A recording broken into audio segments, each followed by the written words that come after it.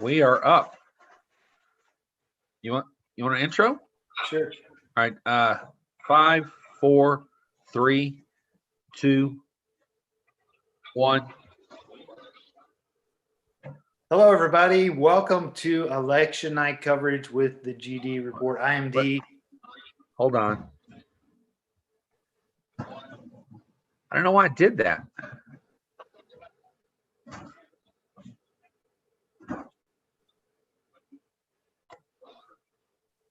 It was like going over you.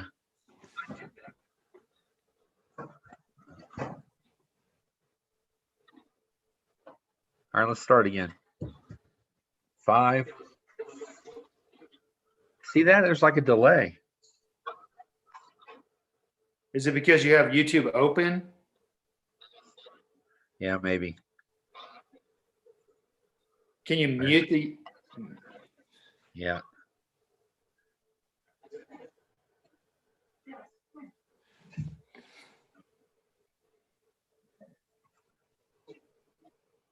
Yeah, I'm trying to.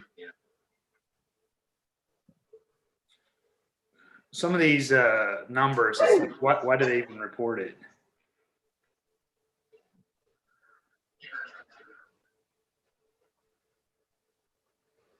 I don't see a mute button. Right. There's no, oh, there it is.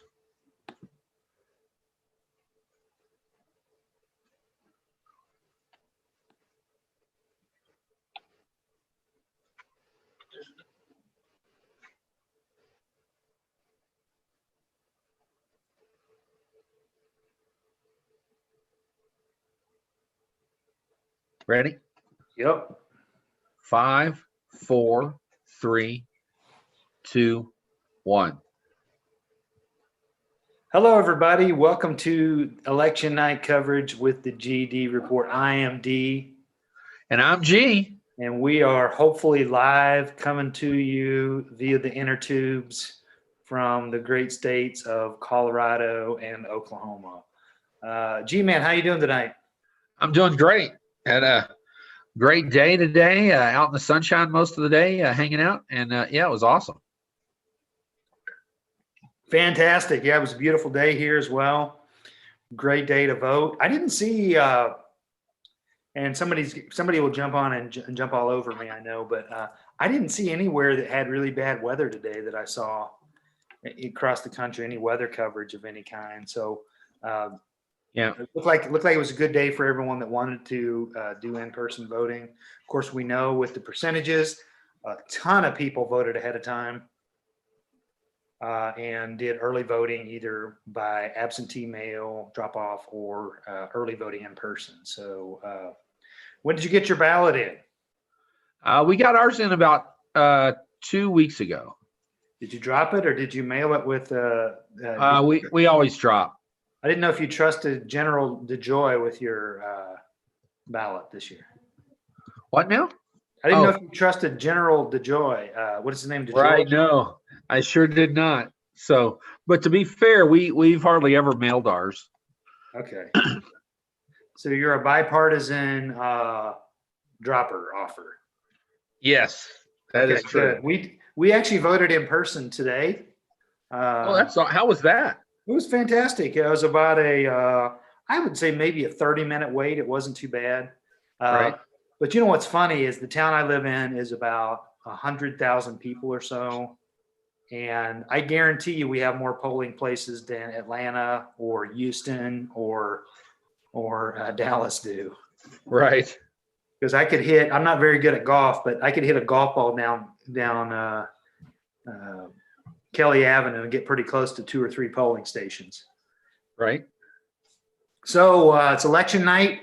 We've got early return, so it's kind of hard to make any prognosis yet. But anything standing out to you so far? Well, I tell you, the early numbers in Florida are kind of interesting to look at. So with 79% of the estimated vote counted, which means we should get all of Florida counted tonight. Biden has a 49.9% lead, and Trump has a 49.3% lead. So, and Libertarian candidate Jorgensen has a 0.6% of the vote. Yeah. So it may be that Jorgensen is the outlier that takes Trump down in Florida. Yeah, very well. When the elections are that close, that's when the third and fourth parties sometimes can play some havoc with it. Yeah, it's interesting to me where Biden is there in Florida. It looks like it's tightened up a little bit now with some numbers I'm seeing, 49.6 to 49.5. But we'll see. There's a couple of counties that which part of it is where the vote hasn't come in yet. And so I do know that it looks like Trump is overperforming in Miami-Dade, which is good news for him. And it looks like some inroads possibly with the Latino community, especially the Cuban community. However, there are some of the more rural counties that it looks like Trump is underperforming with white voters. Right. So that'll be an interesting one. And like you said, I'm pretty impressed with all the trouble we had 20 years ago with hanging chads in Florida. That seems like they've kind of got their stuff together in Florida as far as the vote goes and able to process all those early votes. I think that was one of the states where weren't they allowed to open the ballots ahead of time and get them ready, if not process them? Yeah, I think so.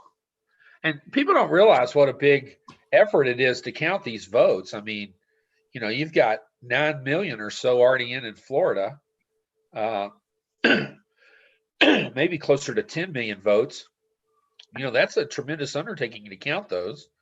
And if you can count them early, which is what they do in Colorado, they're allowed to count them early here, but they don't release any results.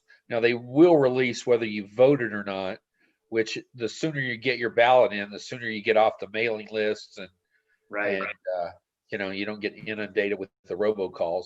I didn't think Oklahoma had the mailing list the same way, but apparently we do, because I was getting, like I said, I waited till election day to vote, and I was getting a lot of mail about that I hadn't voted yet. So apparently we do have it. All right, so we've got a few calls already. Indiana's been called for. I believe Indiana's been called for Trump. Well, I'm watching USA Today, and they still have it in the undecided category. NBC is called Indiana. Let's see, Vermont's been called for Biden. Right. West Virginia's been called for Trump, I believe. Yes, West Virginia and Kentucky both. Yeah. So we'll see on the Kentucky race. We'll see. We were talking before we started about some split ticketing. We'll see if there's any split ticketing there, as far as maybe people that voted for President Trump for re-election but did not vote for Mitch McConnell. Right. Georgia, still too early to call. Sounds like there's some issues with counting ballots in Atlanta, which I'm a little nervous about that. Just because of the standpoint that they said there was a water leak, and there can be things like that happen on election night that are innocent, but just with the history of things recently, it sure doesn't give you a whole lot of confidence that it is innocent. Right. So right now, with the states that have been called, Indiana, Kentucky, West Virginia for Trump, Virginia, and Vermont for Biden, the current electoral map stands at 24 for Trump, 16 for Biden.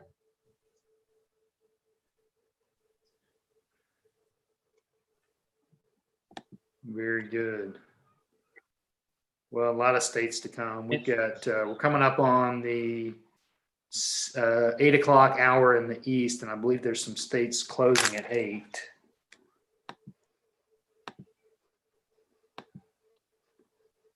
Let me ask you this question. We touched on this on one of the last couple of podcasts. I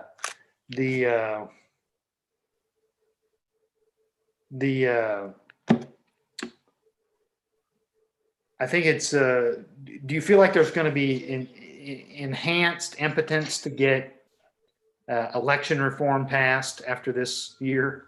Well, I would sure hope so.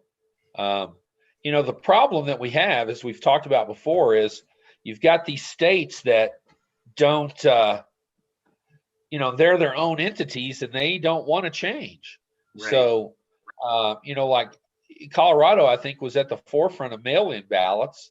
I think actually Oregon might have been the very first state that did that. But, you take a look at Texas and they just seem to be doing everything they can to limit who can vote, and they want to make it harder and harder and harder to vote, which, in a democracy, you should be, no matter which side you're on, you should be doing everything you can to ensure that everybody that wants to gets to vote. Yeah. Yeah. I've even talked in the past about how I feel like that there should be a tax credit for voting to try to require people to vote. Right. But give them an option to put none of the above too. Right. But to me, it's insane that some of the systems are so archaic, like we've talked about with, you try to mail in an absentee ballot in some states and it has to be notarized. It has to be put in a privacy envelope. And if any step is not followed to a T, the ballot's automatically thrown out. Right. Yeah, I would like to see uniform voting across the entire country. Yeah, but Congress can't mandate that. What they can do, which is what they've done in the past, is they can send money to the states with the caveat that you have to use this money to upgrade to this system or to go to this type of balloting, and then that would, hopefully get the states to do it. Yeah, I would like to just see an independent election commission put together that proposes those reforms and keeps it out. Election shouldn't be controlled by a party structure. Yeah, I agree with that. I tell you, Georgia's going to be an interesting state to watch as we go through the night. Here's some interesting numbers that are just coming in. North Carolina, Trump has a 72 to 23 percent lead with just 1% of the vote reporting. In Georgia, with 10% in, Biden has a 50.8 to hang on a second.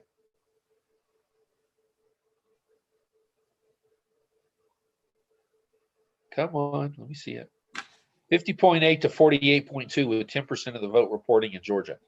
So Biden is leading there. With 28% in, it's 60.7 to 30.2 in Ohio for Biden. Yeah, till we get up to 50%, I'm not going to pay attention to many of these numbers. Right.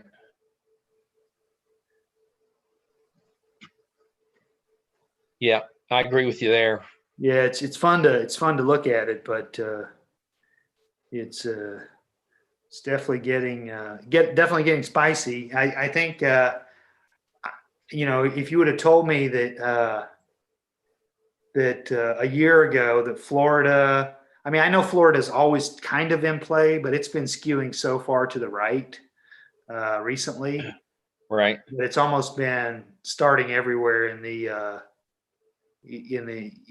Republican column. We're about 3 seconds away from getting some calls, I think, because right. Well, USA Today just called Alabama and Mississippi for Trump. No big shock there, though. Yeah, I think you're going to see. I think Massachusetts is in there too.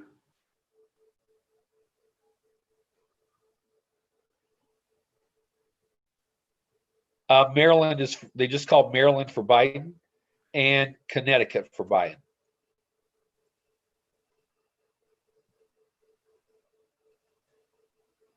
New Jersey, NBC just called New Jersey for Biden and Massachusetts as well. Or as we say where I come from, Massachusetts. Right. Yeah, pretty much everything's fallen in place that we knew was going to happen. Hey, Oklahoma's been projected for Donald J. Trump. There's a big shock. Delaware and DC have both been projected for Biden. Right. So that, with all the latest updates, Trump now has a 59-48 electoral college lead over Biden.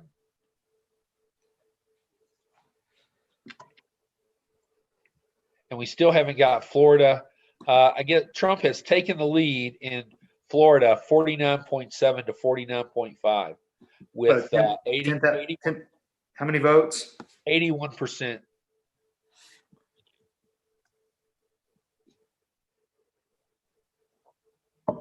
And Jorgensen's holding steady at that 0.6%. Well, we saw the effect Gary Johnson had in 2016. So, right, you get a razor thin election like that. Yep. In Georgia, Biden has a 3-point lead, 51-48 over Trump, with 10% of the vote reporting.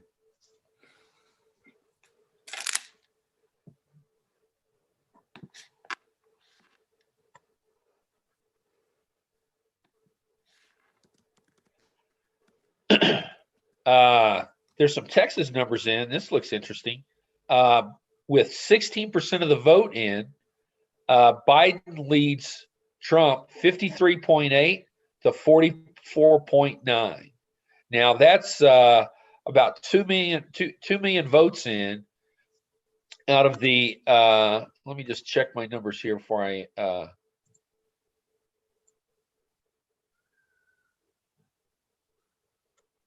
Texas has almost 17 million registered voters. So 2 million of the 17 have voted. That's about 16%. So we'll keep our eye on that and see if Biden holds on to Texas. That's a game ender. That's Florida or Texas, I think, is a game ender. Or if he runs the 3 states in the north, Wisconsin, Pennsylvania, and Michigan. Yeah, I mean, Florida or Texas end it, but I mean, if he picks off Georgia and North Carolina too, that ends it as well. So there's a lot of paths to victory for Biden. Right. Only 1% of the vote is in North Carolina, and currently there are Trump is leading 67.3 to 30.3. But like we said, it's early. Only 1% of the vote is counted. And most likely that's from the rural side of the state. So we'll see what happens when you get into the votes from Asheville and Charlotte, even Raleigh. Raleigh. So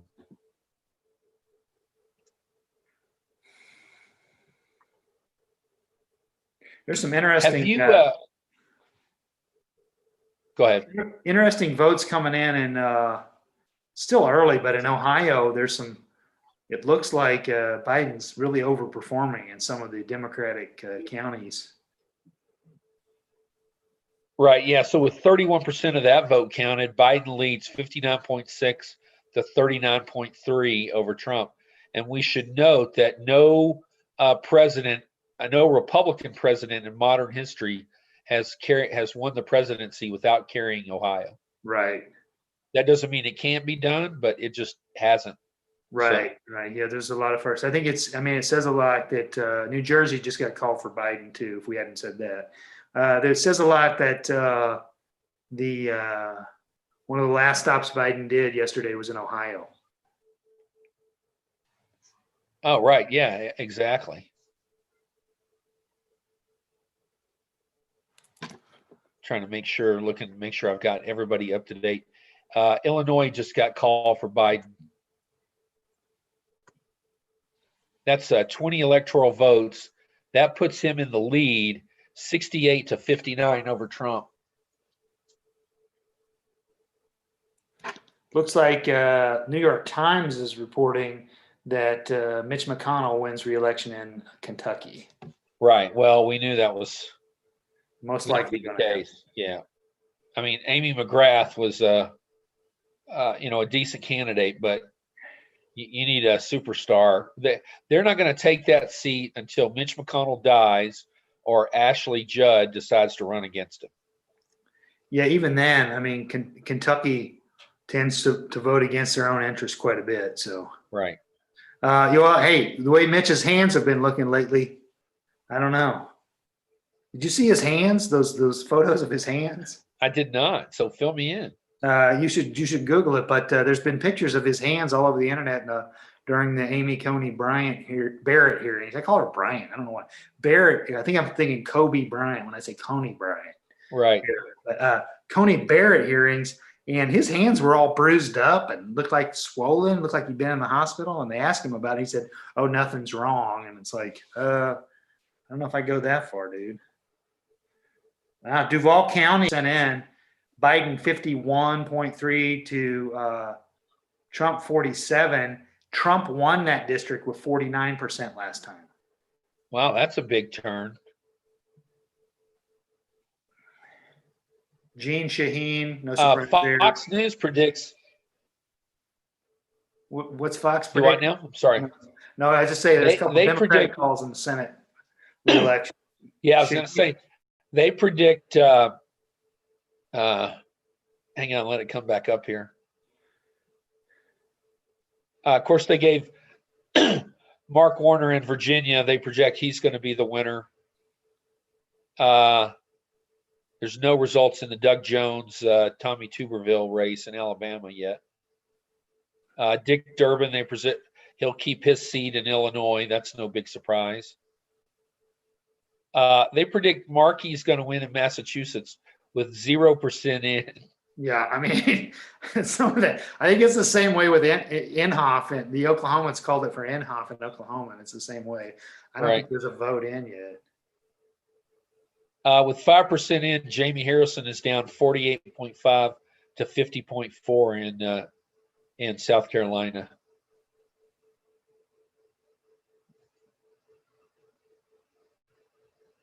I mean, it's a pretty big. I think Harrison will pull it out. I think it's going to be a nail biter. But to me, it's a pretty big statement. The fact that Trump's already won that state by quite a bit, and so obviously you had a lot of people who chose to vote for Trump and then voted for Harrison. Right. USA Today just gave South Carolina to Trump.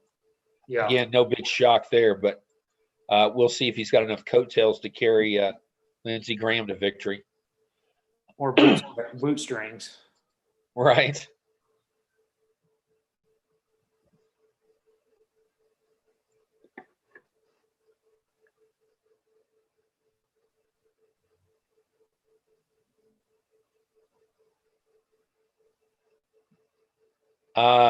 They haven't called it yet, but with 4% of the vote in New Hampshire, Biden is leading 61.9 to 36.4 for Trump.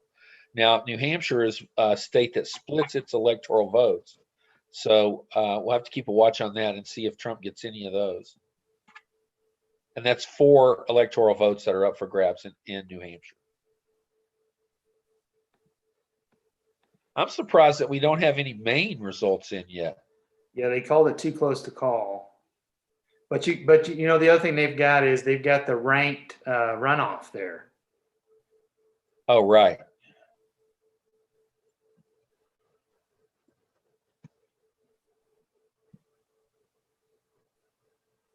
Dallas County, 81% in, Biden 66%, Trump 32. Last time it was Clinton 61, Trump 35. Oh, wow.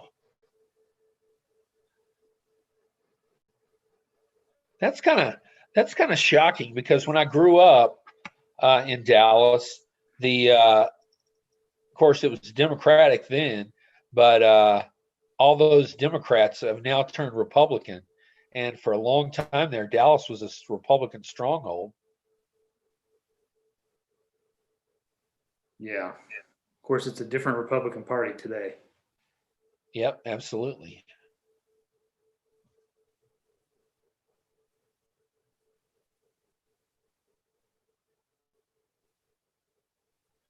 The latest in Florida, with 85% of the votes counted, it's 49.6 to 49.4 Trump. So Trump still holds his lead in Florida. And he really needs to hold that state if he if he wants to keep the presidency. Yeah. Well, I mean, if he loses that, it's over. Yeah, that in Texas. They're two game changers. That's for sure.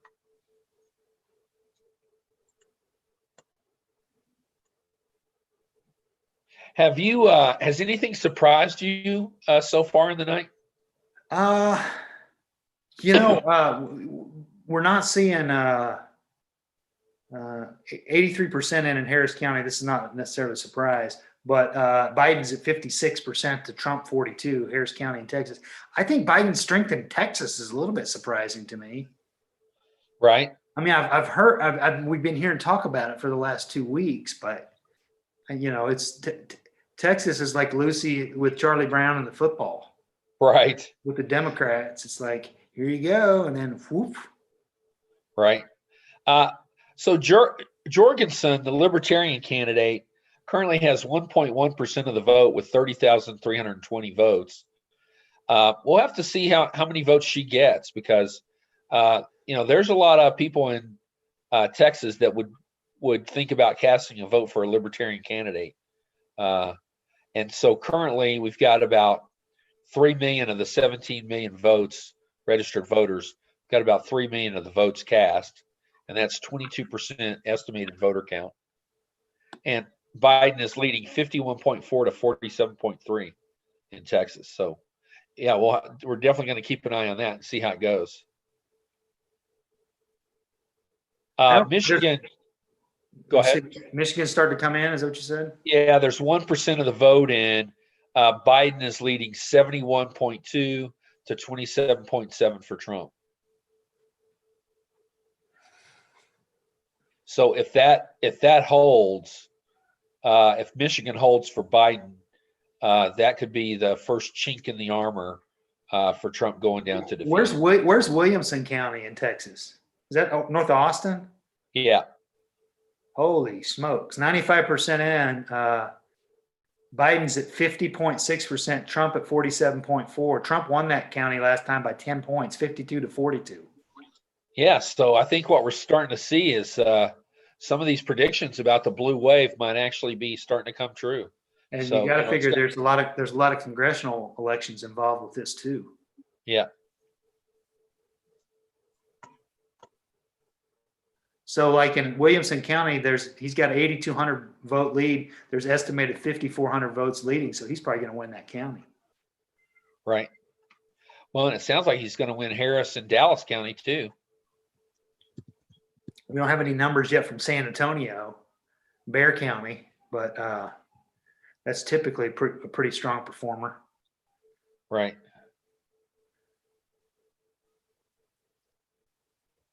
Yeah, I would say so far the biggest surprise to me is Texas and the performance there. Yeah, that's pretty amazing. I don't think this will happen, but if that whole midsection of the country, from North Dakota down to Texas, if Kansas and North Dakota and South Dakota go for Biden, that would leave Oklahoma as the only red in that sea of blue. But like I said, I don't think South Dakota is going to go for Biden. Maybe Iowa. Yeah, I don't think South Dakota or North Dakota are going to go for Biden. In the smaller rural parts of the state that offset some of these gains. Suggest that what we thought heading in today is that Texas is going to be close. And what we're seeing in Florida is Trump overperforming in Miami-Dade. Now, I haven't gone precinct by precinct. I'm eager to do that. And the question is, that could be unique to Florida.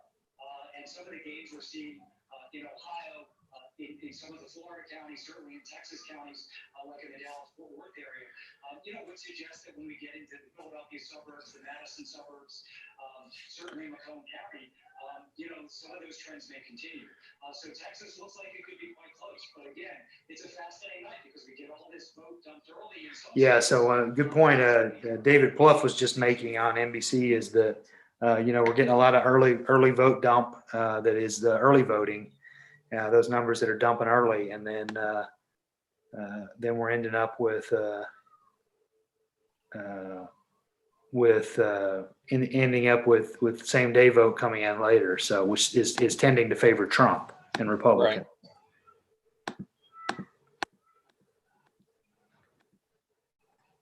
Yeah. Well, we'll have to see. So, I can imagine that not everybody who voted on election day voted for Trump. So No, it's not 100%, but it's skewing his way.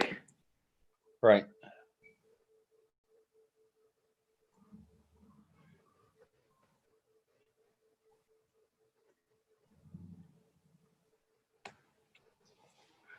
We got more polls closing in about 13 minutes.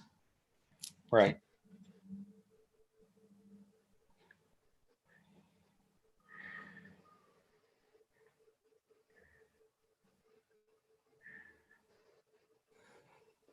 So what are you looking for? What are you looking for? The next set of results. You want to finish, see if Florida, see how it comes in. Yeah. Well, here's something for you. I'm going to read the vote totals. Pennsylvania, 3% of the estimated votes reported, 174,972 for Joe Biden, 34,439 for Trump. That's an 82.8 to 16.3 lead currently. Now that's with only 3% of the vote. So we'll have to watch and see how that tightens up. But if what I've been hearing in the last couple of days holds true, Pennsylvania is going to go for Biden in big numbers. Yeah, it's interesting to me how good the numbers are how good the information's getting. As far as I can remember, election nights when the numbers would come in, and it would take a while to verify where the numbers had come from. Right. Like which precinct or not precinct, but which county, and then you'd try to figure out which counties were still outstanding. I remember the old days. I worked on a state house of representatives race, and we actually drove precinct to precinct because they posted the numbers at the voting place. Right. And we'd either call them, and in those days I didn't have a cell phone, so I'd have to go get the numbers, write them down, drive them back to campaign headquarters. Right. That's not what I wanted to do. That's what I wanted to do. It goes there. I'm trying to figure out the New York Times has 85 electoral votes for Biden and 55 for Trump. And I'm trying to figure out where that is coming from. I think different places wait to call different states. I think they. Right. I've got the same states clicked off that they have, but I've only got Biden 68. I've got it tied 68-68. You have Alabama and Mississippi. Yeah. So it's kind of weird.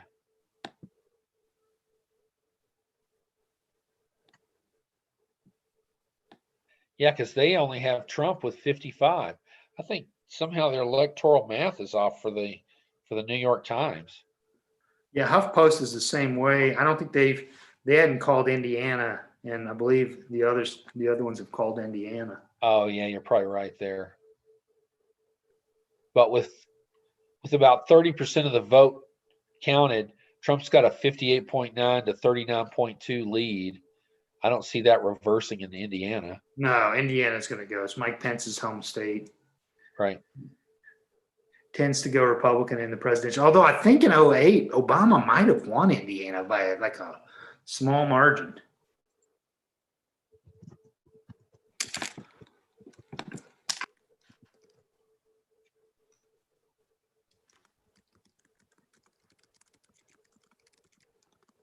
I'm checking on that right now. I was too. We'll see who can get there first.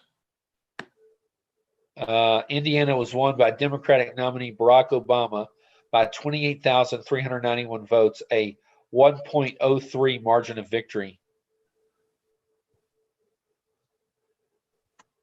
It was kind of a surprise because most people had it leaning John McCain or as a slight toss-up. It was the first time a Democratic nominee had won Indiana since Lyndon Johnson in 1964. Yeah. I think there was some, I think what's going to be interesting, even if Trump wins it like we think he will, is looking at some of those suburbs around Indianapolis, because you'll get a pretty good comparison to some of the Ohio voters, some of the Michigan, Wisconsin voters, some similar demographics in those types of counties, and might give us a good bellwether of what's going to happen. So if Trump carries the state based on a rural vote, but Biden's extra strong in those suburbs, then we may see, in some areas that have a lot more suburbs and less rural, you start looking at a statewide population like a Michigan or a Wisconsin or Ohio and Pennsylvania. That can give us a good bellwether for that. Right.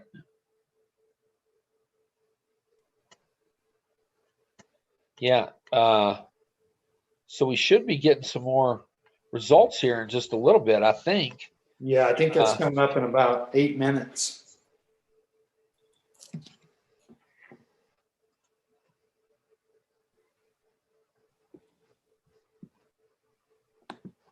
There's some numbers in from Missouri with less than 1% of the votes, the estimated votes reported. Trump leads in Missouri 64.3 to 34.6. That's with just over 1,000 votes counted.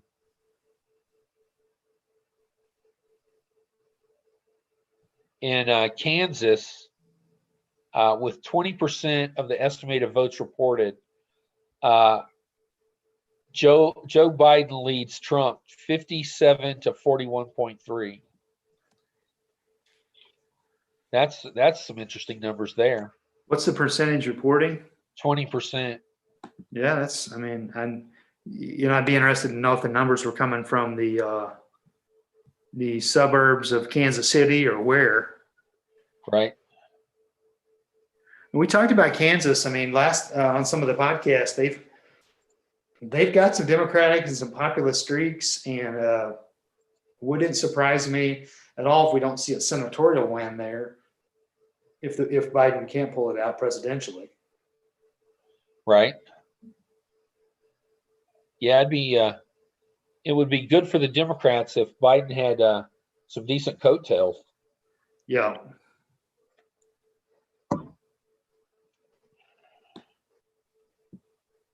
I am looking at Congressional District 5 in Oklahoma, where I live. Representative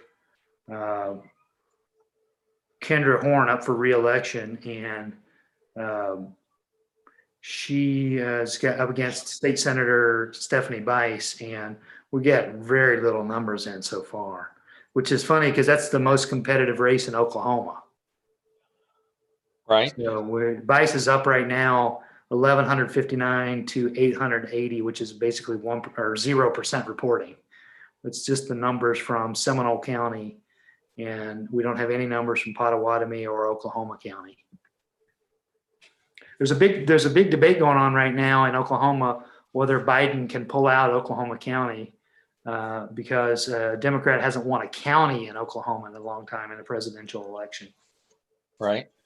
I think Clinton might have won a couple of counties the first time, but not the second.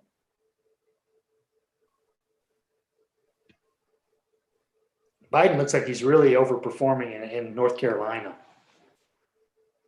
Right. I haven't seen any numbers out of there in a while. Mecklenburg County, he's 68.7%. And last time Clinton got 63%. There's 84% of the vote in. Statewide, he's up by I want to say 54.1 to 44.8. Yeah. With 60% of the vote counted.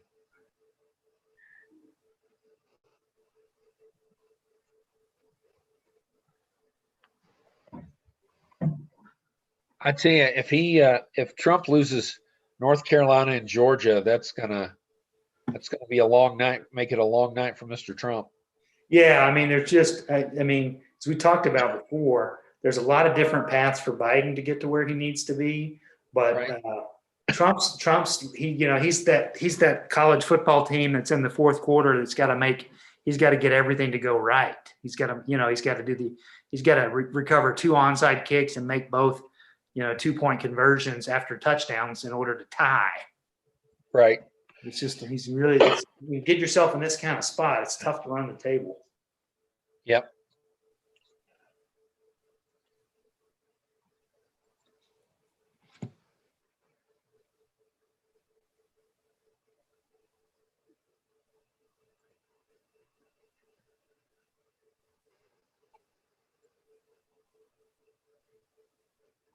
Just flipped on CBS to see what they've got going on.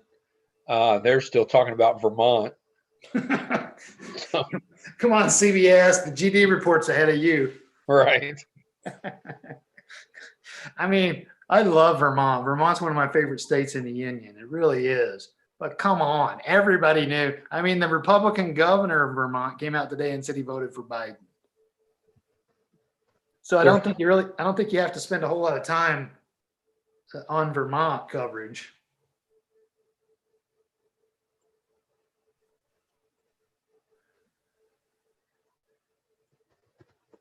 NBC's reporting some ballots being delivered in Mecklenburg County just now in North Carolina. I don't even know what this even means.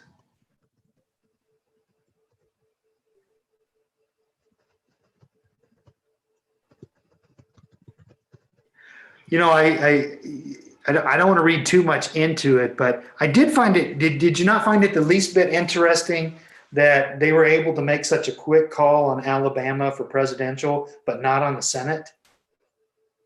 Yeah, I tell you, you and I have talked about this, and Doug Jones is a good campaigner, and Tuberville just, he's just a nut job. That's the only way he can call it. Well, and I think he can what? Well, I was just going to say, by all rights, everything I've seen about Tuberville, he wouldn't debate Doug Jones. He just didn't seem like he really even wanted to campaign. Like, he basically sat back and said, I'm going to let the Trump campaign take care of this. Right. And you got to think that deep down inside, there might have been some remorseful ticket splitters who said, I'm going to vote for Trump for president, but I cannot in good conscience vote for this guy who doesn't seem like he even wants the job. Right.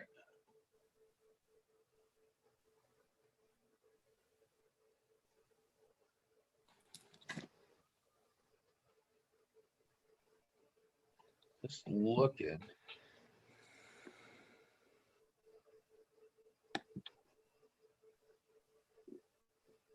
Uh, 49% of the vote is in Ohio. Biden has a 56.2 to 42.6 lead over Trump. What was it? Say that 56 to 42? Yep, 56.2 to 42.6. You wonder how much of that is early versus. Right. Still, that's almost half the vote. True. 49%. Biden's got about a 400,000 lead in that state right now.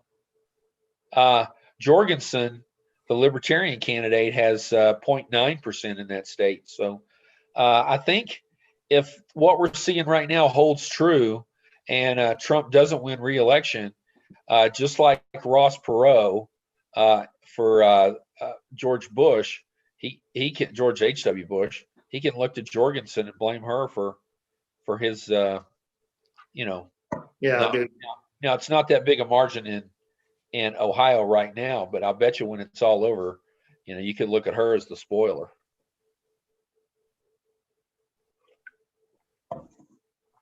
Well, yeah, I think. You had Gary Johnson and Jill Stein in 2016 too. Don't forget them. Right. Don't forget your old friend Ralph Nader in 2000. Right.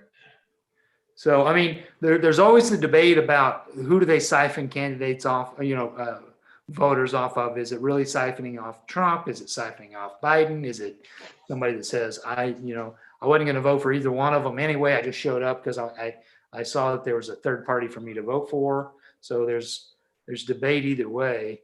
The bottom line is you didn't win those voters. Right. CBS News is reporting with 20% in that in Georgia, that Biden is up 53.4 to 46.6.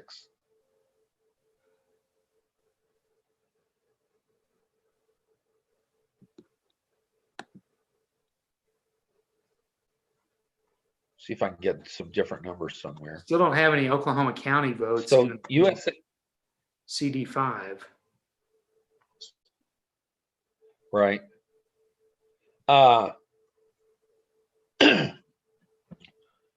According to USA Today, with 19% of the vote counted, Trump is leading in Georgia, 56.9 to 42.1. So I wonder if there was a mental moment at CBS and they've got the wrong totals under the wrong person. No telling. Yeah.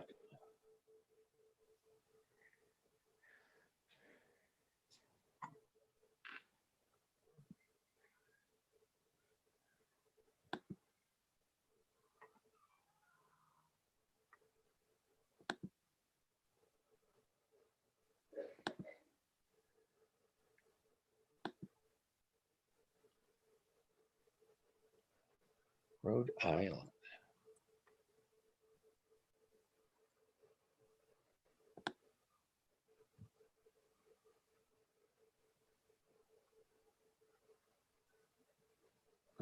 White House press secretary earlier from today, Kayleigh McEnany, campaign believes Trump will win by a landslide. Yeah, I saw that. Just like our guest Dahlia predicted. I'm not seeing a landslide. Not yet. Ooh, Tarrant County. You know Tarrant County well, don't you? I do. Haven't worked in Tarrant County for about 5 years. 80% of the vote in. Trump is leading by 732 votes. Whoa. 49.4 to 49.2. That's amazing. Yeah, that's some crazy numbers right there. Bexar County, 88% in, which is San Antonio.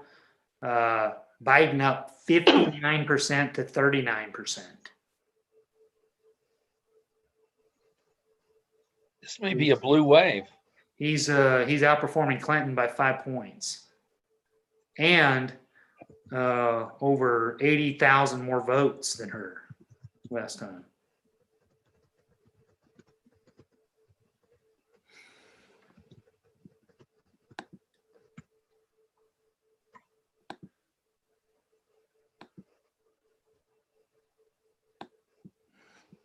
You know, deep down, I was rooting for Mitch McConnell to win re-election. Don't you know that?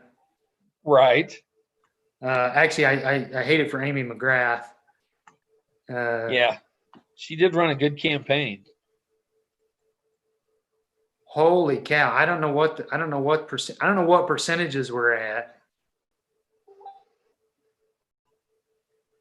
But Kendra Horn annihilated our sitting Democrat. Annihilated Stephanie Bice in Oklahoma County so far. Right. 61,000 votes to 34,000 votes. Wow. That's 90,000 votes. How many are in that county? I don't know. We got our local newspaper's website is using USA Today's election 2020 platform, and it's got votes up, but it's got 0% reporting. So you can't have that many votes and be 0% reporting. Right. Harris County, 82% in Texas, 56.1% for Biden, 42.7% for Trump. Wow.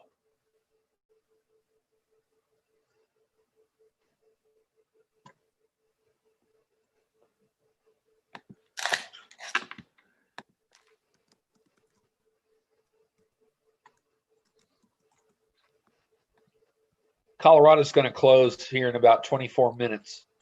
Any predictions for us there? Don't you guys have some ballot initiatives? We had a ton of stuff. The main one is the state asked the voters if they should, if voters would should authorize the state to reintroduce gray wolves into Colorado. And I'm interested to see how that one turns out. We also had a amendment to the Constitution to ban abortion after 22 weeks, no matter what. And abortion has been on the Colorado ballot in the last 20 years 3 times, and it's failed every time. So it'll be interesting to see how that turns out as well. And then, of course, we've got a hot Senate race, and we've got the presidential race. 66% in North Carolina, Biden 53, Trump 45. Wow. 66% in North Carolina, Cal Cunningham 50.9%, Tom Tillis 45.1%. Excuse me, I almost did a CBS. Cunningham 50, almost 51, 50.9, and Tillis 45.1. Right. According to USA Today, Trump's people still felt good about things as of 8 p.m. Eastern time. So that would be about 34 minutes ago. But they acknowledged they're struggling to hold early reporting states essential to their victory strategy, which are Florida, Georgia, and North Carolina. Those are all states Trump carried 4 years ago, and losing any one of them would likely make it impossible for Trump to prevail. So you said he's way up in Biden's way up in North Carolina. He's right? he's 8 points up with 66% in. Wow. Now it's only a 500,000, maybe less, maybe 300,000 vote difference, and there's still quite a bit of vote to come in, but Right.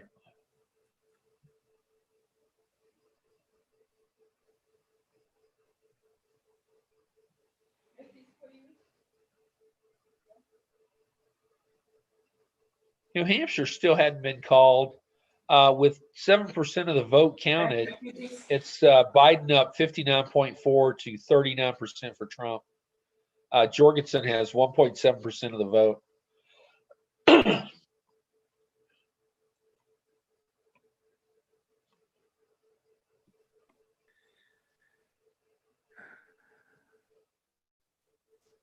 I don't know if we mentioned this, but Biden wins Delaware.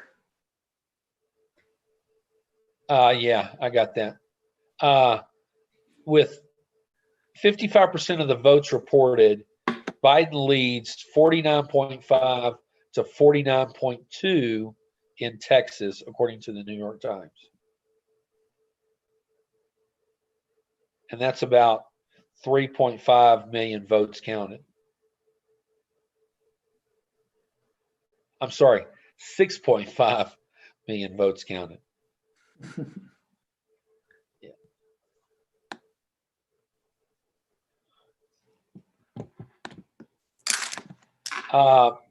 New York Times calls Arkansas for Donald Trump. You got to imagine they probably called the Senate race for Tom Cotton too.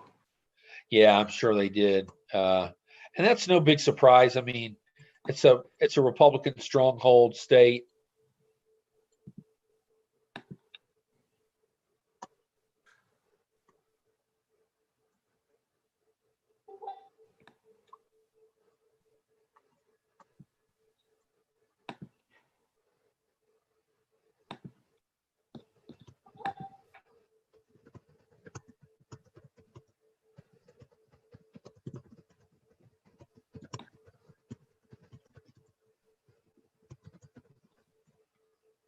Looks like of the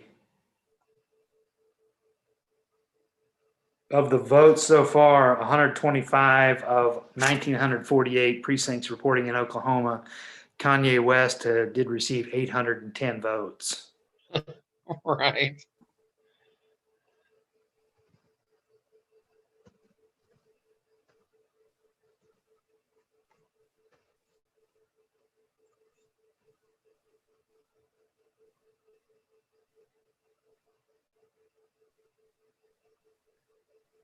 I can't believe there's 100,000 votes in congressional district 5, and they're saying 0% reporting. Right. There's the glitch for you. Yeah.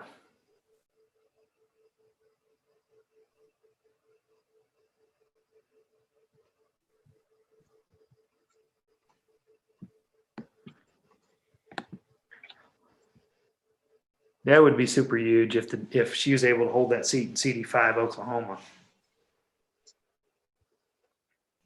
Right.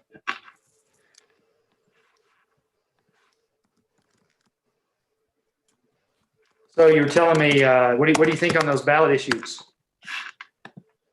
Well, I think I think the Wolves are going to pass. Everybody I've talked to that's voted has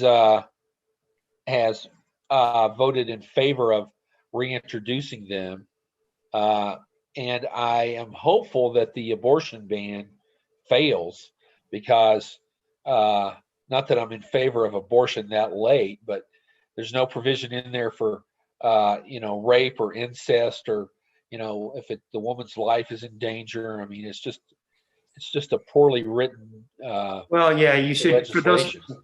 most of those late term abortions are done for medical reasons. And Right. if you go, I don't know if you saw Gary Peters, the senator from Michigan, tell his story about that with his wife, but they had tried to get pregnant, and they finally did, and ended up that the baby was basically stillborn in the womb, and they had to have a late term abortion because if the wife hadn't had it, she would have probably died of septic shock. Right. And it ended up that the hospital they were at refused to do it because it was a Catholic hospital, I believe. Right. And they had to find another doctor somewhere else to get it done within 24 hours, or his wife probably would have died. So anybody that thinks those decisions are come too lightly, they don't know much about the actual issue. Right. Yeah, they just see it in black and white, just like Dahlia said no, I guess she was saying this on a phone call we were having. She was like, I just don't see how anybody could vote against that. And when you just throw it out there, are you in favor of abortions after 22 weeks? Well, no, anybody should decide if they want to keep a pregnancy by then, right? And that makes a lot of sense, right? Because 22 weeks, what is that, 5.5 months? Yeah. But you for sure know you're pregnant, or at least you hope you do, right? But like you said, things change, and let's say, my cousin in Texas, she had a baby that was stillborn,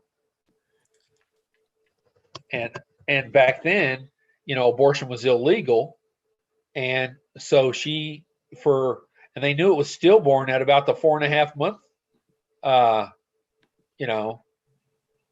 point, and she had to carry a baby for another 4 months or so, with it, knowing that it was deceased.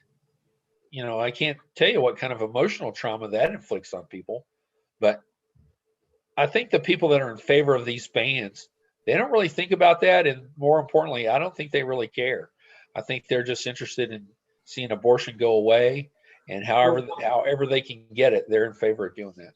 We had a law in Oklahoma that was, I didn't know we were going to talk about this much, but it's an issue worth talking about. We had a law in Oklahoma that it was ruled unconstitutional, which most of those bans end up being ruled unconstitutional, by the way. For now, they do. Right. But basically, they were wanting for any baby that died after 20 weeks that they would have to get a death certificate and have a funeral. Right. And the way the law was written, it almost set women up who had miscarriages up that they could be prosecuted. Right. Because how would they prove that they didn't try to, induce it themselves in some way? So it's just, it's funny to me that the small government people you want the government out of their lives, but then in some of the most personal decisions, they want to be actively involved in it. Right. let me just refresh this to make sure I got the latest numbers here. I want to give you an update on Pennsylvania. With 7% of the vote counted, Biden has a 78.1 to 19.6 percent lead. That's 382,563 to Trump's 96,263. Jorgensen has 2.3% of the vote. Yeah. Interesting hear- that New York's numbers haven't come in yet. Not yet. I tell you, I am still watching Texas because there's a lot of vote to come in yet in Texas, but at the same time, it's like, Well, USA Today currently has it with 48%. I think that's what we had before, but it's 49.8 to 48.9 Biden.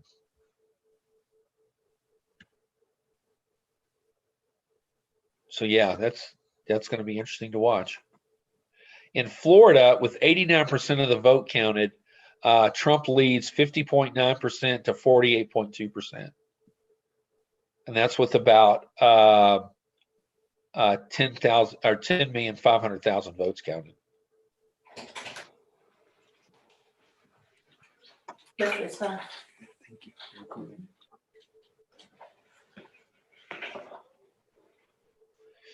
North Dakota has some early votes in.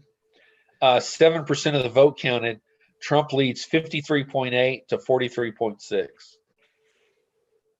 And we've got some early numbers from Michigan. Trump, with 10% of the vote counted, Trump leads 57.7 to 40.5. And we have some early numbers from Maine with 1% counted. Trump has 1,758 votes. Biden has 1,189. That's a 58 to 39.2 advantage. But again, those are way early numbers.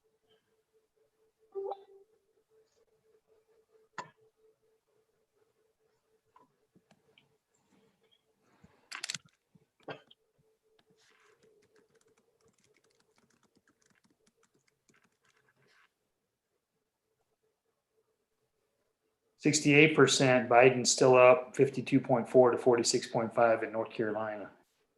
The New York Times has some updated numbers for Texas. Biden is up 50.6 to 48% over Trump, with about a little over 7 million votes counted.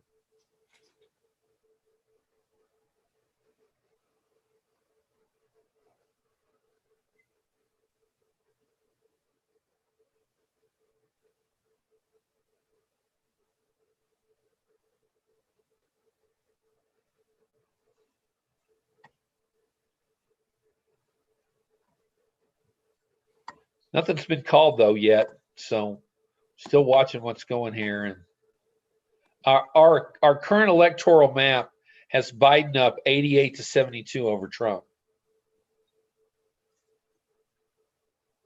The states that have been called for Trump are Oklahoma, Arkansas, Mississippi, Alabama, South Carolina, Tennessee, Kentucky, West Virginia, and Indiana. For Biden, he's got Illinois, West Virginia, Massachusetts, Rhode Island, Connecticut, New Jersey, Delaware, Maryland, the 3 electoral votes from DC, and the 3 electoral votes from Vermont. A little bit of down ballot for you. New Jersey 2, which is a toss-up race on the South Shore, Jersey Shore. If you remember, Jeff Van Drew was a Democrat who switched to Republican. Right. He was in the Oval Office with Trump. He is currently, with 184,000 votes in, he is losing 49.4 to 48.9. So it's going to be a nail biter there. The person I'm reading on that says that they're maybe a little bit overweight with Atlantic County there. We got another call here. Arkansas, you already mentioned that. North Carolina 2 is a pickup for the Democrats. Deborah Ross, she was a Senate candidate, I believe, last time against Burr. and she is cruising to that 66 to 32 percentage points. North Carolina 11, presidentially red. It's in the western part of the state. There's it's an open seat. Madison Cawthorn, I believe he was the one in the news the other day for criticizing Cory Booker. He's a kid, right? Isn't he like a young kid? I think so, yeah. He's only up 51 to 46 in that, and they expected that to be a lot more. And that governor is up again, Roy Cooper, Democratic incumbent, and he's cruising 56 to 43 right now. Right. Whoa. Just saw only 15% in, but Fulton County, Biden's at 78%. Oh, wow.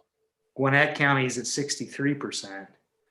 Yeah. USA Today currently has Biden down in Georgia, 55.9 to 43.1. So it's going to take he's down about 150,000 votes. What's the percentage in, though? 28%.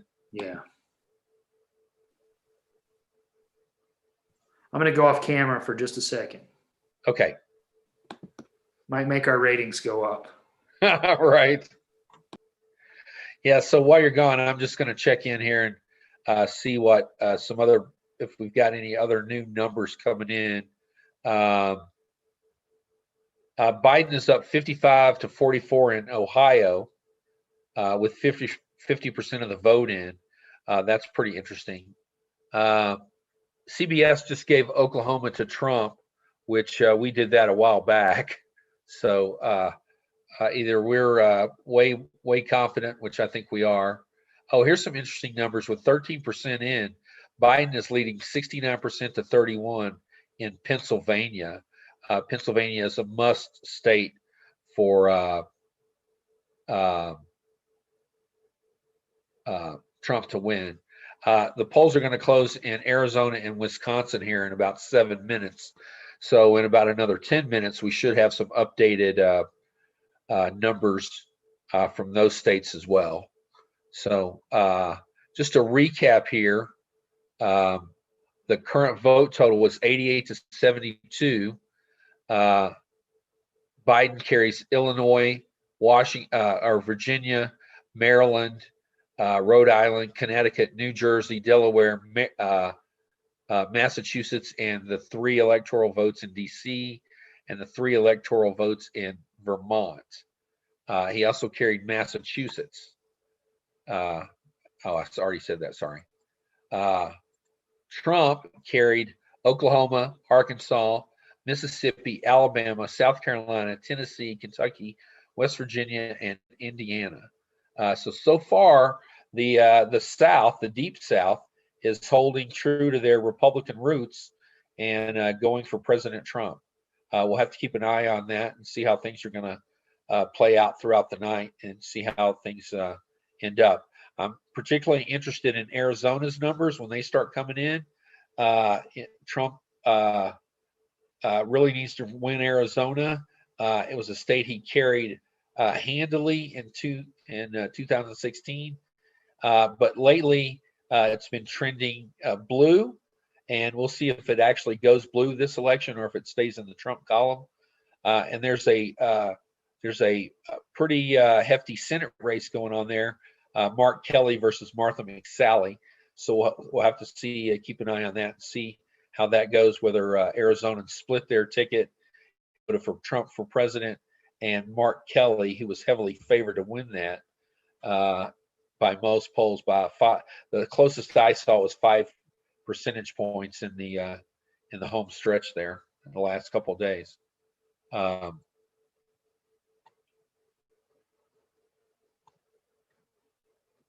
Yeah, some interesting numbers starting to come in. So just stick with us here and we'll keep you updated throughout the night. And we'll call these races as soon as we can. In some cases, we are actually calling races before other media outlets. Let's see. We talked about that a little bit. Missouri numbers are in, and Biden has a 54.1 to 44.8 lead over Trump. Now that's just with 2% of the vote counted. But Missouri in the past has been a fairly reliable red state. They did have a Democratic senator, Claire McCaskill, for I think 2 terms, and then she got beat in 2016 in riding Trump's coattails. Her challenger beat her. So it'll be interesting to keep an eye on that. There's some numbers in from Kansas with 39% of the vote in, and this is pretty shocking. Biden leads Trump 52.2 to 46.4.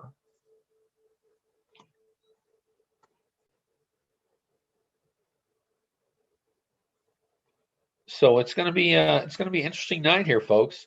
We've got 3 minutes till the polls close in Colorado and Arizona, New Mexico, Utah, parts of Nevada, Montana, and Idaho. So we should be getting a decent number of states updated here pretty quick. There's no numbers for Iowa. Or Wisconsin yet, so I want to keep an eye on those. I want to go check and see if the New York Times has anything on. They have nothing for Minnesota, Iowa, or Wisconsin. Interesting enough, there are no votes in for New York. So New York has not reported anything, even though the polls in New York close at 9 Eastern time. So that explains that. So New York's polls have not closed yet. So we're going to keep an eye on that and see how that turns out. And we may have an early call for that depending on how the results look. So looks like Dee's back with us. Yeah, I am back. Thanks for that quick break. While you were going over some results, I went and pulled up and took a look at the Alabama Senate race, and still early numbers, but it's still surprising to me that if that's going to be such a blowout that people expected, why there hadn't been a call yet. And right now, Tuberville's only up by about 2,000 votes. I tell you, if the Dems could hold on to that seat, that would be an amazing keep for them, because I think most of the pundits thought Doug Jones was headed for defeat.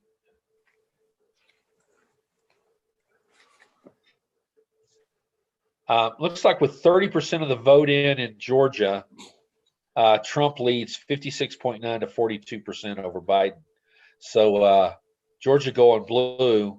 We'll have to keep an eye on that and see how it goes, but it may not materialize the way people thought. What's the percentage to vote in, though? 30%. Yeah, there's still a lot of vote out in Atlanta. Yeah. And there's more importantly, there's 2 Senate races to watch in that race in that state to see how they're going to go.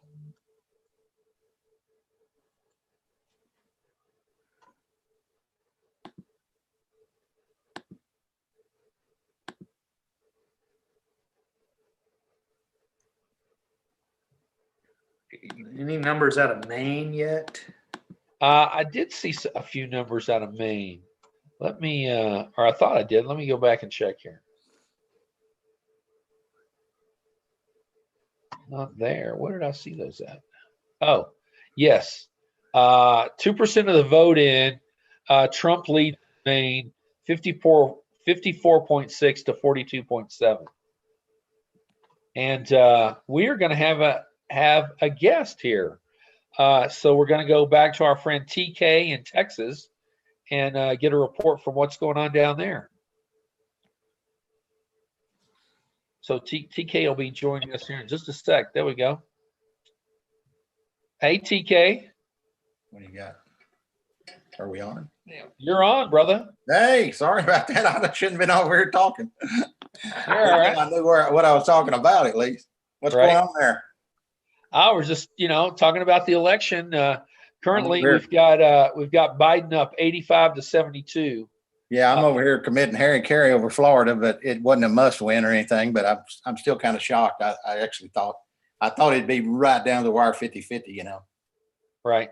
But Well, it's still they still got Broward and some areas in Tampa and places like that might be Democratic strongholds a little bit more, but it still looks pretty good for Trump in Florida. Yeah. Well, we want to know about Texas. Hey, I'm cautiously optimistic. Earlier today, I told the guy, I said, I'm more optimistic about Florida than I am Texas. I think it's going to be dead heats in both places.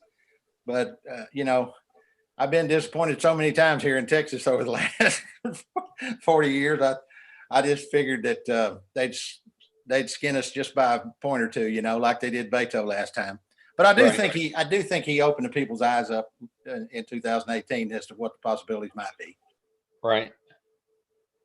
Well, Biden has with 55% of the vote in, he's got about a 200,000 vote lead.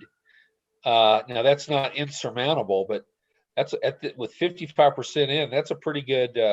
Yeah, I was pretty happy about that. The last I saw the update on that, I'm trying to go back and forth. I got Boston on my tablet over here. I got Boston Globe. I got MSNBC, CNN. I thought CNN's freaking me out though. You know, they've turned into that. We want to make ourselves look fair. Yeah. You know? And so, you know, a lot of times I have to listen through a lot of red pulp to get to anything worthwhile. But they're like I say, they're trying to make themselves seem a little more fair and balanced, if you will. Yeah. Right. They're them being on the left, they couldn't keep up with MSNBC, and then I guess their soul wouldn't let them become Fox, so they kind of tried to split the middle. And for my purposes, you know, Jim Hightower I think said it, but somebody probably said it long before him. But nothing in the middle of the roads except yellow lines and dead armadillos. Yeah. Right. Well, I pick a side.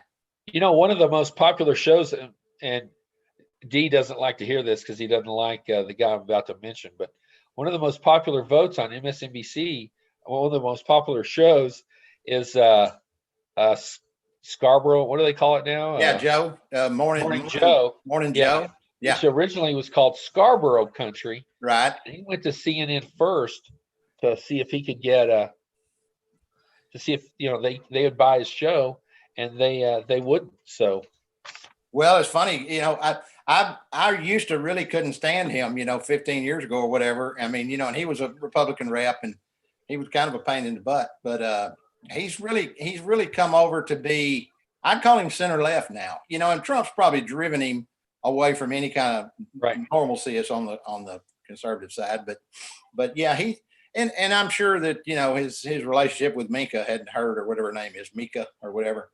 She's probably dragged him a little to the left too, but he's a little more, you know, he's probably what I'd call center left now.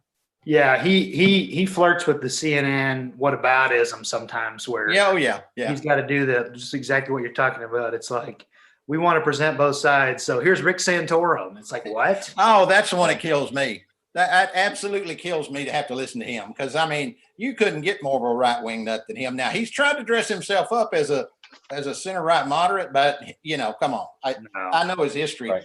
And he's pretty hard to take on some of that stuff. Oh yeah, he's guys. We have a new projection.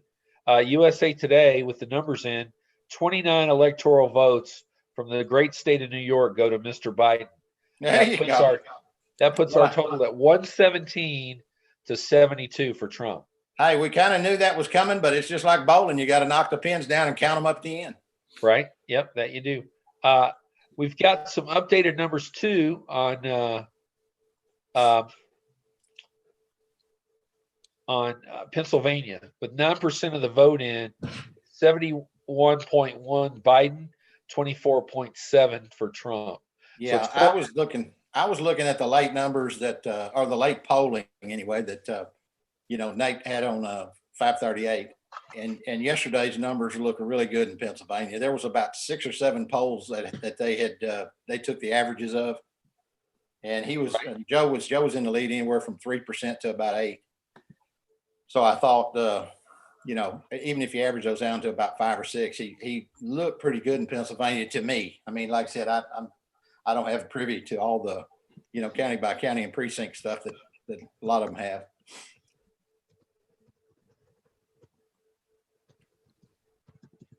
Yeah, we got a little, I got a bolt sent through me earlier. Somebody texted me or Facebook me or something, said Virginia was going for Trump. And I said, what? You mean West Virginia? You can't mean Virginia.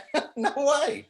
And then I clicked over there and sure enough, they were, the Boston Globe already had it called for Biden. And then I clicked on the numbers and I saw some number with about half of them reporting they had Trump ahead.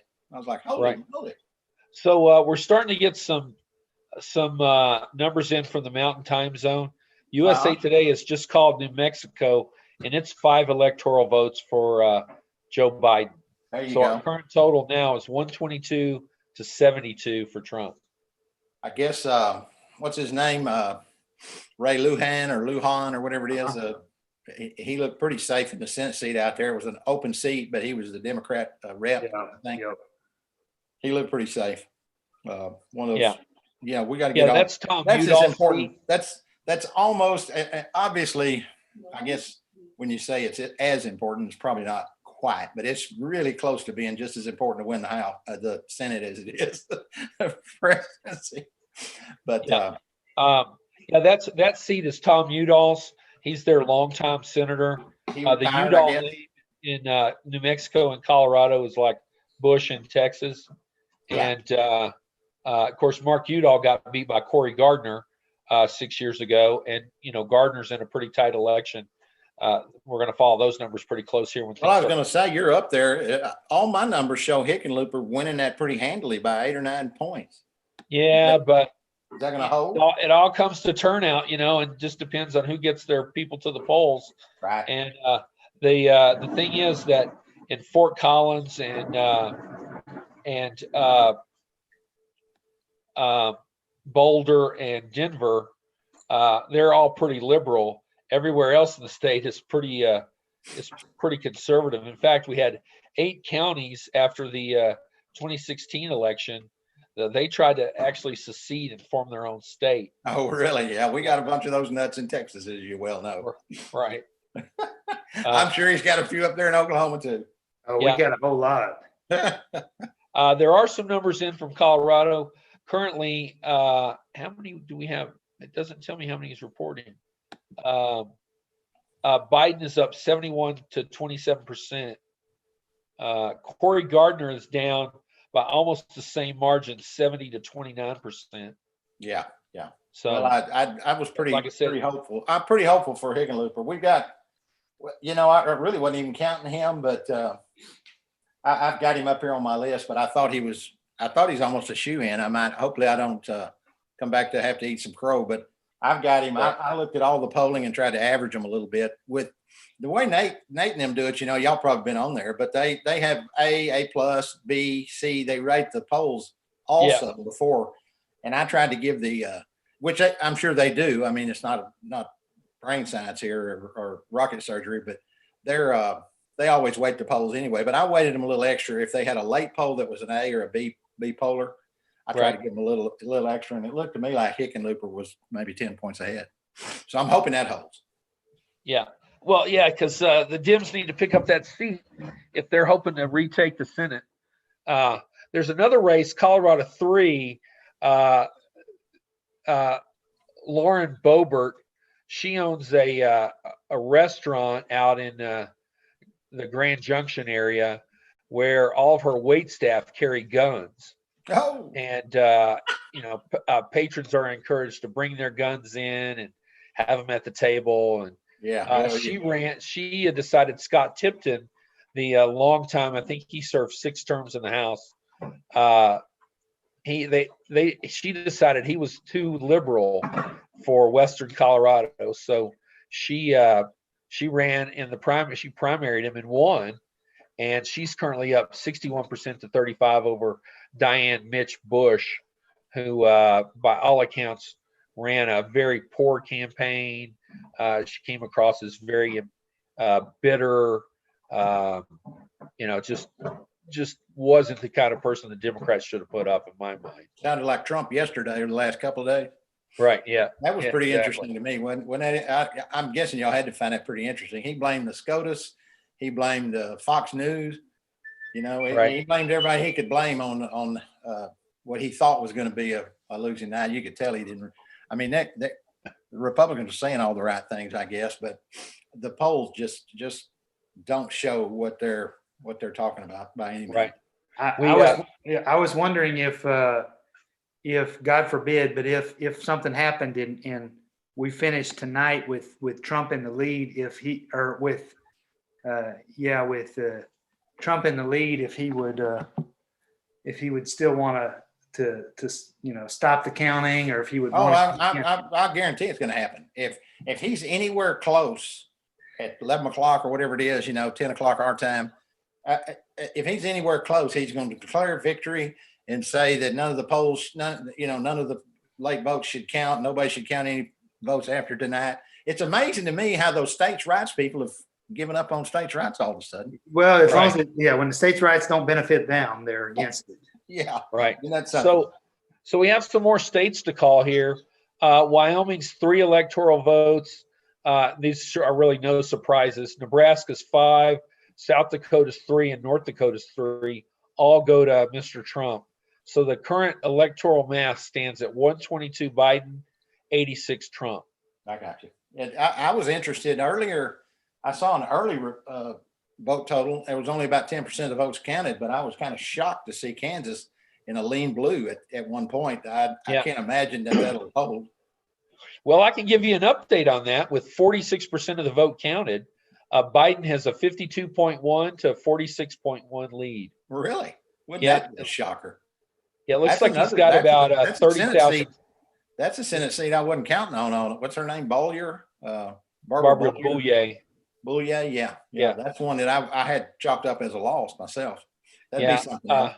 And, there's still a lot to go, over half the state, but we'll see. He's got about a 35,000 vote lead. We'll see how that holds. Yeah.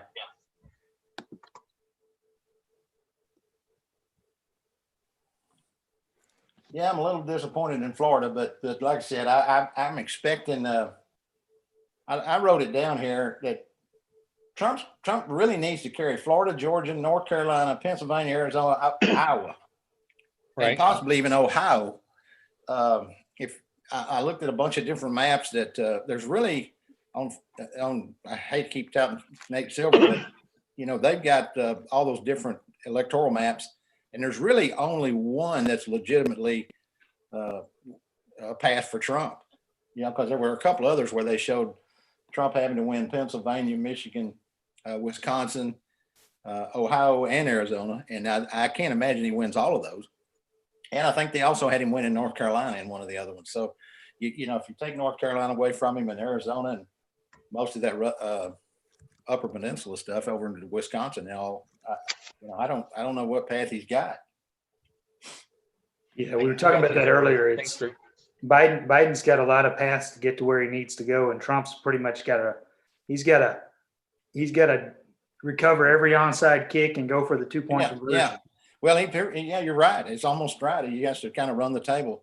It's interesting. Not to bring up 2016 much, because there's no reason to harp on that, but I saw a report 10 days after the election last time, and there was some statistician. He said, basically, if you looked at the exits, if you looked at the pre-polling, that basically what happened with Trump winning and the margins that he won by, less than 10,000 votes in Michigan, 23,000 votes, I think, was that Pennsylvania? I can't remember if it's Pennsylvania or Wisconsin. Anyway, point being really close.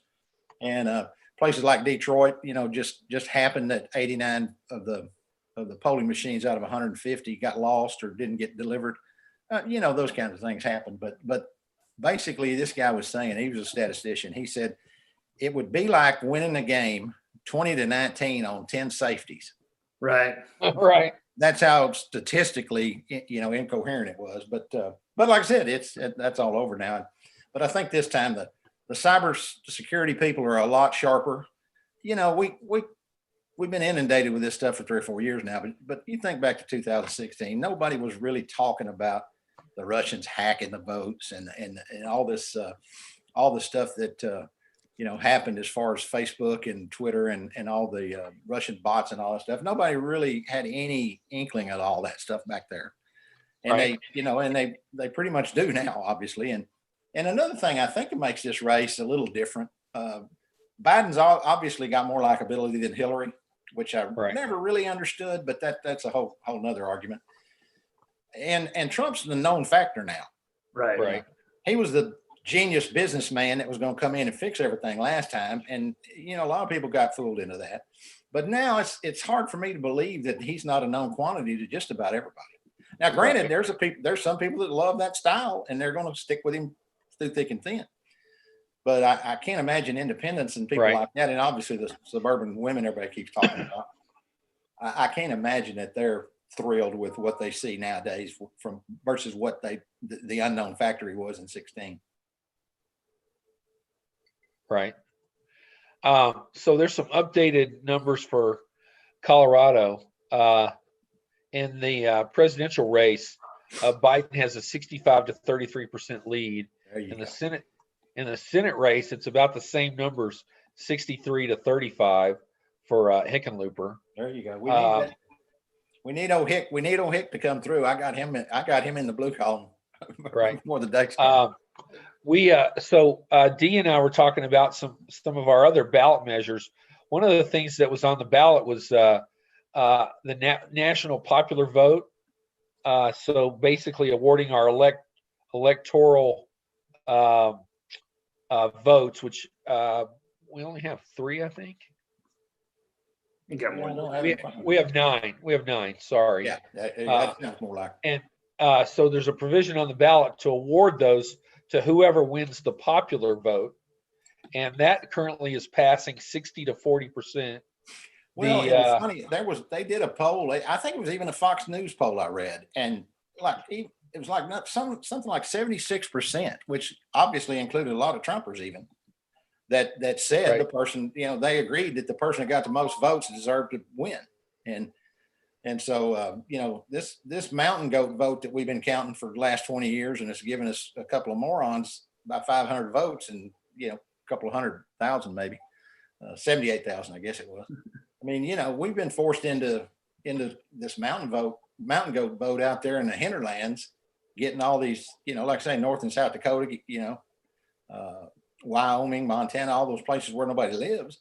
And it's just, the founding fathers could have never envisioned America being kind of turning into what it's turned into as far as in urban areas, Right. So it's definitely, there's no question that the electoral college is outdated. Now, do we need to do away with it? Do we need to modify it? Do we, is there some other kind of formula we could use and give some kind of weighted averages? Like in 2000, for instance, Al Gore had to give up every electoral vote in Florida over 500 votes. Right. In the whole state over 543. Yeah. So that to me, They call it Colorado and Maryland already. Hey, but here you go. Uh, Well, it's interesting. I had a lot of people ask me, they know I follow this stuff so close. A lot of them ask me about, what's this deal about counting votes after? What's this deal about counting votes after the election? I said, come on, don't fall into that trap.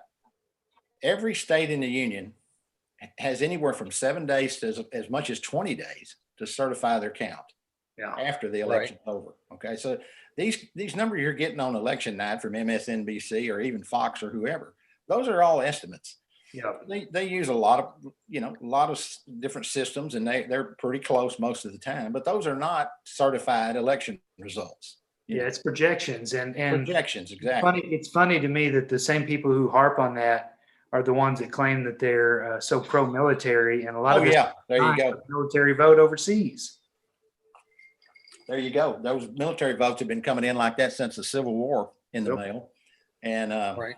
They obviously are not going to all be counted by election night. So Yeah, and Yeah. again, when our country was founded, we didn't have a way to know the votes in every state that night. So, right. I mean, if it just seems almost nonsensical to of all the people that you would disenfranchise, you'd think the military would be the last ones. Yeah, and you'd also think that Gunnar and I were talking, or G, sorry, we're talking about that the other day about just the need to. I mean, who doesn't want to just count every vote? Right. Right. Yeah. What? Evidently, the Republicans. Yeah. Well, no question about it. It's worked out well for them. Look at the Supreme Court. You know, the Republicans have won the popular vote one time in the last 7 elections, and they've appointed 15 out of the 19 justices during that time. Right. I mean, it's Yeah, just that's an incredible number. It's almost it's flabbergastingly ridiculous, truthfully. Right. And like I said, we've had Bush appointed, and he was there 8 years. So basically, we've had Obama out of since the turn of the century, who actually won.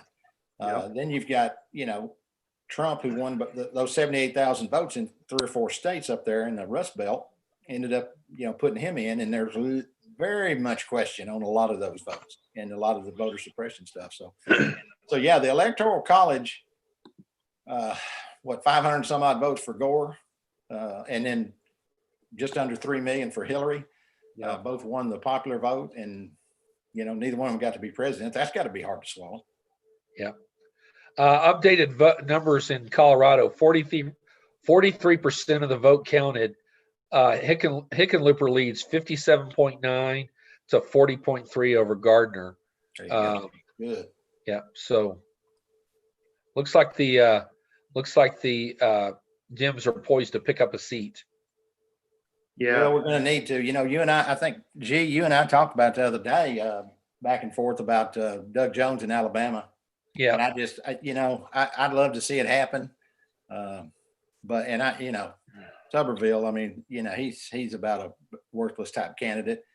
But but for the same token, Alabama is what it is, as Trump says. But it looks to me like there's hardly any way, shape, or form that Doug Jones can hang on and carry that state. Well, with 10% of the vote counted, Tuberville has 146,424 votes to Doug Jones 104,988. That's a 58.2 to 41.8. Now that's only 10%. Right. So we'll have to see how that's going to play out. But well, as of right now, then Hickenlooper and Doug Jones kind of cancel each out. So we got Arizona, Maine, North Carolina, Iowa. It's a funny one. You brought it up last time we talked, but Cal Cunningham in North Carolina. Hey, I got to give the guy credit for having 9 electoral lives, because he got caught with some sexting or dick pics or whatever they call them, and I guess maybe with an aide or something. But as it turns out, no, she was a PR executive. Oh, is that what? Okay. Yeah. As it turns out, in the last 3 days, there's been about 12 polls, and he's led every one, and anywhere from a 3 to about a 7-point lead. Right. Now, well, it's going to be close. With 80% of the vote counted in that race, Cunningham has 2.25 million votes to Tillis's 2.18 million. So about 100,000 votes separate them. The percentage is 48.7 to 47.2. Yeah, neither one of them's got 50% yet, at least. Yeah. Well, and like I said, when that report came out, I said, my God, another a Democrat just shot us in the foot, because he looked like he was a shoe-in, at one point. And basically, I guess with those sexting pics, he's got it back to a nail biter. Yeah, which is kind of crazy. They were talking about him being a presidential candidate. Yeah, at one point I heard in that. about 8 years. But what makes you think that disqualifies him? yeah, Oh, hell. Hey, it doesn't. if Brett Favre was to run next time, he'd win. He would. Yeah. Look at the guy that's in there now. Yeah, look at the guy that's in there now. Here's an interesting stat. So Cunningham leads by about 100,000 votes, and Shannon Bray, the Libertarian candidate in that race, has 136,000 votes. Really? So talk about spoilers. There you go. That's right. It usually hurts us the other way, but I'm glad to see this. I'm glad to hear that one. Right. I tell you, another race for Senate that's kind of thrown me. I was kind of shocked is Greenfield there in Iowa. I mean, obviously, Ernst is. I mean, she's as close to a wingnut as a wingnut could be, and in Iowa, I thought she was pretty much going to be a shoe-in, and now just in the last couple of days, the polling shows Greenfield to be ahead by a point or two. Right. There are no results from there. At least USA Today doesn't have any. Do you have any, Chris? I'm not seeing any. I just checked, which Des Moines Register is owned by USA Today, so I just checked with them. Right. I did see ABC is calling the Texas Senate seat for Cornyn. Yeah. Yeah. Yeah. No big surprise there. Yeah, Although everything I saw for the last 2 or 3 weeks has had him anywhere from 7 points up to as many as 12 or 13 points ahead. I think Beto could have beat him, but I don't understand why he didn't run this time. Do you know? I don't know either. I think he got caught up in that momentum that he had coming off 18. He got caught up in this "I'm going to be president" deal, and he didn't have a broad enough coalition. Right. Like I said, I think if whatever inroads we've made into being a purple or light blue state in Texas, Right. he deserves a ton of credit. What's her name? Lizzie down there in Houston, and Colin Allred up here in the Metroplex. Both of them owe their seats in the House, the U.S. House. Both of them owe their seats to Beto. Right. Well, speaking of Texas, updated numbers with 72% of the votes counted. Joe Biden leads 49.6 to 49.0. So that race is tightened up. Tightened up, yeah. Yeah. So we'll see how that plays out. Well, I worked in the Democratic politics for a long time, and then I was a poll worker out in one of the reddest areas around. Not quite as red as Rockwall, but Kaufman. Right. I know. That's my birthplace. Yeah, you may know a little bit about that, but Right. it's historically been awfully red. I mean, there's been guys get beat in the primary, get beat and then switch over to the Republicans. Democrats have switched over to Republicans for constable and county commissioners and stuff, and then they win the next time, because they just anything that had a Dem by their name, they had no shot at winning. Sorry, TK. MEC's calling Colorado Senate for Hick. Okay, Oh, they are? Yeah, we did that about 5 minutes ago, right? very good, very good. Basically. Yeah, they Texas, as much as I'd love to have seen MJ, it's one of those situations where you had to hope the blue wave carried her, because I did some research on her. She voted in a Republican primary as late as 2017, I think. So it's a little bit of a stretch. I mean, she may be left of Cornyn, which, Attila the Hun probably is. I don't think Texas likes politicians that switch parties. I think it's the last one that had any success was Phil Gramm. Yeah, Phil Gramm, my old buddy. And he and I had a couple of run-ins back in the day, but his own mother, Phil, oddly enough, his own mother called him a turncoat and would never vote for him. My mama. Remember that commercial? Yeah. My mama. She's actually the one where I picked up on that pull the ladder up behind you Republican. Yeah. She said every opportunity he got, he turned his back on when he became a Republican. Right.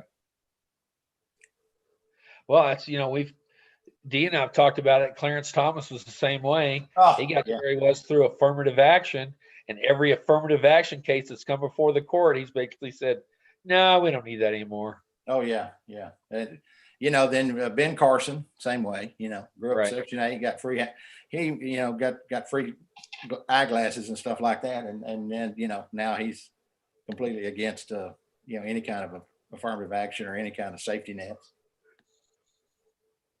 So there's a few of them out there. And like I say, Phil Gramm's mother actually was the one who, that's the first place I ever heard that back in the 90s, I guess it was, early 90s. She called him a pull the ladder up behind you Republican. So, the Colorado House District 3 has tightened up a little bit. It's 52 to 45.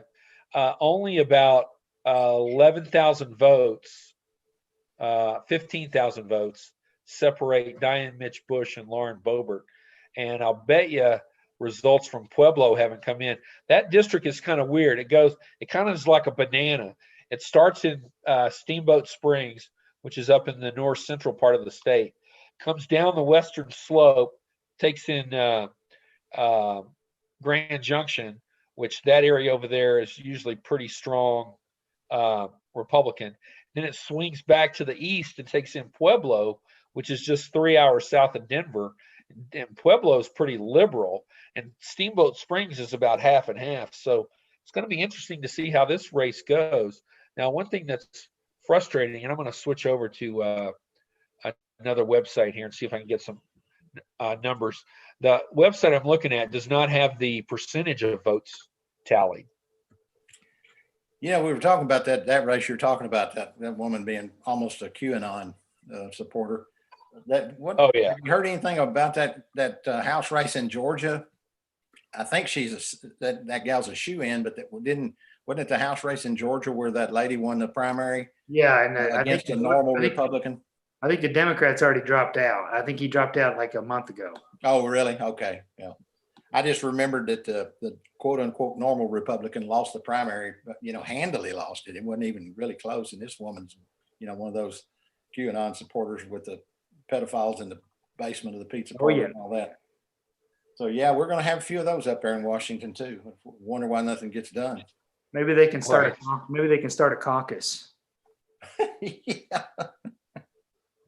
I don't want those idiots getting organized. Don't give them any ideas.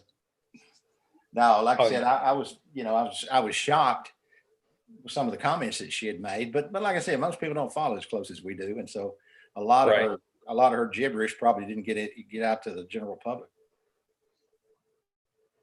I'm trying to get I got my tablet over here. I was trying to get NBC. I was trying to get so we're going to make a couple of predictions here. We're going to give Colorado House District 1 to Diana DeGette. She's the sitting congresswoman. She's currently leading 75.6 to 22.2 with 66.9% of the vote counted. There you go. I can agree with that call.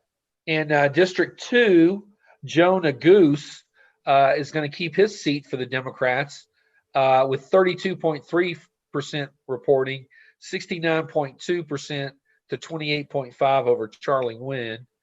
And then in the Colorado 3 race, we're going to say that's too close to call right now with 56% of the precincts reporting. Lauren Boebert, the Republican, has 50.6% of the vote, and Diane Mitch Bush has 46.1%. That's that restaurant Carrie lady. Yeah, Lauren Boebert is the restaurant owner. That's what I was thinking. Ken Buck with 31.2% of the precincts reporting has a 55.9% lead over Ike McCorkle, who has 41.2%. So Ken Buck is going to keep his seat for the GOP in Colorado District 4. And Doug Lamborn, this is down in Colorado Springs. We could have called that as soon as the polls closed. He's going to keep his seat for the Republicans. He's got a 60.5 to 35.4. Actually, it just went to 55.9 to 39.9 with 63% reporting. In House District 6, Jason Crow, this was Mike Kaufman's seat and the Democrats ran some really great candidates up against him. They never could beat him. And finally, 2 years ago, Jason Crow got him. He's going to keep his seat with 68.3% of the vote. He has 58.8% to Steve House's 38.7%. And the last Colorado seat, which is my seat, Ed Perlmutter, the Democrat, is going to keep his seat over Charles Stockholm, 60.6 to 36.8. Just out of curiosity, is how binding or solid and all that is the marijuana situation in Colorado? Is that any kind of situation where the Republicans could somehow overturn that in the legislature or anything like that, or is that thing as solid as it seems? Well, the Republican strategy in the last 6 years or so has been to try to litigate everything that doesn't go their way. Well, and then if that doesn't work, that's their MO. and it hasn't. And then when that doesn't go their way, they try to recall. So there have been 2 separate recall petitions for Polis already. Both of those have failed to get enough signatures to qualify for the recall ballot. Yeah. But that's just, they they lost total control of the state legislature 2 years ago. And in the Senate, which just like the feds, the Colorado Senate is where most of the power is.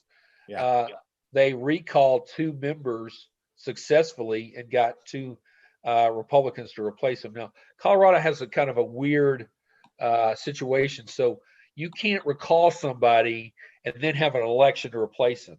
You have to recall somebody and you have to have somebody on the ballot that they have to vote for. So they actually have to cast double. They not only have to kick a guy out, they got to have the new person. Right. Yeah. And so they successfully did that in 2016.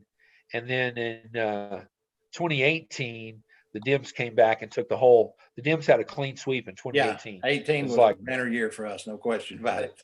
Yeah. So 2016 are they still having issues with the Fed as far as bank accounts and stuff like that? Are they having to deal mostly cash? And you mean with the marijuana? With the dispensaries or distributors? Yeah, no, they're Cory and Dee and I talked about this. If Cory Gardner had been able to get them access to the banking system, I think he would have won in a landslide. But he never. Mitch McConnell has got that locked down. He won't release it. Yeah. So we had some banks in Oklahoma that set up separate charters that were state charters only. And so they're able to accept some of the medical marijuana money here. Right. Just for state dispensaries only. They can't do any business out of state. Gotcha. But, I knew some of the guys that own some of those and, they were concerned about safety because they said, here I've got hundreds of thousands of dollars in cash. Oh yeah. I have to register in a state directory that's available online where I'm located. Yeah.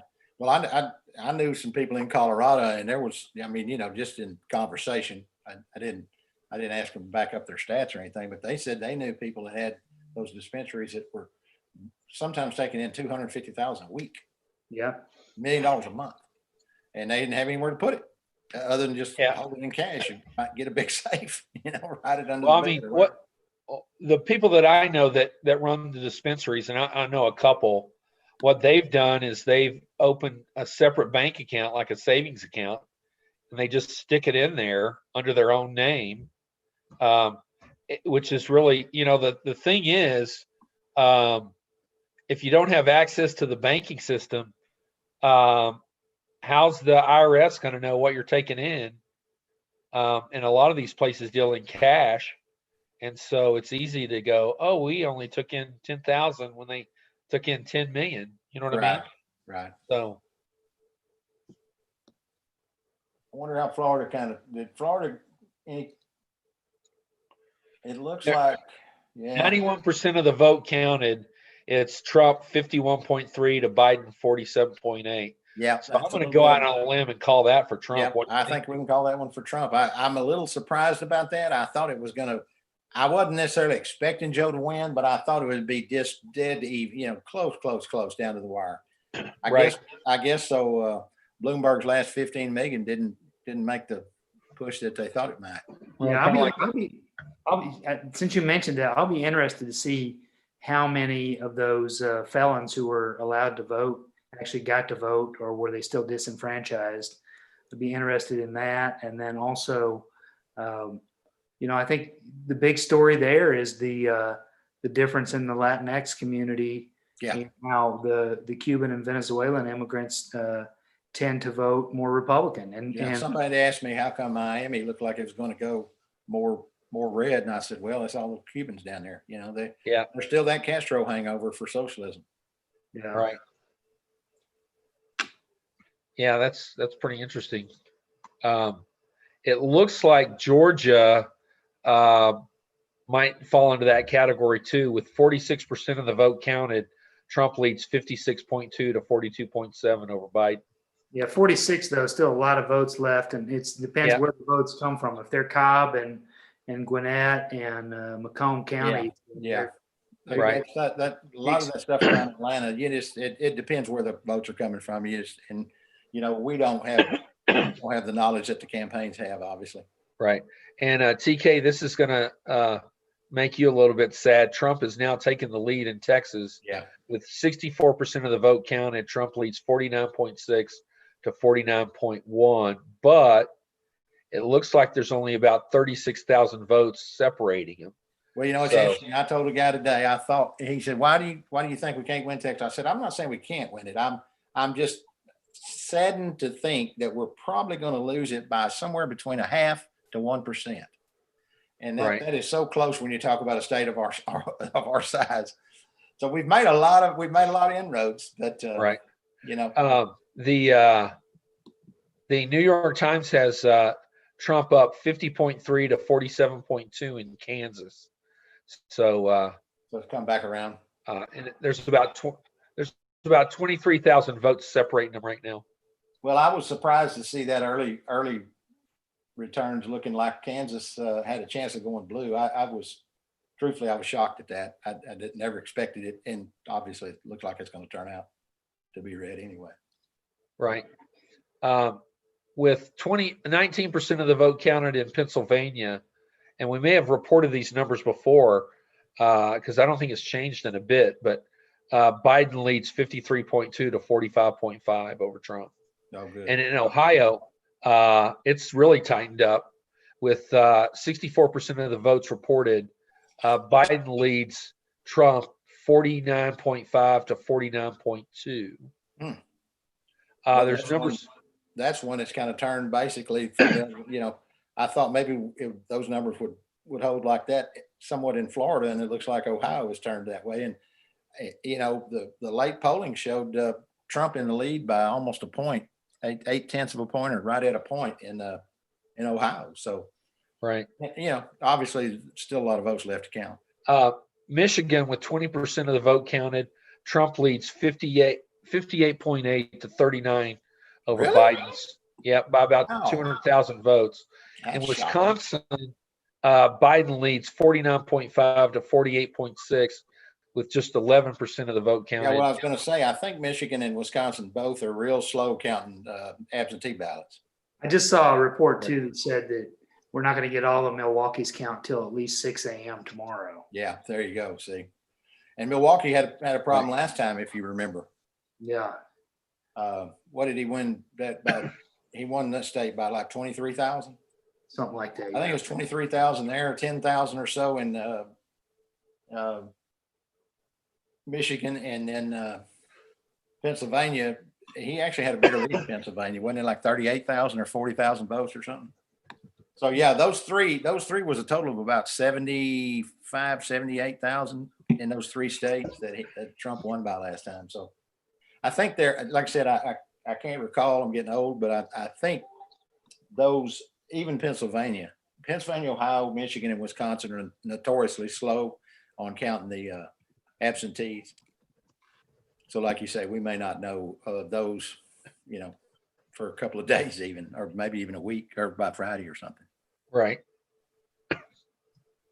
Most of the map is kind of holding like it normally would. I was hopeful in Florida. I was really hopeful in Florida. I was kind of hopeful in Georgia, but it looks like they're both trending in Trump's way, but it's, very, very close, but they're still trending in his direction. There's still a lot of vote in Georgia. I would be shocked if that doesn't tighten up at least. I need to go back to that. I had a website earlier and I don't remember where it was. I'll have to see if I can find it. That it talked about the varying different states and who counted their votes in advance. And like Florida, for instance, they learned their lesson over the last 20 years, and they've been counting their absentee ballots for 3 weeks now. Well, that's what we do here in Colorado. As soon as it comes in, it gets counted, put over. You get put on the list that you've already voted, so you get taken off the mailing list and all that kind of stuff. The Right. robocalls. Yeah, So so that's why- Florida's number is going to be pretty solid, and that's obviously not good for Biden. But Right. but those upper Midwest Rust Belt or whatever you want to call it states, I think almost all of them are notorious. The 3 or 4 of them across there are all notorious for a slow count, especially an absentee. I'm sure we'll get some projections, but like I said, if they're close, we'll be waiting. It looks like, just looking at the map, it looks fairly similar. It also looks like Jim Carville's prediction of having a winner declared, nationwide winner declared by 11 o'clock tonight is going to probably go by the wayside. He's been saying he's been saying that for 2 weeks on CNN or whatever it is. Right. That he thought that it'd be called by 11, 12 o'clock at the latest on election night. And I looking at this, I don't necessarily see that happening. Another thing about that, well, another problem with that, the popular vote situation is, I've read Biden's going to win California by a record number, like 37%. Right. So 65 to 35 or something in that, less than, 70, 30 almost. And, so obviously those skew the popular vote numbers a little bit when you win by those larger margins on the West Coast. But, well, if you give Hawaii, California, Oregon, and Washington, which are traditional blue states, if you give those to Biden, that puts him at 209. So he's still got a ways to go to get it. Depending on how those states go, Minnesota, Wisconsin, Michigan, Ohio, Pennsylvania, I think those are the keys. So he needs to pick those up. Yeah. Well, right now, Wisconsin and Michigan have me a little bit worried because I thought, based on all the advanced polling, for a month or more, a lot of it, prior to that, I didn't give much credence to, but over the last month, Michigan has been steady 7 or 8 point lead for Biden, pretty steady. And Wisconsin's been even higher, 10 to 12 point lead, and actually had one the other day that was an ABC Marist, I think, poll, and I think 538 rated them as A+, and they had Biden winning by 17 points. So, I'm a little shocked at Michigan and Wisconsin both. Well, with 20% of the vote counted in Minnesota, Biden leads 67.6 to 30.5. Yeah, I felt like Minnesota was pretty safe, but like I said, in today's environment, it's hard to know. Right. But yeah, Wisconsin and Michigan have me a little bit antsy right now, to tell you the truth. What, D? Well, I was just going to say those percentages are still real low in Wisconsin and Michigan. So right. if that's all rural vote, Trump's. Yeah, I don't think Trump's going to win Michigan, but even if Trump were to win Michigan, he's not going to win it with 60%. He's not going to win 60% of the vote. Right. Well, right now the New York Times has Biden up in Wisconsin 50.9 to 47.2 with 18% of the vote counted. Right, so that's starting to turn back to where I thought it might be. Yeah. And in Michigan with 20%, it's Trump 58.8 to 39 over Biden. That one's kind of weird for sure. In Pennsylvania with 19% counted, it's 52.5 to 46.1. Well, Nate Silver at 538, they picked Pennsylvania as the tipping point that put it over the 270. So we'll see if that turns out to be right. And then Ohio has got Biden up 49.5 to 49.2. I think we said that a while back, so that hasn't changed yet. Well, and that one's kind of flipped the other direction away from, say, Michigan and Wisconsin, because the last week or so, Trump's been ahead anywhere from about 2 to 3 points in Ohio. Now Biden, they did some stops there, and I guess they just, bounced over the border from Pennsylvania. But they did a few stops there in Ohio, and it looked like they might have closed the gap a little bit because it was, I want to say 2 days ago, it was 2.6 in favor of Trump, and to this morning they were showing 0.8. So Biden had closed the gap, at least in the polling, by 1.5 points, not quite 2 points. So Ohio, I guess, is going to be one of those going to come right down to the wire again, and it's always one that's one of the ones that comes down to the wire.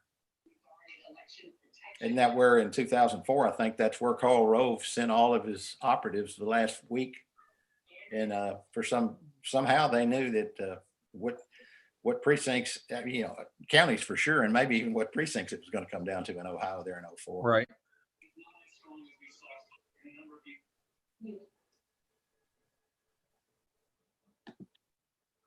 I Yeah, guess so Maine, do they have is it only like one congressional district up in Maine or something that there's one electoral vote up for grabs, I think. I don't know. There's something yeah, strange about It's Maine. Maine 2. Dale Crafts, the Republican, versus Jared Golden, the incumbent. And currently, with 9% of the vote in, Crafts has a 52 to 47.9 lead. So we want to keep an eye on that. Yeah, I mean, at this point, one or two electoral votes could make a difference. I think Nebraska's got kind of a broken system too, like that, don't they? Where they've got like 4 different areas where electoral votes come from. Yeah, Nebraska splits their electoral votes. Yeah. By congressional district. In North Carolina, with 81% of the votes reported, Cunningham leads 48.3 to 47.5 over Tom Tillis. So just inside a point. Yep. Right. With 38% of the votes counted in South Carolina, Lindsey Graham leads Jamie Harrison 54.3 to 44.4. Yeah.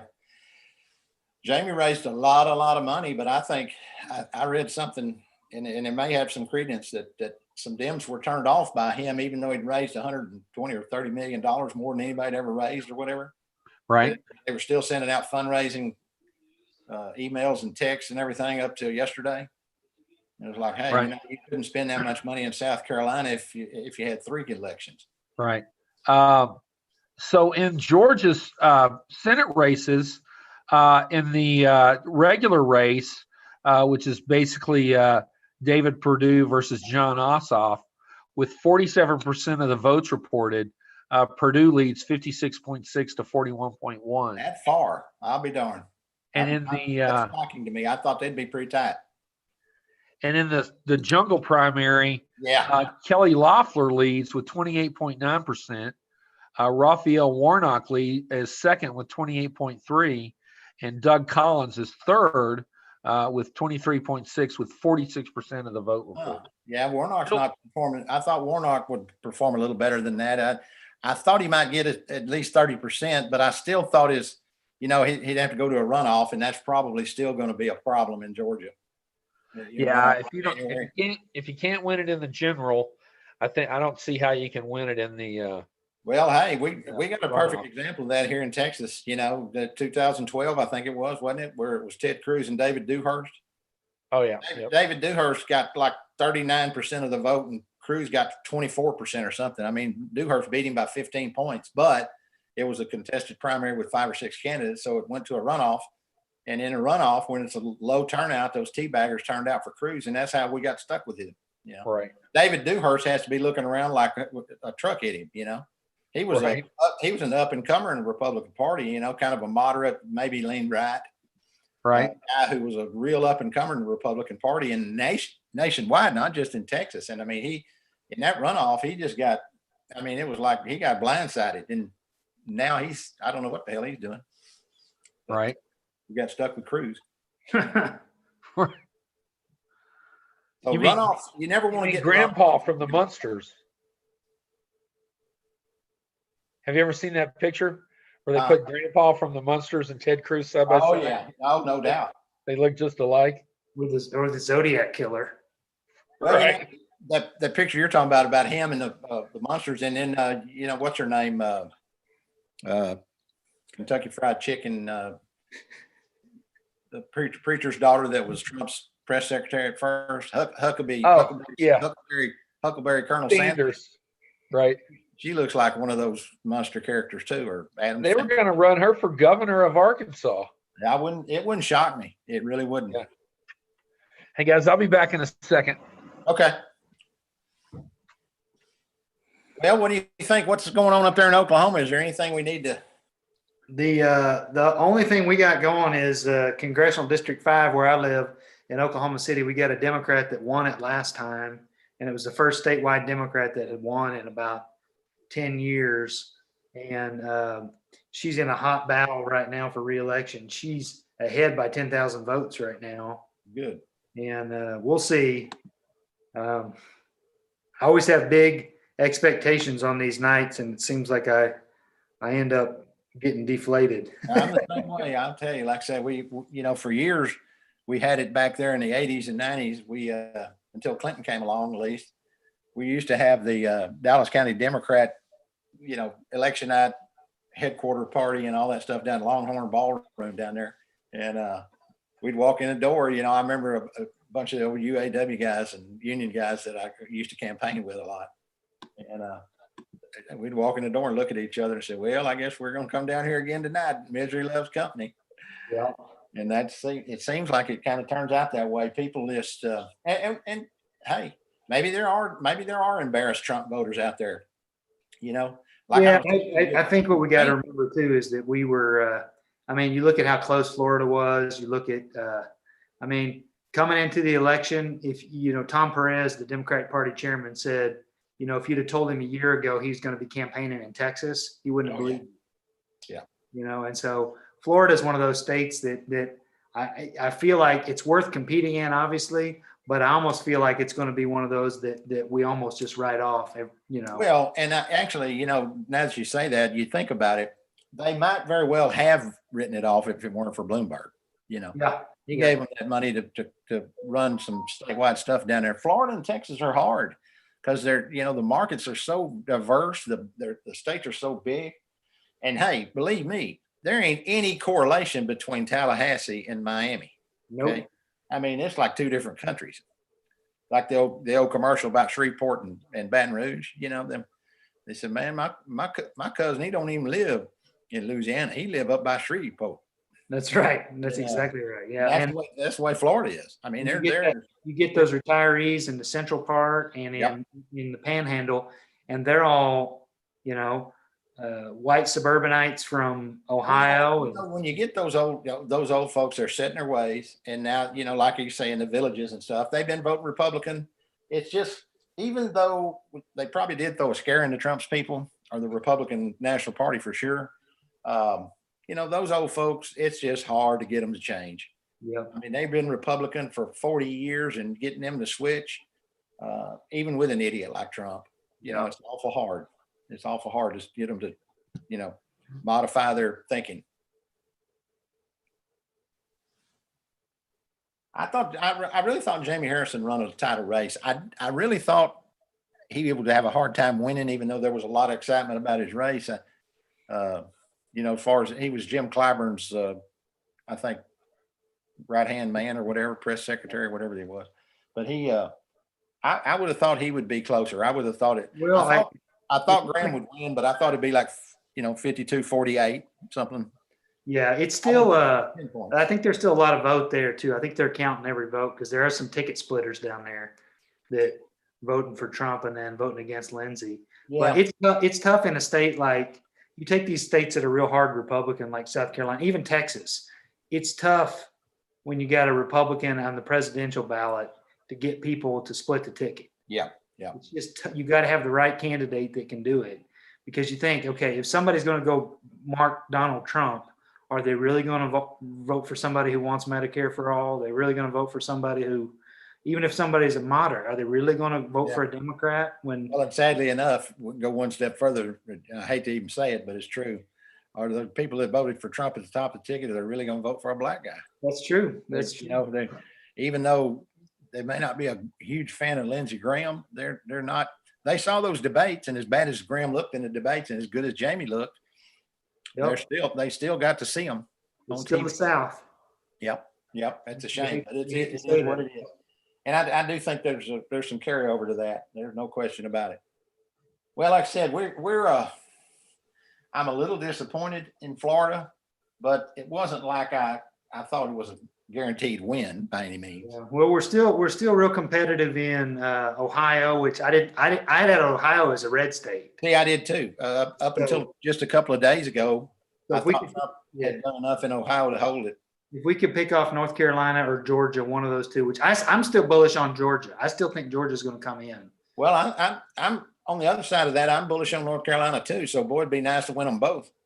If you won both of those, and then you pick up the Wisconsin and Michigan. I don't even know if you need Pennsylvania at that point, but But Well, if you get Pennsylvania and Wisconsin and Michigan, you could almost seed Ohio, and it'd still be a long, hard path for Trump.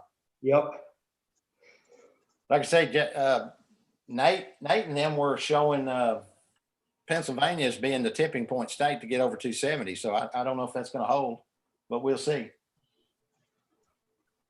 And then, I guess the one that's contested, the most hotly contested, I suppose, out west is Arizona, as Right. far as the Democrats are concerned. And it's been leaning toward Biden pretty much solidly for the last 3 or 4 weeks. So it'll be interesting to see how they come in. I think they're one of the states that counts pretty fast, even though they're probably not even closed yet, are they? Yeah, I think so too. Yeah, I'm thinking they maybe just closed at 9 o'clock our time in Arizona, or might be 10 o'clock our time. Maybe it's another hour. I don't know. But yeah, Arizona will be interesting. I think everything else out there is going to probably fall in line. I mean, Montana and Idaho's going red. You got to figure Utah's going red. Yeah, I mean, we could easily fill this in and see how. Oh, I'm back, guys. By the way, and see how the electoral map's going to look. So if you give Montana, Idaho, Utah to Mr. Trump and Alaska, right? That brings the total to 209 to 131. You can probably give him Louisiana. Yeah. I heard D say he expects Georgia to come back, so we'll hold off on that. So right now we've got 1, 2, 3, 4, 5, 6, 7, 8, 9, 10, 11, 12, 13, 14, 15 states that are going to be the key. Well, like I say, the numbers are going to be so huge in California, it's going to throw the popular vote off a little, but you got Arizona will be key. Arizona will be a key, I think, but you got California, Nevada, Oregon, Washington are locks, and then Hawaii. There are no results in from Arizona, and it closed an hour ago. Oh, was it an hour ago? I thought it was just closed at 9 o'clock, maybe. 9 o'clock Eastern time. Huh. Okay. Yeah, zero reporting. I'm all of my sites are behind yours, so I'm deferring to you on all this stuff. But yeah, they if I can't get back over here to MSNBC, maybe I'll get a little bit more up to date. But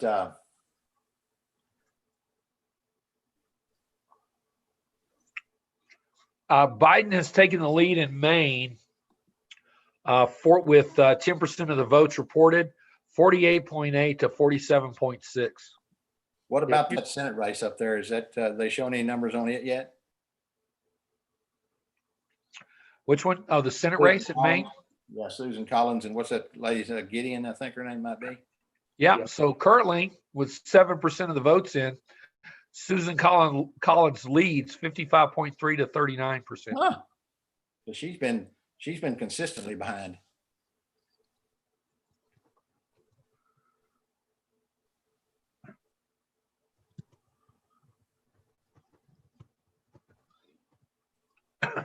Tom Ridge is talking on MSNBC right now about Pennsylvania. Right. He said it might be a day or two. So it's a little bit. I didn't want to turn it up much, but he did say it might be a day or two before they are confident in their account. So.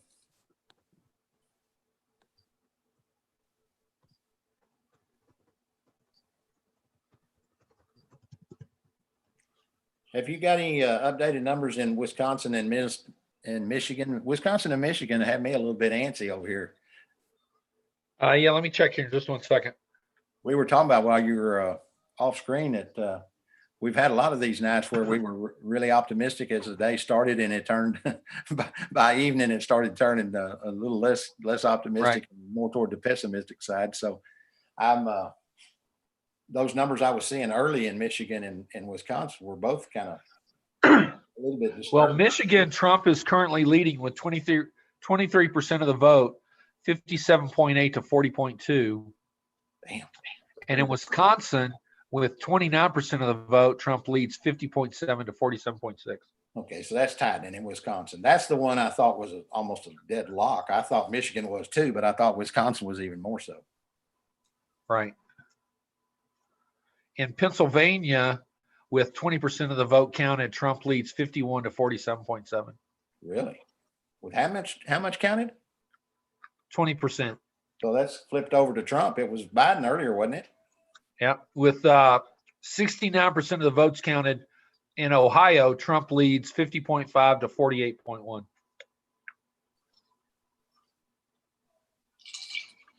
Might be a long night. If you give Pennsylvania, Ohio, and Michigan to Trump, Ooh. that brings it to 209 to 193. With still some big states to go, but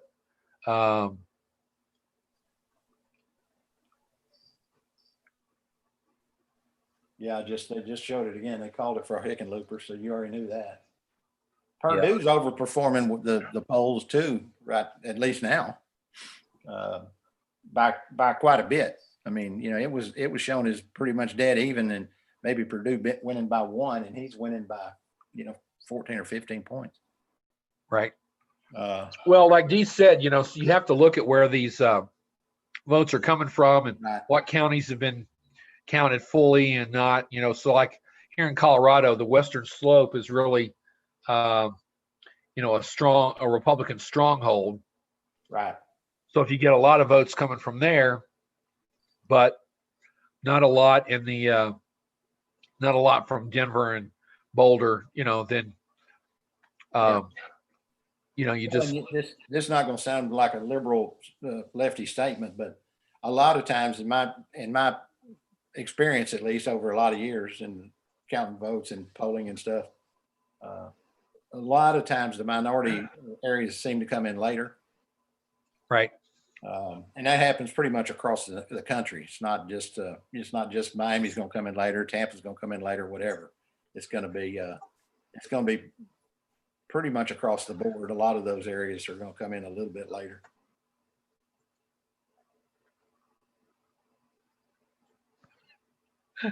I got my first look at Arizona, Biden 54 to 44, but it's only 19 reporting. Maybe you got a better number than that, but at least it finally popped up. Right.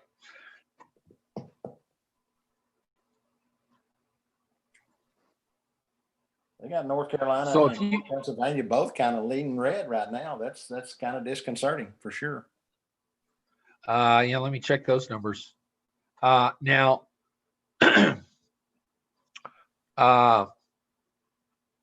it's basically a dead heat right now in North Carolina with 87% of the vote reported. Biden leads Trump, Biden and Trump are tied with 49.4% of the vote, although Biden has about a 3,000 vote lead. So it's pretty tight. How many? What did you say? 87% reporting? Yeah, 87% reporting. Yeah. Let me check the Senate race there. See what's going on with it. Tom Tillis has gained the lead with 89% reporting, 48.3 to 47.4, and he's got about looks like he's got about a 44,000 vote lead. Wow. Tom Tillis does. That's bad news.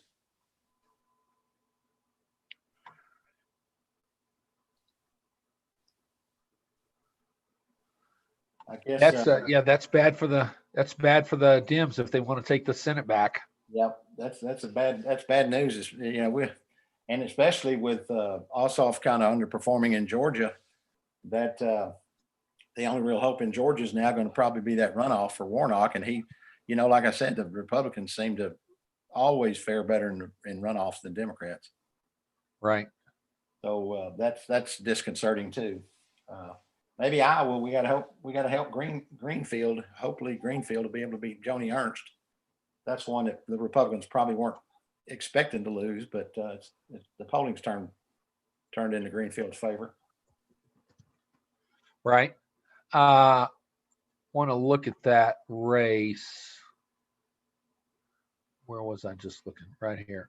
So with 53% of the vote counted, Purdue has a big lead over Ossoff, 56.1 to 41.6. I'm really shocked about that one. I thought It's Leffler, Warnock, and Collins with 28.7, 28.4, and 23.2.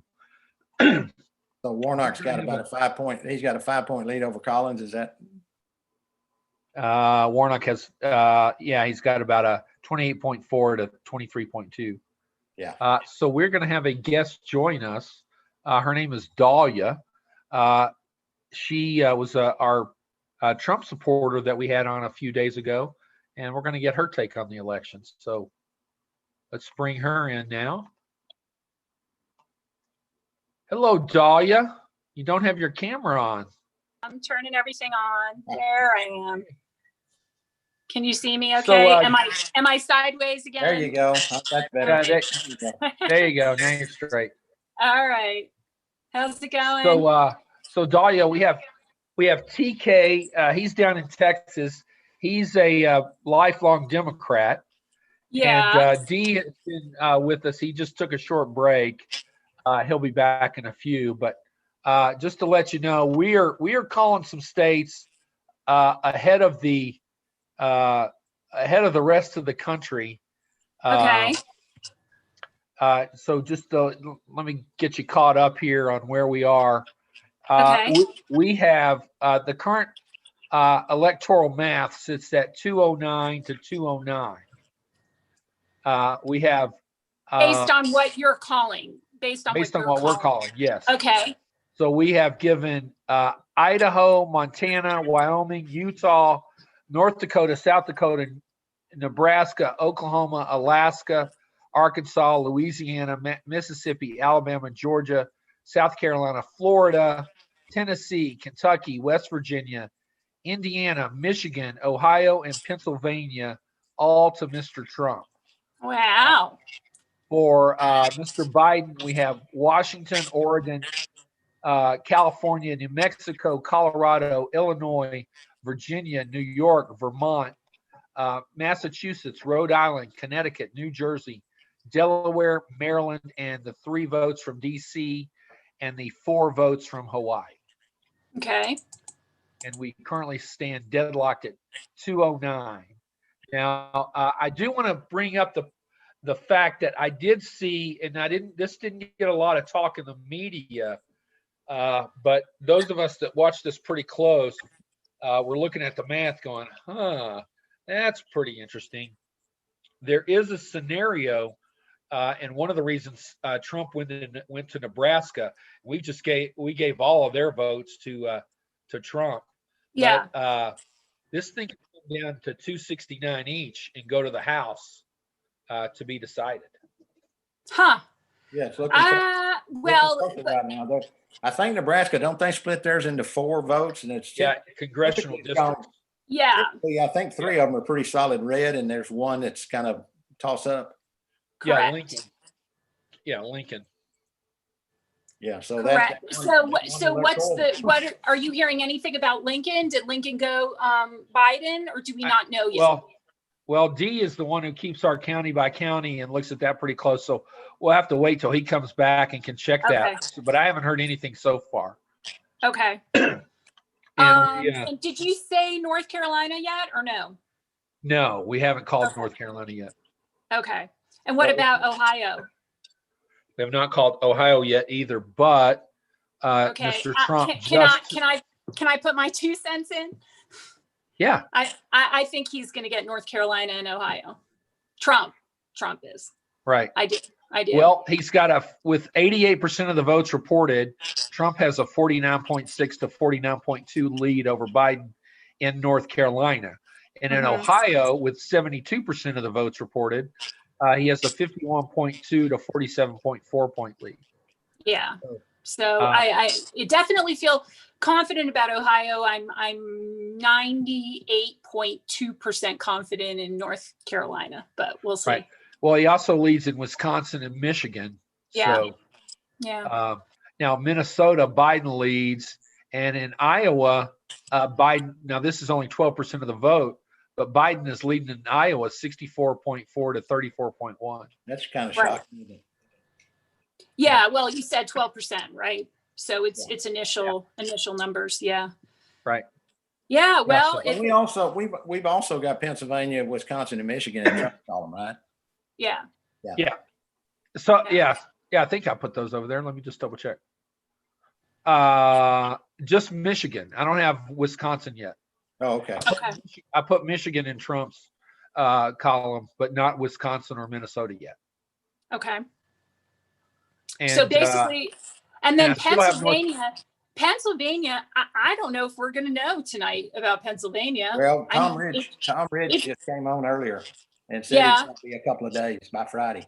Yeah, it seems like, am I allowed to say S show on this show? Because it seems like that's what Pennsylvania is going to be. I've just heard so many crazy things coming from as far as organizational stuff and just Right. crazy stuff happening at the polls. And, you know, well, not, just not so you know, I already have that in the Trump column. really I already have Pennsylvania in the Trump column. What interesting. on the East Coast, the only states I have out are Maine, New Hampshire, and North Carolina. Okay. So, and Maine, for some reason, their results, which they close an hour before everybody else, because they're in that time zone all by themselves. Yeah. There were almost no numbers coming in, and even now, we only have what's the total there?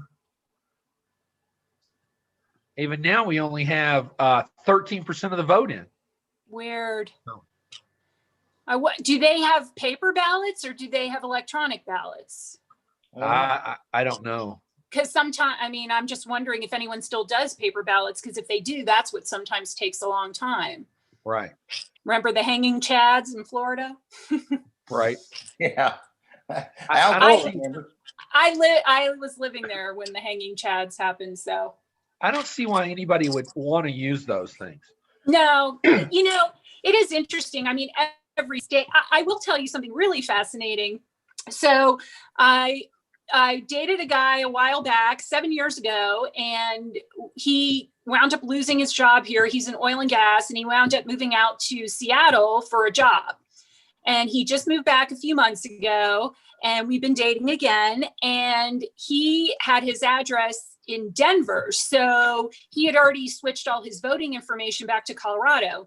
So he received a Denver ballot, and I received an Arapahoe County ballot. And he came over to talk to me about some of the amendments and, you know, different things on the ballot, asking me my opinion. And I was amazed at the difference between Denver County and Arapahoe County, the ballots.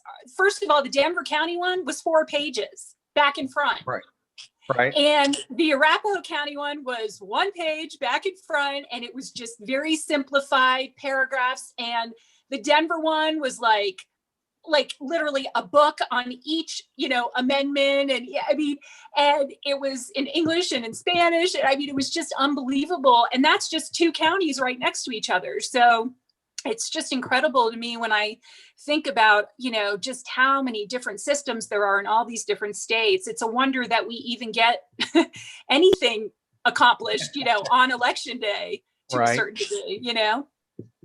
So I agree with you. I think that's kind of fascinating. But what about, did you hear, I know it's local Colorado stuff, but I think Lauren Boebert's probably going to win. You know what? That race is tightened up. It's 49-48 right now. Yeah, I think she's going to pull it out. There's about a 7,000 vote difference. It depends on Pueblo.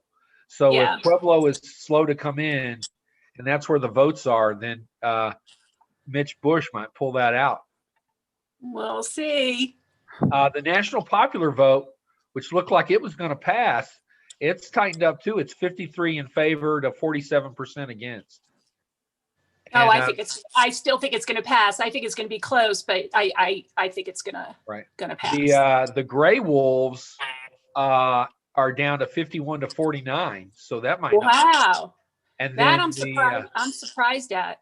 An issue that I know you're following closely, Dahlia, the 22-week ban on abortion is currently failing 60 to 40. and Really? it's about a 500,000 votes in favor of the no's.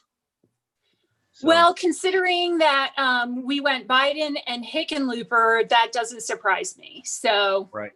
I can't say that I'm shocked at that.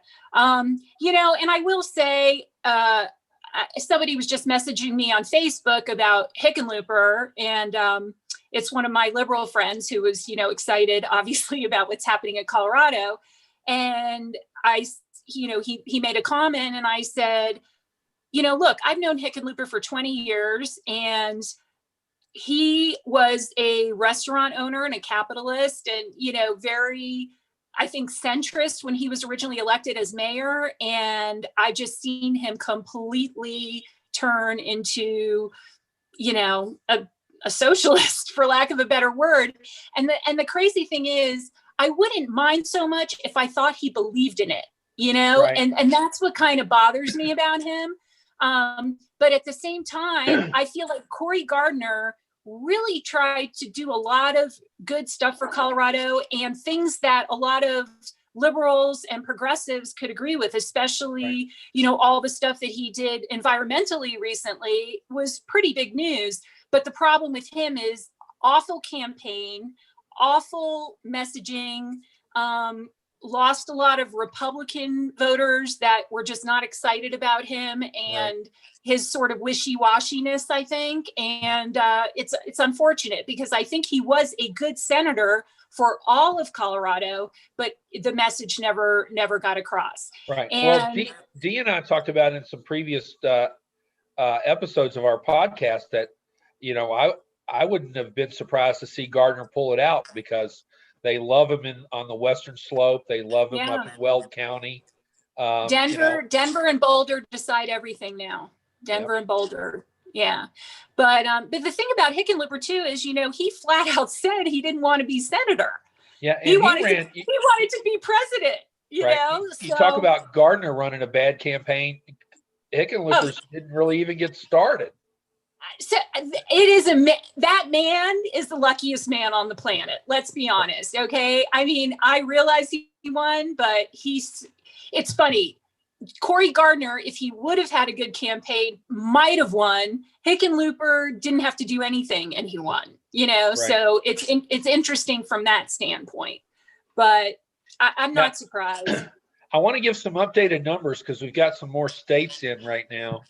We're going to go down to the Southwest and check on Arizona, with 72% of the vote counted in the senatorial race. Mark Kelly leads Martha McSally 55.3 to 44.7. So we're going to beat the national media, and we're going to call that race for Mark Kelly. Wow. In the it's been kind of trending that way. Yeah. In the presidential election. He's got a good story. You know, I mean, not only is he, you know, Gabby's husband, but he was an astronaut.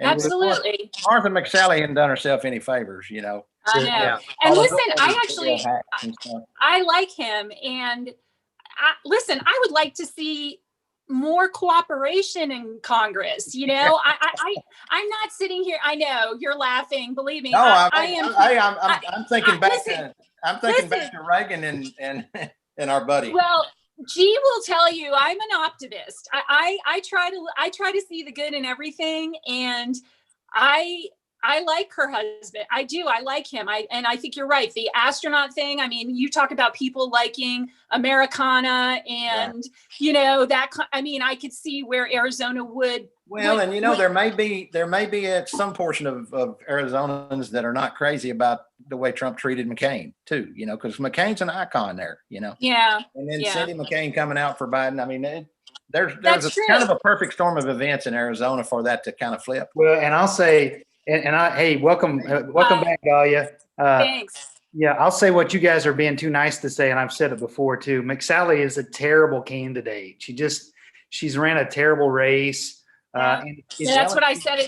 I said it about Gardner. You missed my little Gardner. And she's put herself further right probably than she even deserves to, because of those comments, like, you know, walking down the halls of Congress, calling reporters that want to ask her questions. I'm not talking to you, you liberal hack.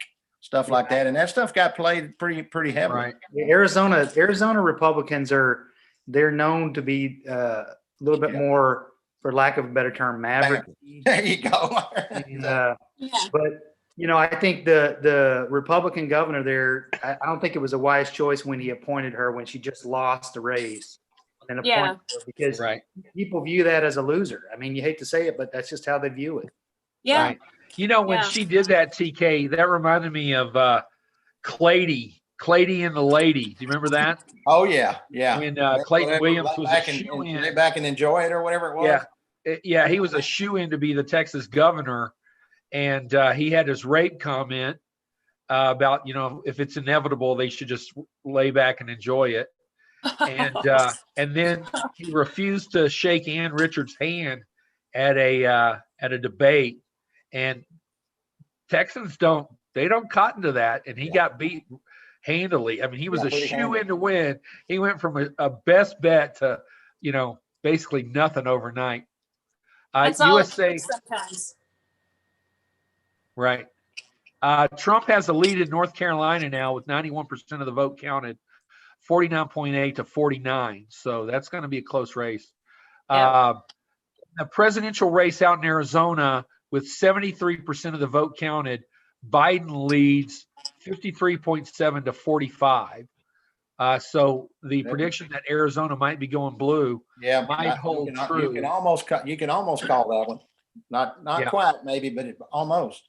Right. And like I say, maybe just that maverick streak of Arizonans, Which the McCain factor and all that. which districts haven't checked in Arizona yet? Do you know? I don't. I think. Okay. I think they're. You're supposed to be keeping up with those city, county by county, and precinct votes.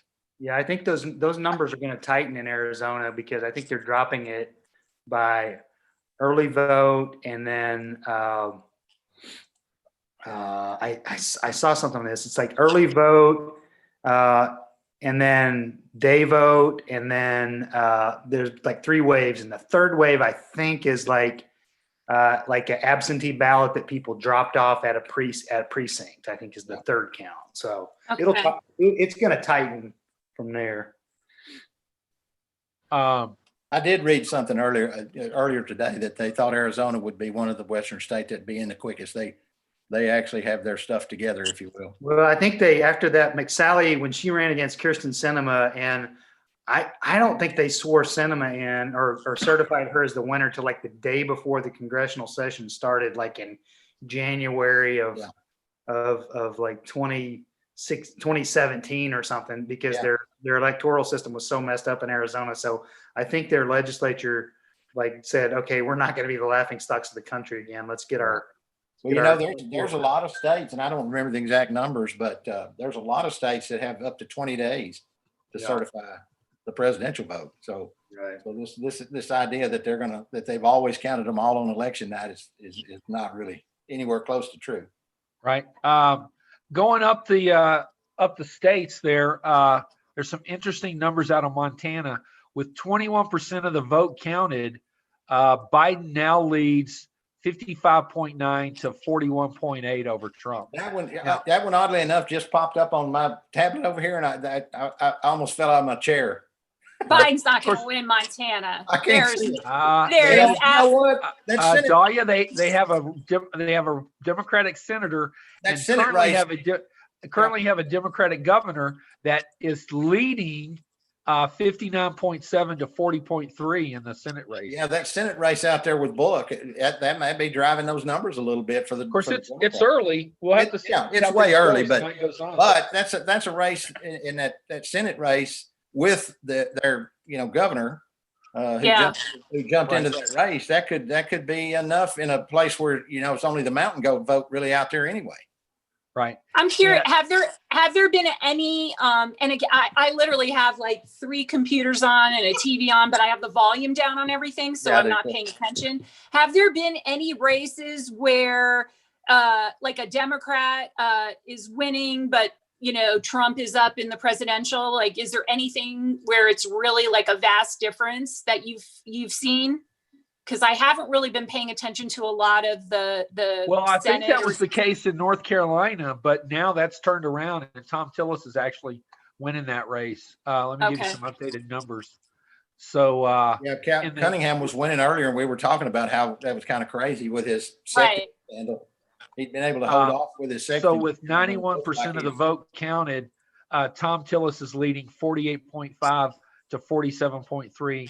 It looks like it's about a 70,000 vote. Okay. Yeah. Interesting.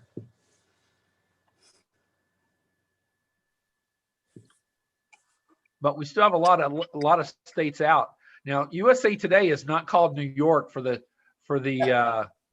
I'll tell you that for was pretty Biden, crazy. but we did a long time ago. So I'm not sure what the holdup is there, but and we've called that would oh, be you know a what? headline.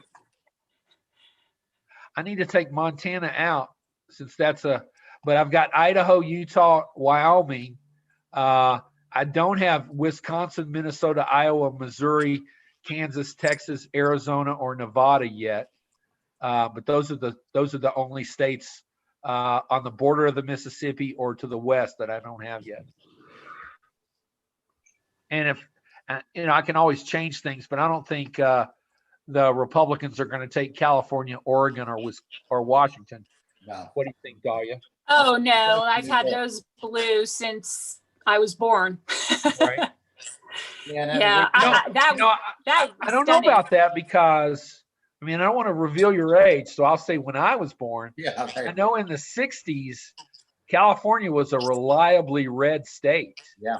Well, when Reagan was there too, it was pretty. There was a lot of Republicans, but Nixon too, going back further. Yeah.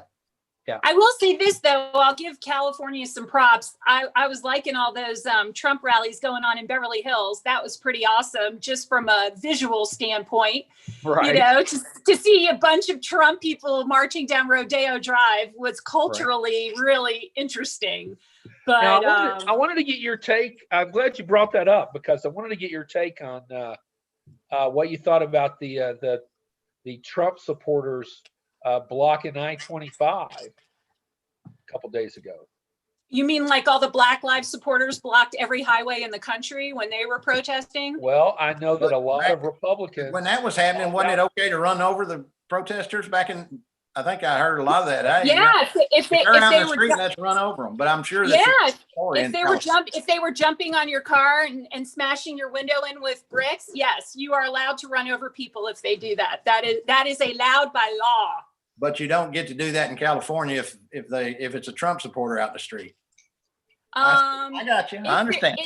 If they're not bashing your windshield in and hitting you with bricks, yeah, I would hope not. Right. But I remember a lot of people complaining that, they didn't have a right to protest and, this and that. I hear you. I'm just saying what's good for the goose is good for the gander as far as I'm concerned. So you're not going to get any sympathy from me. It's the same thing with the ambush on the Biden van or the Biden bus in Texas. Give me a break.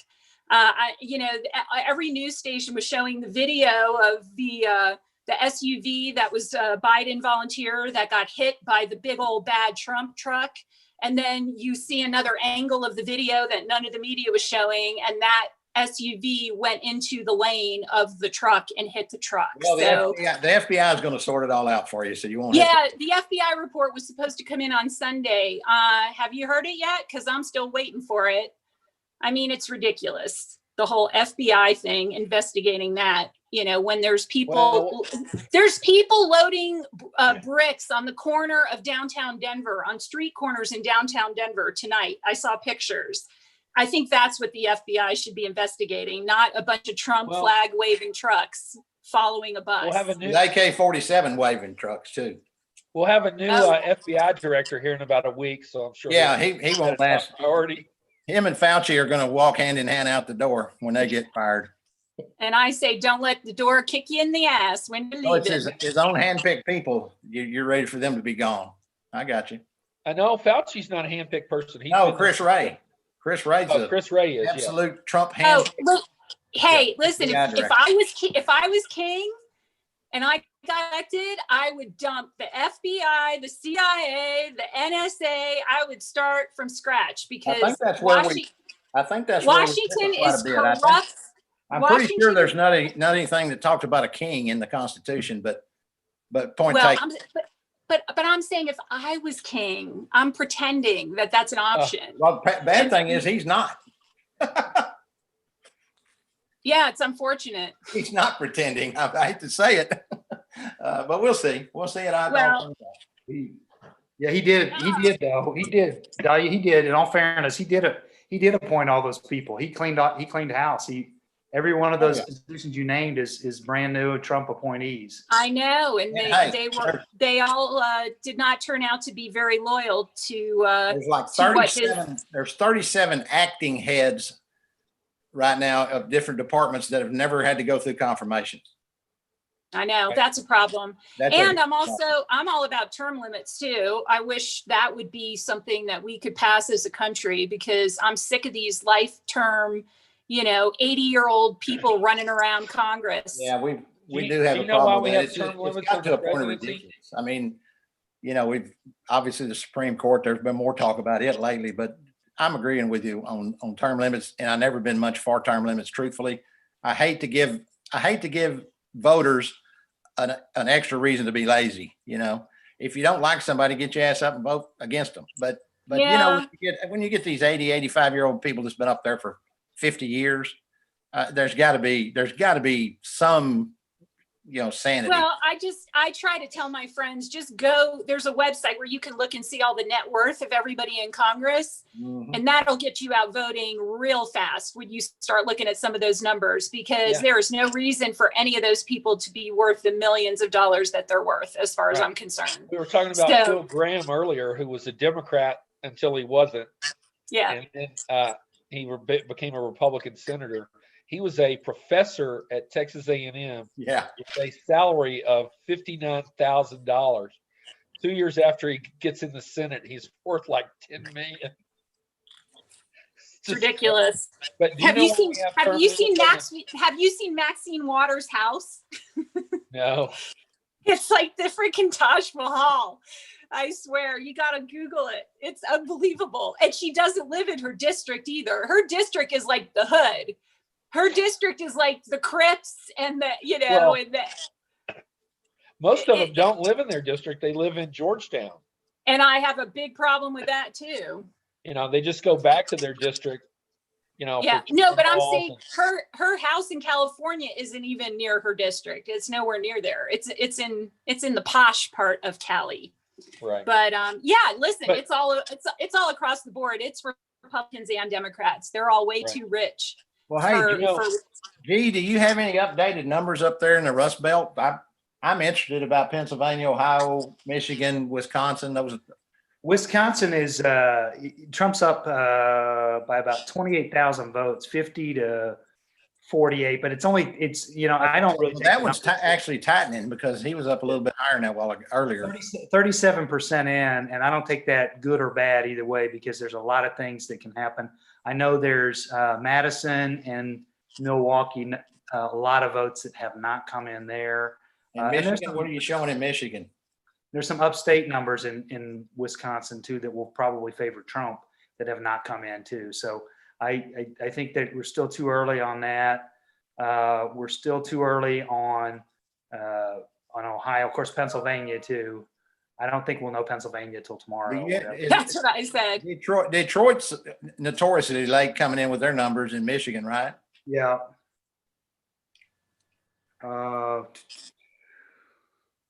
I was just checking a couple things. 4 Rust Belt states across there right now look like on the map that I'm looking at, they look pretty important right now. Yeah. Oh, yeah. Come down to that. Yeah. I never had Florida or Georgia written in to be blue, no matter what the polls showed. But Yeah, what do you guys think about the polls? Because I was looking at them this morning, and they still had most of them had Biden up by 10 everywhere. well, he'll still win by 9 or 10, but the popular vote doesn't matter. He's going to win by 37% in California. That's a historically high number, and that's going to skew the popular vote numbers.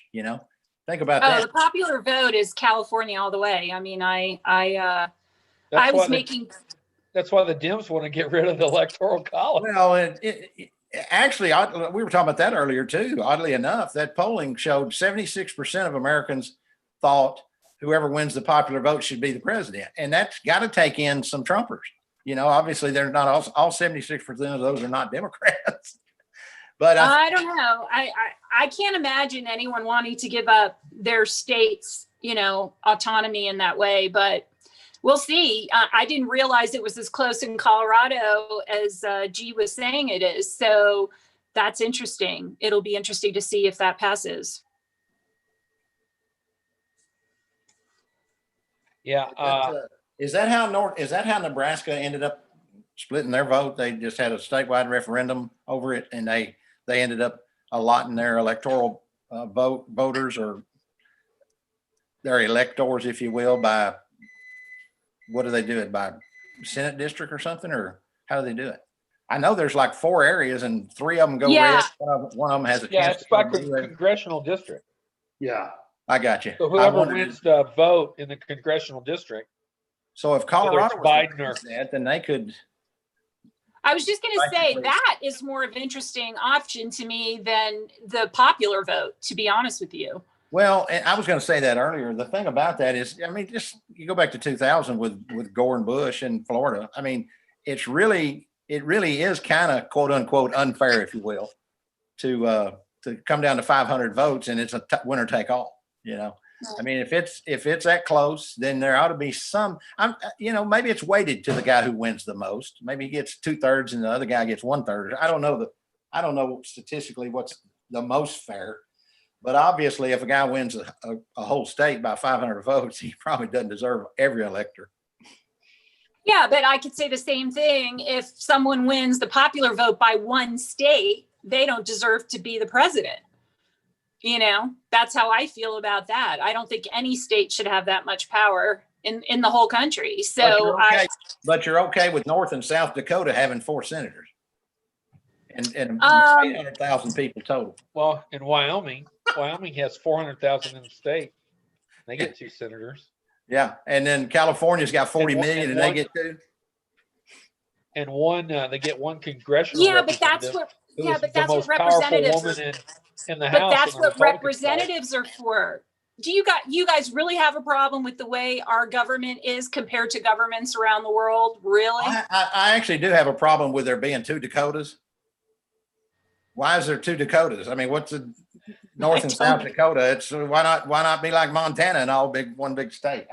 They tried to merge about 20 years ago. Well, like I said, Call there's themselves there's Dakota. no logical. Why is there North Carolina and South Carolina? What's a little? Those numbers are a little different. North I'm Dakota just and South saying. Dakota, there's what, 1.2 million total in 2 states. It's just logically it makes no sense. There's no reasonable argument for North and South Dakota to get 4 senators and California to get 2. There's just not. I mean, the founding fathers never envisioned California having 40 million people. Yeah, but how many representatives does California have, and how many representatives? That's a whole does North- different issue. That's a whole different issue. Well- That's the House of Representatives, and that like you said is more representative because of the fact that Well, what do you broken think down. about, if you add, if the Democrats have their way, you would be adding Puerto Rico and DC, and then you'd have 4 more right there. Well, I don't know why we even consider adding Americans to America. That who thought that idea up? See, it's amazing how that works. When it works for your side, it's an awesome idea. I never understood it. I never understood when it doesn't benefit your side. How is Washington D.C. not counted?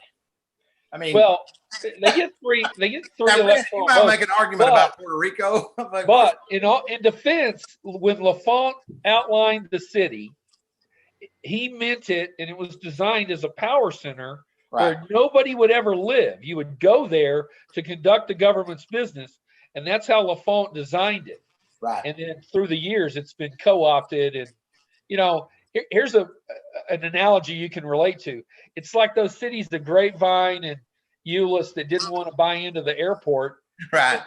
When the airport board said, "Don't build any houses over here. You can put industrial, but no houses because we're going to have a runway over there." And they did anyway. And then when the runway came in, they all wanted to sue the airport. Well, it lasted about 30 seconds in the court system. Right. Same thing with DC. It was never meant to be a population center.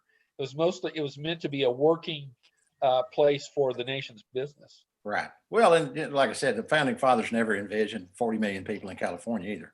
Right. Or 30 million in Texas, or 29.8 or whatever it is. Right.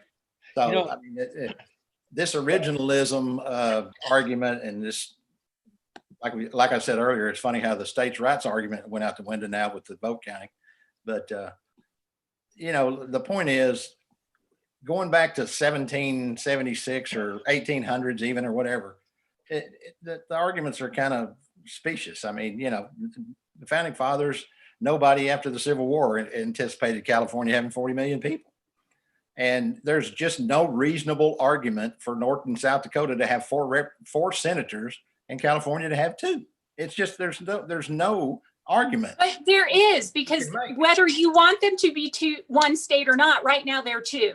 Now, if they ever combine, then they'll have 2 senators. But right now, that's not the way it is. And then it would be half as much of a problem as it is. Like I said, there's really, I mean, I'm sure Republicans are going to all say, hey, it's great. I'm glad that Alaska and North Dakota and South Dakota, Montana, all these hinterlands where the mountain goat vote is, and there's no people. I'm glad that they all get all these electors. But the Montana has a decent number of people. Wyoming doesn't. Yeah. Well, and that's what I'm saying. I mean, basically, you're talking about the very few as far as population is concerned. All I know is I'm looking at the map right now. California has 55 electoral votes. So I don't see a problem. I mean, if as long as California stays blue, I don't think you guys have anything to worry about. But they have 2 senators. That's a problem. Mitch McConnell has shown you what happens when the Senate's controlled by, nothing gets done. I mean, we've been sitting here for 12 years with very little of anything getting done other than a $2 trillion tax giveaway. That's Congress. That's what I'm talking about. No, it's not Congress. It's Senate. It's Mitch McConnell has controlled the votes, has controlled what comes to the floor for 12 years. Yeah, the House is just as bad as the Senate. The House has no power. The House has to send the bills to the Senate, and then the Senate votes. You can't accomplish anything. But they don't. I have a problem with that too. I have a total problem. There's 600 bills been passed by the House sitting on the McConnell's desk. Let's get back to the election. Okay. I was going to say, I was going to jump in on the popular vote and why I'm for the popular vote. And I'm going to speak as somebody who is a little left of center in ultra red Oklahoma. Is the fact that I knew when I went to the polls today and I cast my vote for Kanye. Just kidding, not Kanye. But when I cast my vote for Joe Biden today, I knew it wasn't going to do anything. Right? I knew it wasn't going to count. The reason I'm in favor of the popular vote is because I think it would make both parties be a lot more honest. It would make them pay attention to every vote. And it wouldn't. It wouldn't. They would go to California and New York. Florida. Can I finish my sentence before you tell me no, it wouldn't? Yeah, because the Republicans in California feel the same way I do.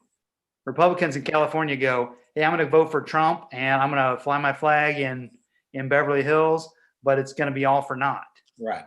So there's when my vote counts more when it's not based on an electoral, because Trump could build a coalition outside of the states he has. He could get more turnout in other states. So to me, that's why I'm for the popular vote. And most other countries vote. What other country uses an electoral college? None. No other. When we had a guest on our podcast, a professor that is an expert in the electoral college, and he made a good point I never thought about. He said, when we go in and we give our advice to other countries, when the Bush administration helped Afghanistan get their government set up, we didn't say, hey, we got a great idea. Why don't you guys do this electoral college? You really should implement that in Afghanistan. We didn't do that because it's a cluster and it's a relic. And it was designed by white male landowners who never thought anybody other than white male landowners should vote. Right. Right. And that's it. That's the outdatedness of it is the key, really. Like I said, it don't come down to California and New York. It comes down to Pennsylvania, Ohio, Florida, and Michigan. Not if it's a popular vote, it doesn't. Not if it's a popular vote. Well, no, I'm saying you're saying that the popular vote's not right, but I'm saying if it's only the electoral college, well, then all they got to do is campaign in Pennsylvania, Ohio, Michigan, and Florida. And that's kind of what they've been doing the last couple of weeks anyway. That's Yeah. my point. Oh yeah, Colorado. There's been nothing about Trump in Colorado for months. Right. Exactly. So, Yeah, I don't know. Corey probably said Trump's name more than anybody else in the state. I don't know. I was Listen, kind I wouldn't blame Corey losing on Trump and his relationship with Trump. I would blame Corey's loss on his relationship with Republicans in Colorado. well, that may be true. I'm not privy to everything y'all are in Colorado. Yeah, trust me. Let's just say he's one of the senators that's most closely tied to Trump. Which he shouldn't be, because he's actually said some pretty not nice things about Trump in the past. So it's interesting. But again, like I was saying to G earlier, that has no effect, really. I mean, I can run you a loop of everything that our senator from South Carolina said. Let's go with some updated numbers here. So in There you Georgia, go. we've got 60% of the vote counted in the Senate races. David Perdue is over the threshold. Yeah, he's a winner. Needed to get elected. He's got, because in Georgia, you have to have 50% plus one, no matter whether it's a regular election or a special election. Yeah, there's a third candidate in that race, and I think he's got 3 or 4% of the vote. But 2.3. So Perdue leads Ossoff 55.7 to 42%. I'm kind of surprised. I'm not going to call that race yet, but my guess is that's pretty much a lock for Perdue. I really think you can call that race, and I'm kind of surprised about that with Perdue, with all that insider trading, stock stuff, and everything that came up. I mean, It seems like that stuck to Kelly Loeffler a lot more than it has Perdue. Well, in that race, Raphael Warnock has risen to the top. Yeah, he has 28.8% of the vote.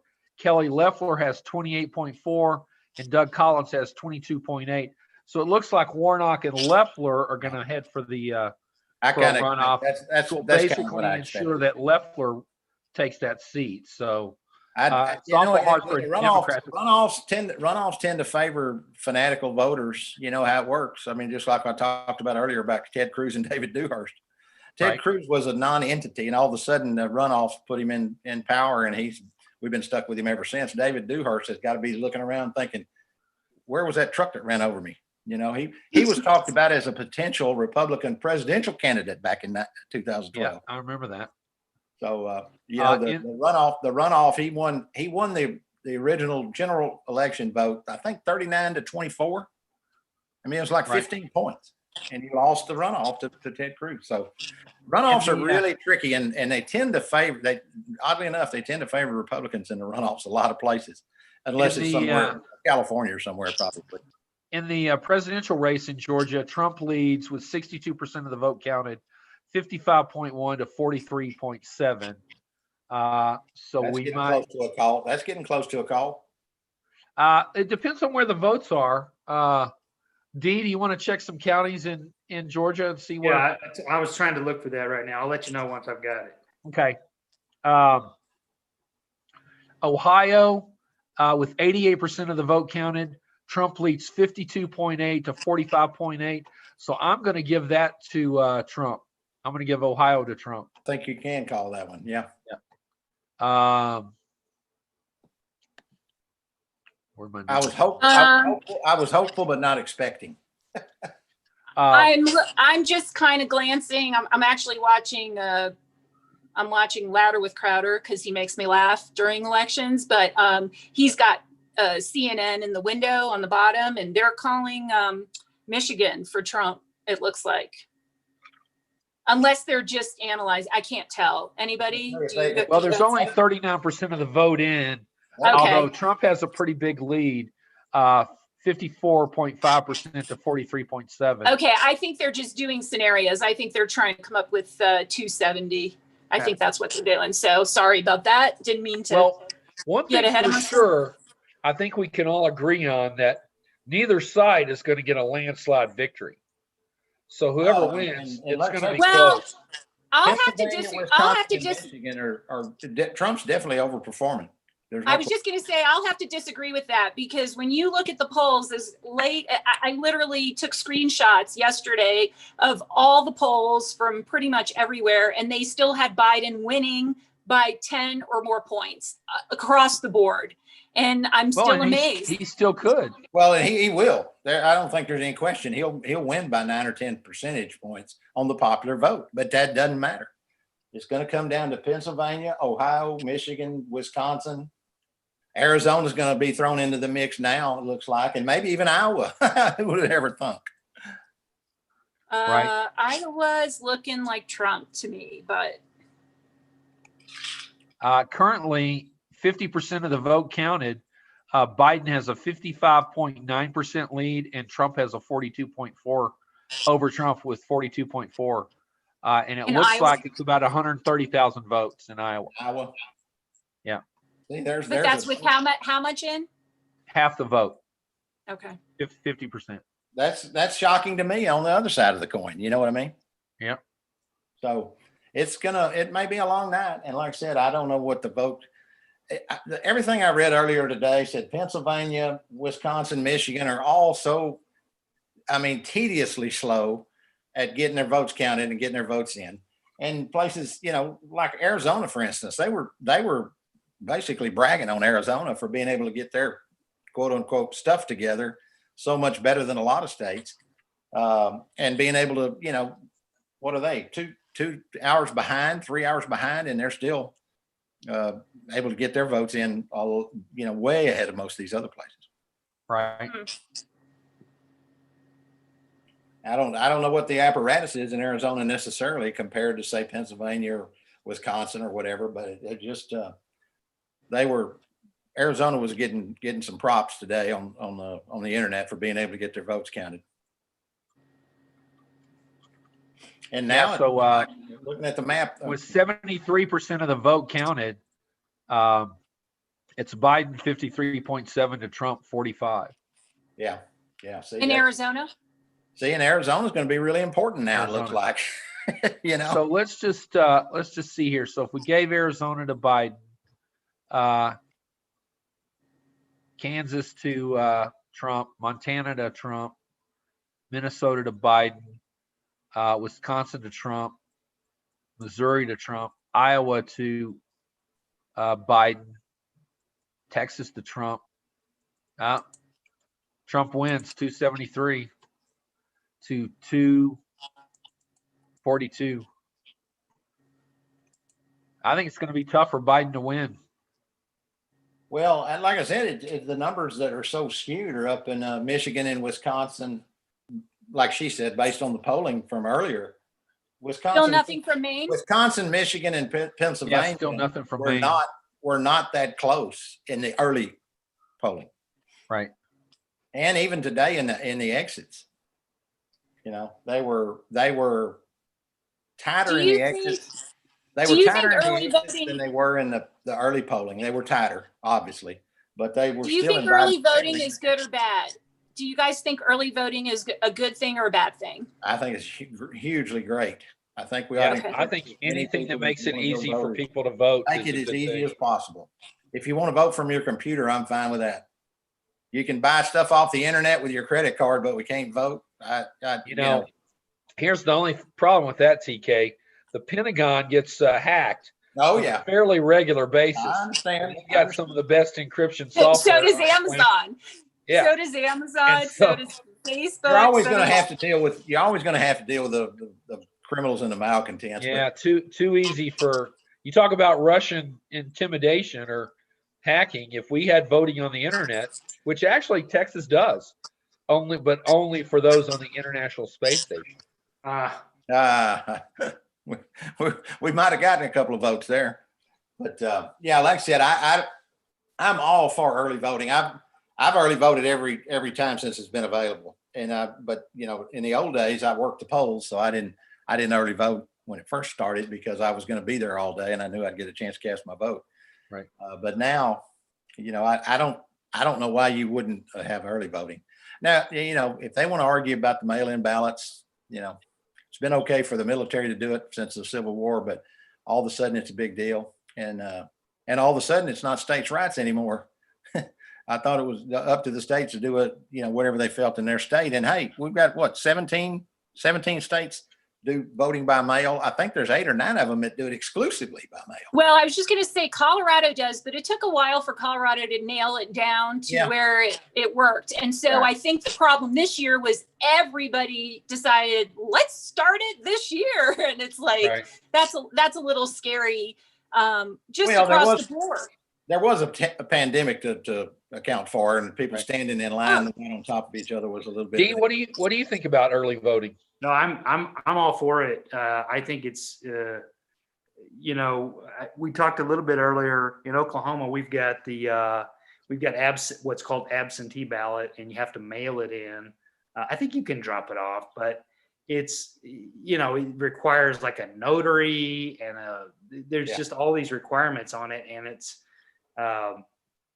it's pretty complicated to figure out sometimes. And Texas is really weird about that. The absentee. It's supposed to be, you're supposed to have an excuse to have an absentee ballot. But then on the other side of that coin, the county clerks have no jurisdiction over whether the voter decides to claim, handicap or not, or disability or whatever you want to call it.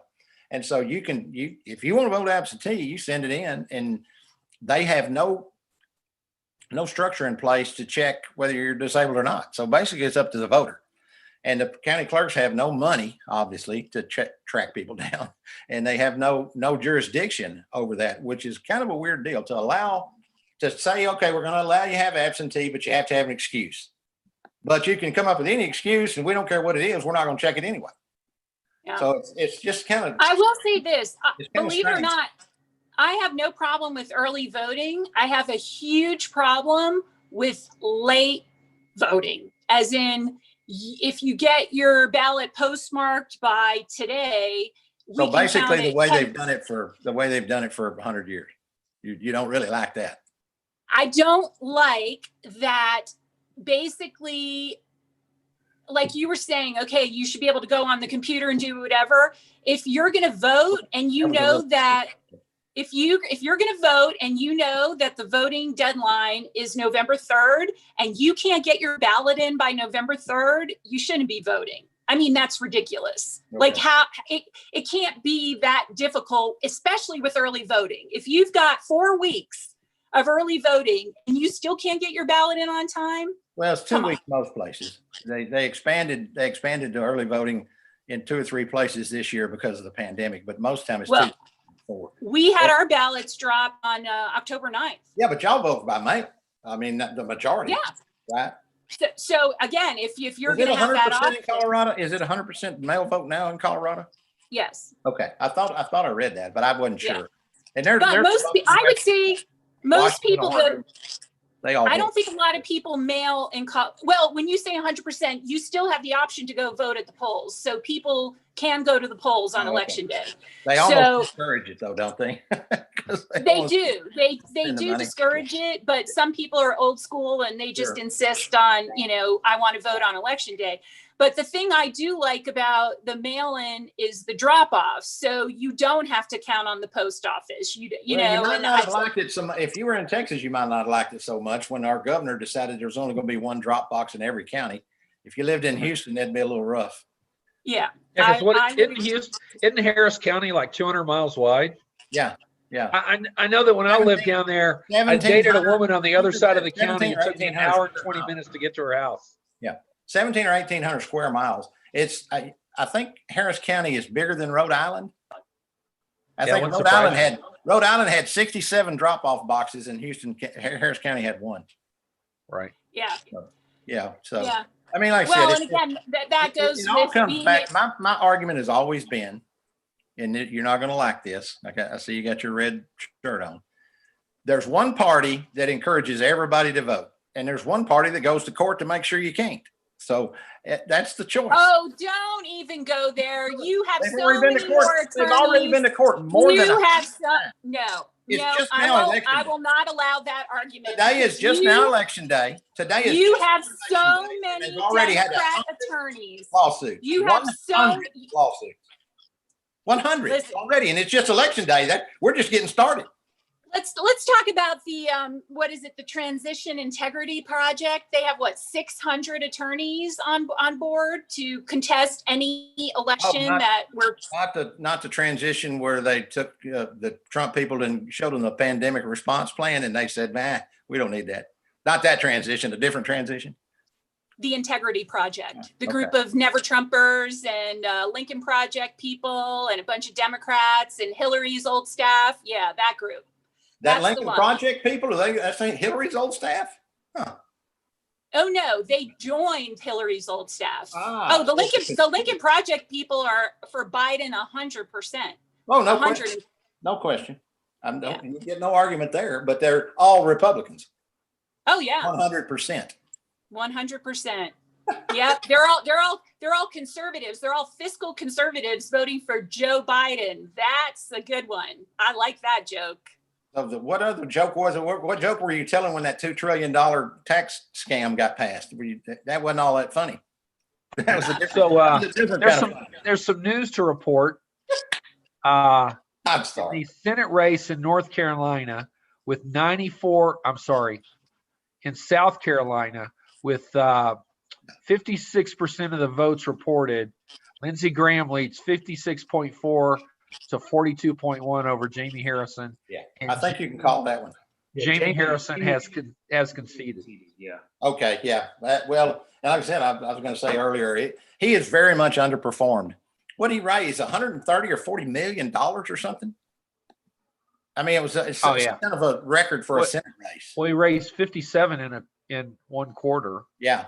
I mean, it was some kind of record for a Senate race. It got to a point where people were starting to say here the last week or two, it's like, what's he still raising money? You couldn't spend that much money in South Carolina in Right. the next two years. Well, I think that race shows that it isn't always about the money. No, it's not. Look, it's a hard red state. I know there was people who got kind of excited about Harrison, Right. And he had a pretty good resume for South Carolina if you're going to take on an incumbent. He was, Jim Clymer's chief of staff? I think, Yeah, so, Clyburn's, yeah, I think so. I think he was Clyburn's chief of staff. And so, you had as good a resume as you could hope for, in South Carolina, if you're going to take on a sitting Republican incumbent. Right. Hey, Hey, Dee, guys. can you? Oh, Go go ahead. ahead. I was going to say, Dee, can you check the some county totals in Texas and see what they show? Because they've got 84% of the vote in, but they haven't called the state, even though Trump leads 51.7 to 46.9. Yeah. I'll see what I can find. Question: I are thought you about guys that. I thought using we- the 270 to win website? Is that Yeah, what you guys? Yeah, I So zeroed did- out the map and I. Now, did you see at the bottom where it says winning combinations and it shows the combinations to win? And there's 1 for Joe Biden and 9 for Trump, according to my map. I don't see that. So go down to where it shows electoral votes and then needed for 270. And then if you look to the right of that, it shows win combinations. And they're only showing 1 based on the map that we just put together. Well, yeah. So like I said, I think it's going to be tough for Biden to win if he doesn't pick up at least 2 of those upper Midwest states, That's what I Wisconsin said. or Michigan. Pennsylvania, Michigan, Wisconsin, it's going to come down to those 3 again. And if Yeah. Biden is not able to make inroads there, I'm saying it's pretty much over. Yo. Because he's, Texas, we're going to, in Texas, it's going to be, we've Betoized it about as hard as we could, but it's going to be a couple of points. It's not 20 points like it used to be, but it's What not part of Texas do you live in? Dallas. Okay. So, I mean, they've closed the gap dramatically. 4 years ago? 4 years ago, I think it was 18.9% or right about 19%. And then, Beto had a valiant effort, lost by 2.5%. Right. And the demographics of the state are obviously changing too. So that's been some of the boost. But I felt like we were still a couple of points away, and it looks like I'm going to be right about that. I may not be right about the rest of the map, obviously, but I think I'm going to be right about Texas. Have you guys heard any numbers about the black vote yet? Any percentages? I haven't haven't seen anything yet. I do want to say that the things have changed in Montana. So with 32% of the vote in, Trump is ahead 50.2 to 47.6. Yeah. But I in almost couldn't believe that. in the Senate race, Bullock still leads 51.5 to 48.5. That's going to tighten up, isn't it? Yeah. There's still a lot of votes out. There's only 32% in, but Yeah, it's going to take them a while to ride those mountain goats into town to get the votes counted. right. Montana's one of those. Montana's one of those states, though, that's You're like, I'm not from Montana. Talking about those mountain goats, man.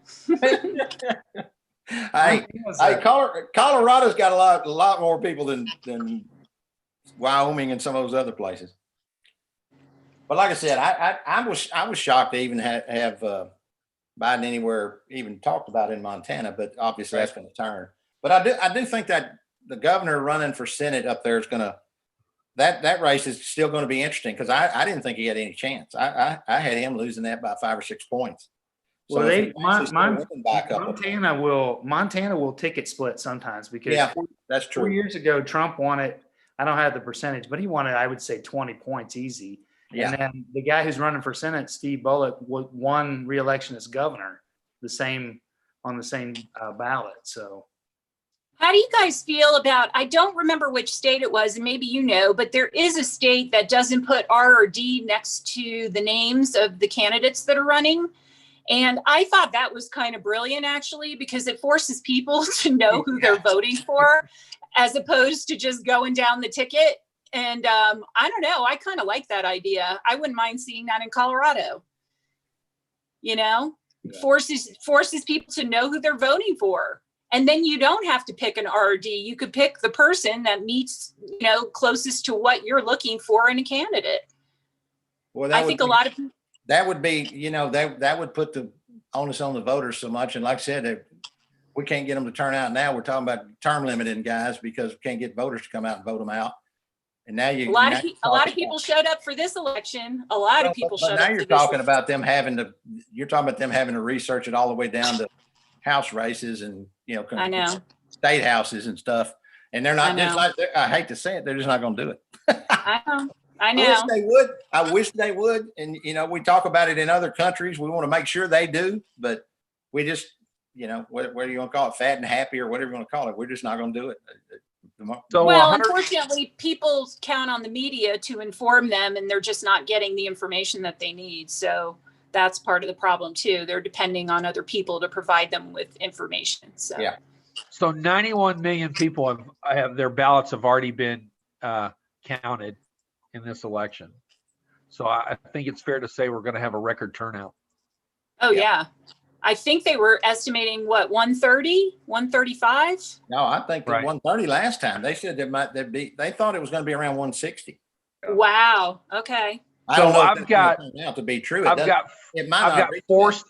got 4 states out: Nevada, Wisconsin, Michigan, and Maine. And currently the electoral vote is 262 Trump, 240 Biden.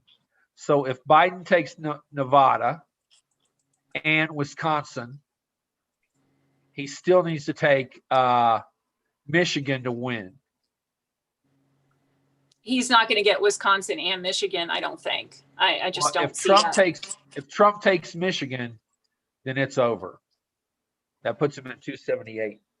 Do you have Biden with Arizona, or do you still have Arizona? No, I have Biden with the states I have for Biden currently are Washington, Oregon, California, Arizona, New Mexico, Colorado, Minnesota, Iowa, Illinois, Virginia, New York, Vermont, New Hampshire, Massachusetts, Rhode Island, Connecticut, New Jersey, Delaware, Maryland, Washington, D.C.'s 3 votes, and Hawaii's 4 votes. The states Okay. I have for Trump are Idaho, Montana, Wyoming, Utah, North Dakota, South Dakota, Nebraska, Kansas, Oklahoma, Texas, Missouri, Arkansas, Louisiana, Mississippi, Alabama, Georgia, Florida, South Carolina, North Carolina, Kentucky, West Virginia, Indiana, Ohio, and Pennsylvania. Now, if Pennsylvania flips and ends up going for Biden, then it's a whole different story. I don't think we know. I think I saw 2 or 3 different pollsters say that they thought Pennsylvania was going to be the linchpin. So we'll see. Right. If it I don't comes think out. we're going to have final numbers on Pennsylvania till tomorrow, at least. Actually, Tom Ridge said 2 to 3 days when he was on earlier. I was just trying to listen to him on the side. Well, isn't Pennsylvania the one that can have votes coming in for another 10 days? I think they moved it from 3 Seven, to I 7. think the Supreme Court said. I think they moved it Okay. from 3 to 7 days. Oh, okay. It was 3 originally. They moved it to 7, and then the lower. Let me court ask you moved- this. But I If, think if the they, Supreme Court just if- didn't hear it. I'm curious, and again, I don't know legally, because I know they say they want every vote counted, but if they know that there's this many ballots that are still out there and the number is not going to matter, even if every single one of them voted for Biden, will they call it or will they? Yeah, they'll call it. Okay. And same, I didn't, vice versa. If it's for Trump and Biden has an insurmountable lead, they'll call it for him. okay. Yeah. I wasn't sure. There's just been so much controversy about that late, count that. I think those 3 Rust Belt states up there, I mean, they're obviously, it looks like the numbers right now are leaning toward Trump, but I promise you, they're going to hold everything up. Those 3 are not going to be able to, they're not going to be able to report tonight a winner. Yeah. I don't think. Well, if Trump takes Pennsylvania, Nevada, and Maine, then that would give him 270, and he wouldn't need Michigan or Wisconsin. So Interesting. I think Nevada and Maine are going to be tough votes for him. He might get 1 in Maine, but I don't think he's going to take the whole state. No, I think it's just that 1 in Maine. I think it's only 1 in Maine. Although I can't tell, Well, but they're showing it blue on with my 20 map. I think with it's 25% of the vote in, Biden's leading 49 to 47.7 in Maine. So isn't that you the know. split? Isn't that the split one though, where it's only like It could be. It can't be. district or something? it can be, yeah, it can be, Yeah. So or it could be, Biden or Trump could get all of them. Yeah, they have it as 211 and then a question mark. So yeah, I don't know what that Right. means either. The Saw that New earlier. York Times just called Utah and Idaho, which we called about a half hour ago. Right. So nice to see the national media following our lead. Yeah. Nice to see you stepping out on a limb there, G-Man. I don't think that was much of a limb. oh my God. Well, I need to apologize for hijacking the. It's supposed to be election night we're talking about rather than politics in general. But I will say this. Like I said, it's I don't know whether you can call it the shied Trump voter doesn't want to talk to a pollster or what, but the polls are going to be off again. I mean, they're not going to be as far off maybe as they were with Hillary, but they're going to be off. Again. Which makes you wonder, what can you believe going forward? I mean, well, they're going to Well, get. Seems to me like they're gonna get less and less checks written to them. Well, I have to say that I actually shot a video this morning and I didn't put it up because it was taking forever to upload. But, people were asking me about my, map that I put up and why I was so sure and this and that. And you cannot poll anything having to do with President Trump like a normal president. You just can't. He is not a politician. He is a cultural icon.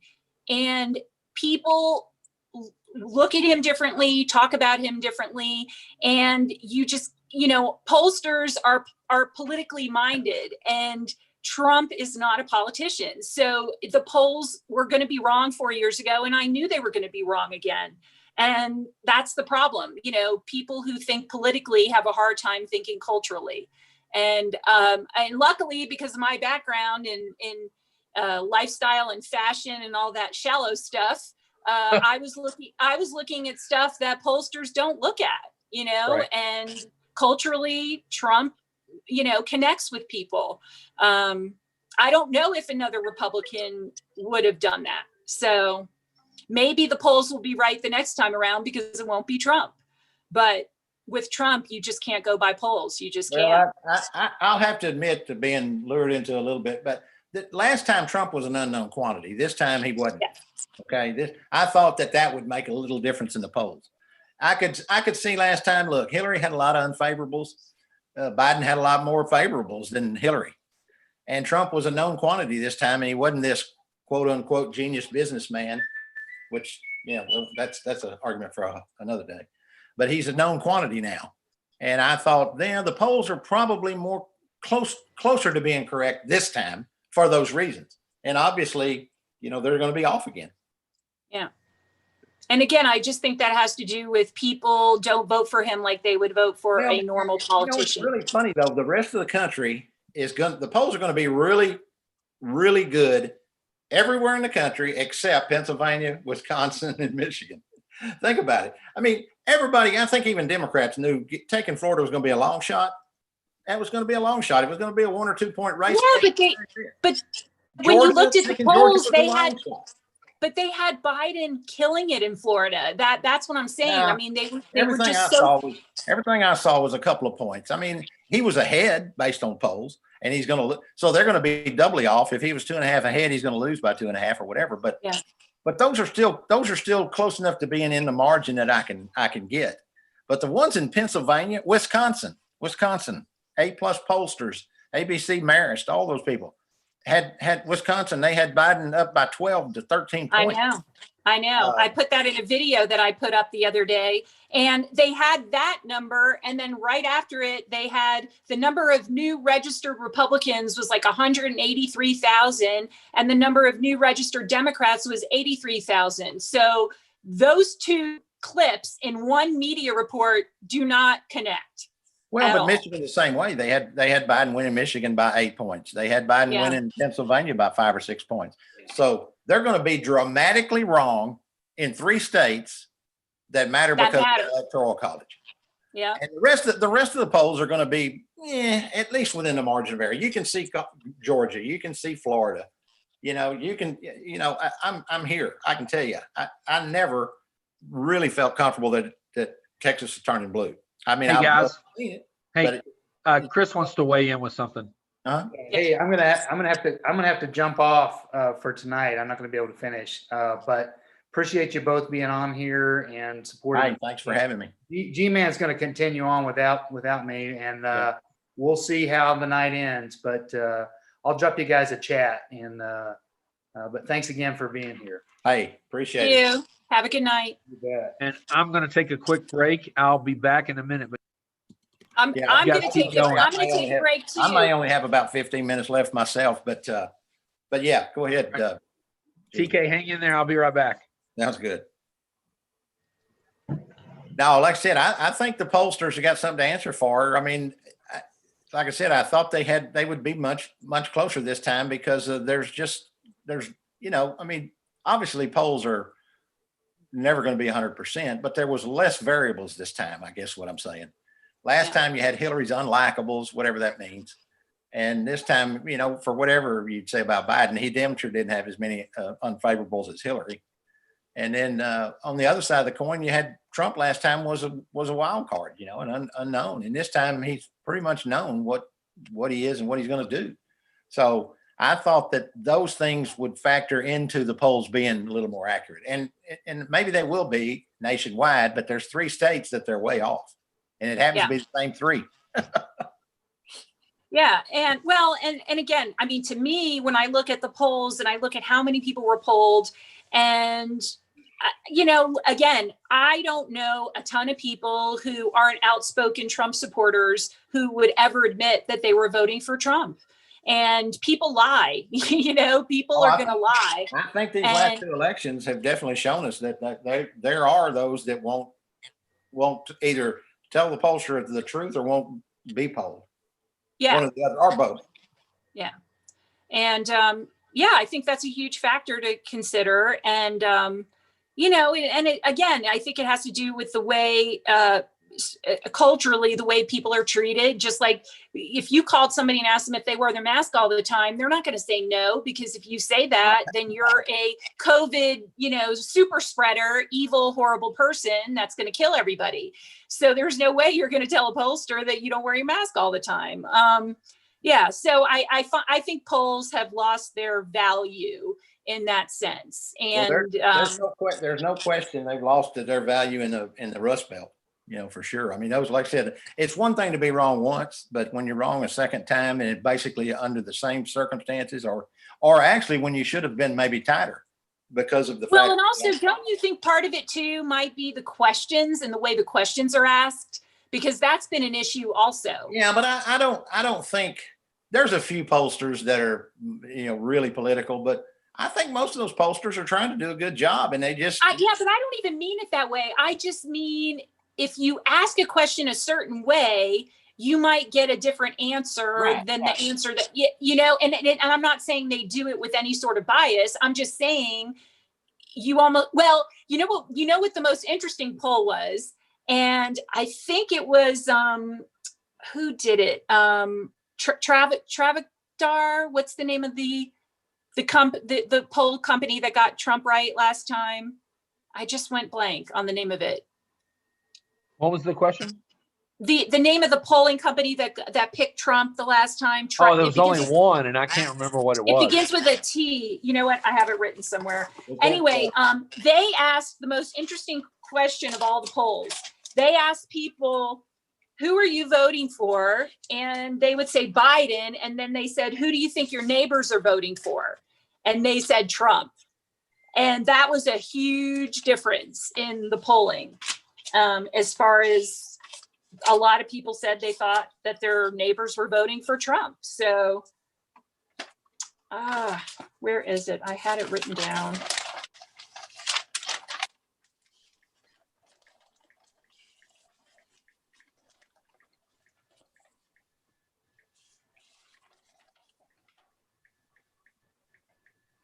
Trafalgar. I'm going to look at their website and see what they're saying right now.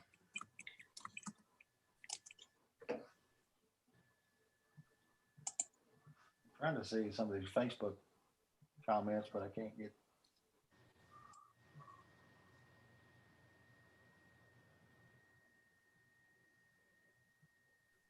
G, do you have any other numbers from that upper Midwest, the Rust Belt, if you will?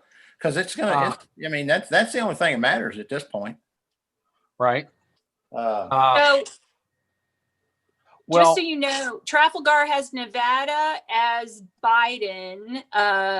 This was October 30th. Yeah. This was updated October 30th.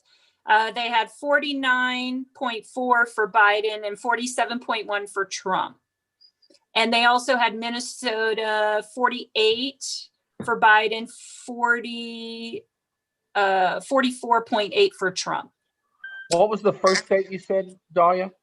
Nevada, and that was on October 30th. Right. See, their polls don't close for another another 2 hours. Boston Globe's going to have some egg on their face at 7:42. I took a picture of it. At 7:42, they called Virginia for Biden. 7:42 or Central tonight. Yeah, no, Virginia went for Biden. Well, my map over here is still showing it to be too close to call. You're showing it Biden. I'm just going to say that was a long time ago. Yeah. Well, here's the interesting part. So I'm looking at the New York Times. They've called it for Biden, but with 61% of the votes reported. Of course, if the votes aren't coming from, from the DC area up there, in the Arlington, Virginia area, which is really liberal. But currently Biden is trailing 50.8 to 47.5. And yet the New York Times has it going to Biden. Yeah, well, like I said, it was 7:42 Eastern when the Boston Globe reported Virginia called for Biden. And I thought, what, already? And then I looked at my time, and so I took a picture of it just because I thought it was kind of weird. And so I got a picture of it on my phone, and it's 4 hours later, and it's too close to call, or maybe even leaning Trump possibly. And you're Yeah. talking, I'm not talking about them just saying it was leaning Biden. They were saying it was cold for Biden. I was like, Right. what? So Well, in Nevada, the polls close at 10 p.m., which is 11 Mountain Time. So they got another hour and a half to go Yeah. before How Nevada many closes. electoral votes in Nevada? I don't think, I really think Biden will probably carry Nevada, but Nevada has 6. I think it's going to be just like last time. Those 78,000 votes in those 3 states in the Rust Belt. It looks like Pennsylvania, Wisconsin, and Michigan again. Yeah, I've only got 5 states out: Nevada, Wisconsin, Michigan, Pennsylvania, and Maine. And if Biden could pick up one of those, say Wisconsin, and then Nevada and Maine, all 4 in Maine. Yeah, but he probably won't get all 4. He may split that state, Maine. Right. Like That this. still doesn't get him there. He needs to Yeah. win either Pennsylvania or Michigan. Yeah. It's going to be Wisconsin, Michigan, Pennsylvania again. Because, I think Trump's pretty solid in Ohio. It was closer maybe than some people thought, but I think Trump's going to be okay in Ohio. It looks like now Iowa, which we were talking about possibly earlier, was going to flip, but I thought that was a long shot, but it looks like Iowa now is lean red anyway, at least on this. I still think we have a shot at getting the electoral college tie. It's going to be a lot closer. Yeah. Yeah. Like I said, it almost comes down to now. Biden's got to win one of those 3 Rust Belts. Got to win one of the 3 to have any chance. Well, really, he needs to win because he's going to win Minnesota, and he's probably going to win Nevada. Yeah. And so that gets him to 246. He really needs to win 2 because even if he takes Pennsylvania, that's only 266. Now, if he can take Pennsylvania and Maine, all 4 in Maine, that gets him to 270. Yeah, but see, that's another one where that 1 or 2 is going to be tight because he's probably not going to get all 4 in Maine, even if he gets 3. It's still that one shy. Right. That's why I say it could end up 269 to 269, which basically ensures that Trump gets the presidency. I hope it doesn't because it's bad enough, the riots that are going to be taking place. That'll just make it worse. It needs to be. Unfortunately, Dahlia, I think you're right about that. Yeah. I think if it ends up tied, we could see another civil war. Well, I'm Well, looking let's at put it video this way, now that- of I don't Okay. see the statesmanship of Bush and Gore and who would ever think that we'd have said that. But Right. deciding to go ahead and drop the recount, even if as tight as it was, with the hanging chads and all the stuff we talked about earlier, but for the good of the country to go ahead and drop that. But it's 20 years later, and this political environment is so dramatically different. Even if you were hard red or hard blue back then, there was some gentlemanliness, if you will, to it that there's just not there anymore. I blame social media and media for I that. think social media for sure. I don't know that you can really blame the media itself. Oh, but yes, social I media- can. social I media, can. for sure. I blame earmarks for that. So Well, let's put 20 it years this way. ago, There- you had 20 years ago, isn't there only like 6 corporations that own the entire media in the Yep. whole country? So Yep. That's a big say that problem. those 6 corporations are liberal, I think it borders on the ridiculous. well, I can tell you this. One of those big corporations is Gannett, which just merged with Gatehouse. It owns the workplace where D works, and it's anything but liberal. Yeah. And Well, that's another what- one is Sinclair. They own more. There's You nothing liberal. guys There's are nothing liberal about it. insane if you think that the media is not liberal. I have Gannett is I not have been- liberal. I'm telling you. Look, And Sinclair, the There's- largest owner of TV stations in You the can US, definitely point to definitely not some reporters, and maybe even a good number of reporters tend to be liberal, but their editors and their owners are damn sure not liberal. Sinclair Well- forces editorials, pro-Trump editorials. Oh, yeah. Their stations have to run one every night during the 6 and 10 p.m. Oh, they broadcast. forced them to do it? That's Yes. awful. That's forced them to do it. awful. Wow. If they were forcing them to do Listen.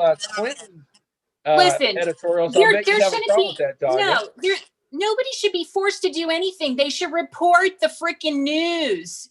Well, That's what that's I'm right. talking about. But they You- Hey, don't. that's my issue all along has been this. This got to be fair. If we got 10 on one side, we got to come up with this one on the other side, even if it's half-ass made up. Look, if you're a reporter and you're doing the weather, Report. you do the Report. weather. If Well, one guy you- says it's raining and one guy says it's sunny, look out the fucking window. Excuse me. Exactly. You know? Exactly. I agree. Well, I agree. So we you used give to me have- the information. You give me the information and let me make a decision. I Right. don't need your editorial. I don't need your opinion. I should not know who any of those reporters are voting for. I shouldn't know. I shouldn't know what their political affiliation is. I shouldn't know what they Right. think about Trump or Biden. I just want to know the news. Well, a lot That of the problem is it's turned into entertainment, or they think it is. Absolutely. And listen, let's not pretend for a moment that they're not going to be thrilled and pissed at the same time if Trump is reelected. Oh, Okay. Because that is 4 more years of them having an audience. Let's be honest. I don't think if Biden won, they would be nearly as excited about their future editorial calendar. You So got a point there. They're So it's definitely a two-edged sword for them.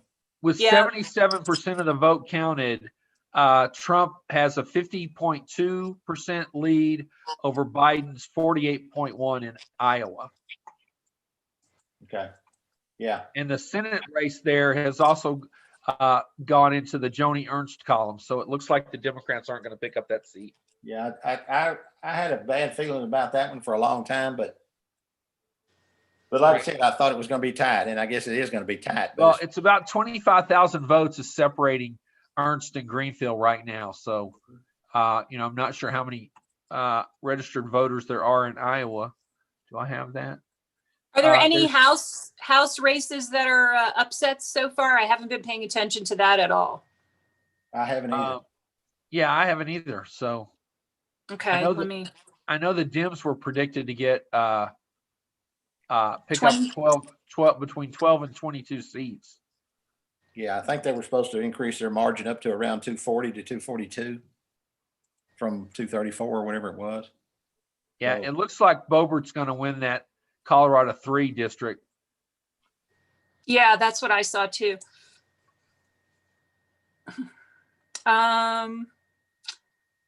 Okay, I'm looking at,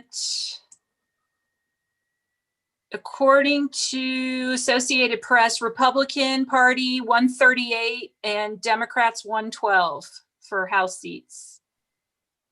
One. And then leads. Let's see.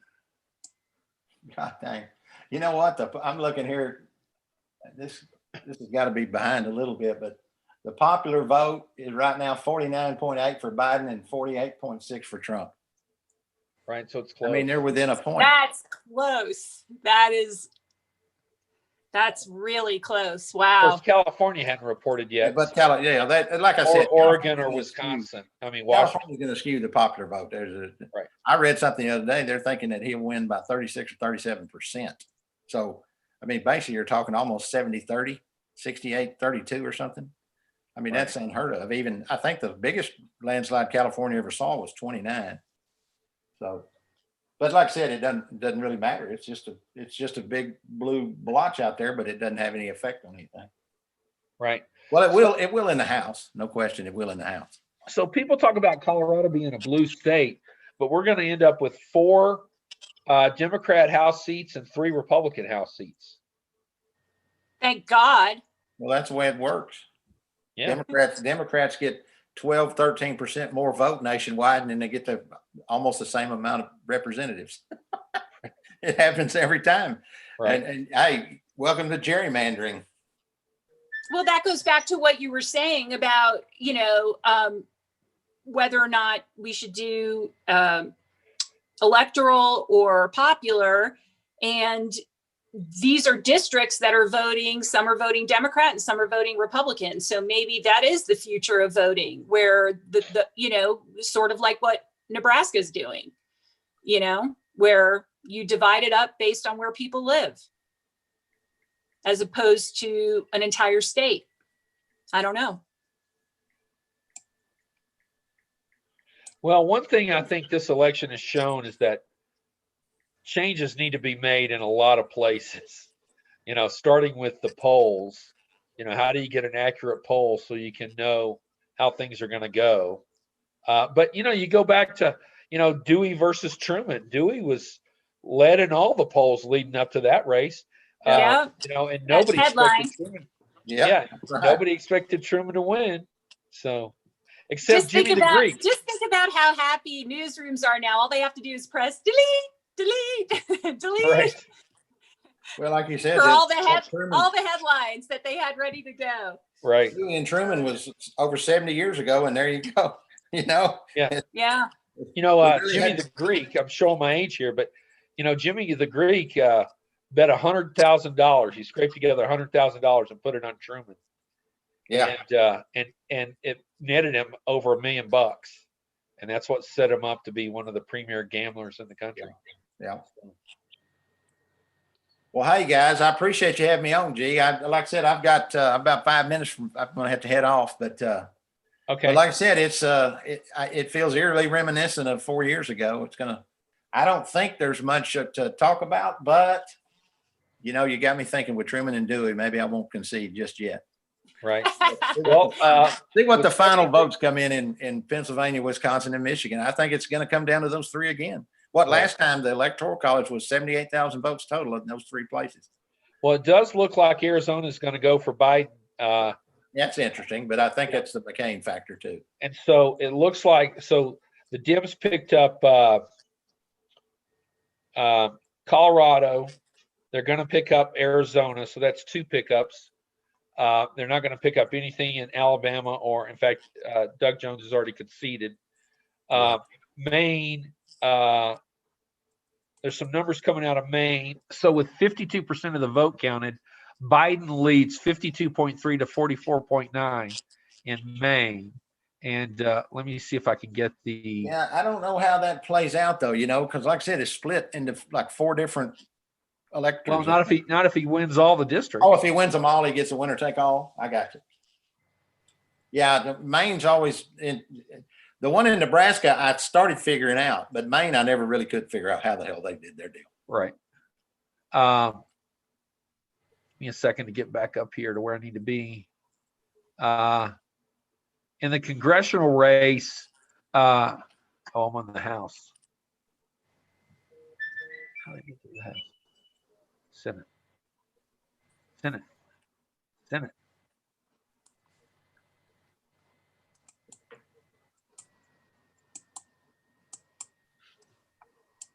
Yeah, like I said, I'll have to admit to being fooled, because even though I thought it'd be closer than most people thought, I actually thought that the Electoral College would be a lot closer than what it looks like it's going to be. Right.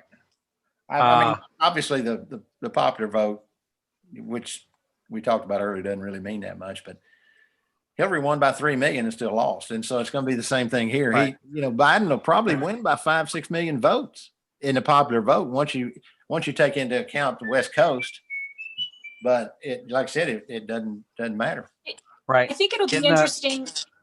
I think it'll be interesting when it's all over to look. I know, like Dade County in Florida, Hillary won by, I want to say 300,000, and Trump.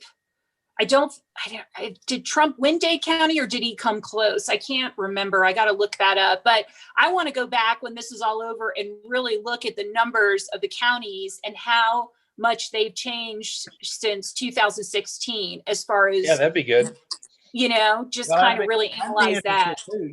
Those there was a lot of talk of 3 weeks ago about the villages and all those places with all those people running around with Biden stuff on their golf carts. And it looks to me like most of Florida stuck with Trump, You know, I mean, Yeah. maybe Right. those, Well, maybe those Dade few that were County- in the villages that were Biden's, they couldn't convince their neighbors.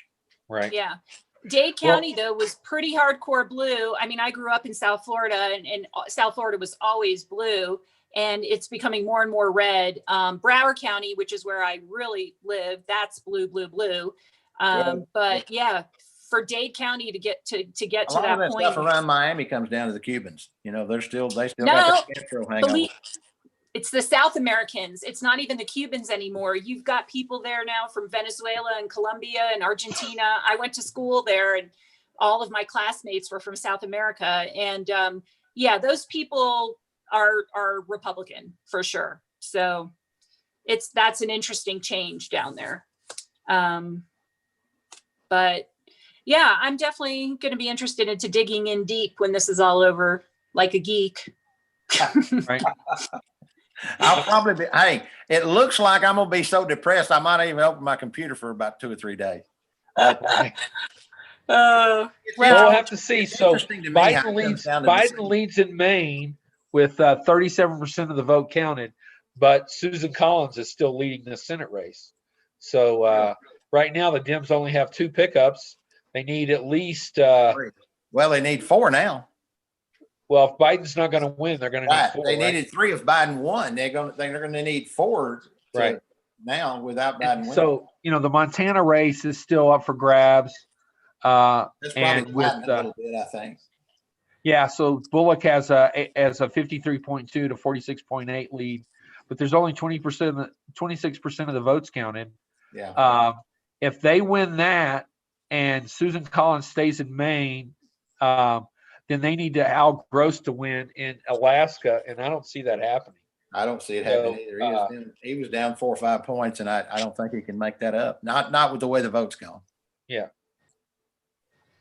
And then, you factor in the 2 pickups. Well, I guess those are 2 Republican seats that are going to be held in Georgia, so they're not going to pick. Did you, Although you never know, Raphael Warnock, the black women. He's got a chance. And Leffler's got so much baggage from all that stock scandal stuff.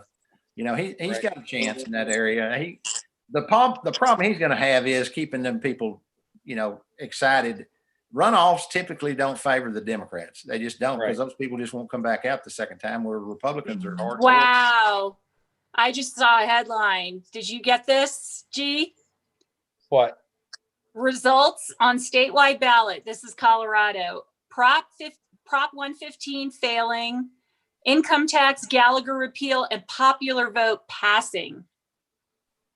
Oh yeah, I saw the Gallagher amendment was passing, and that's really disappointing to me because that just shows that people didn't do their homework, I and they know. basically bought what the state sold them, I and know. they're gonna regret it.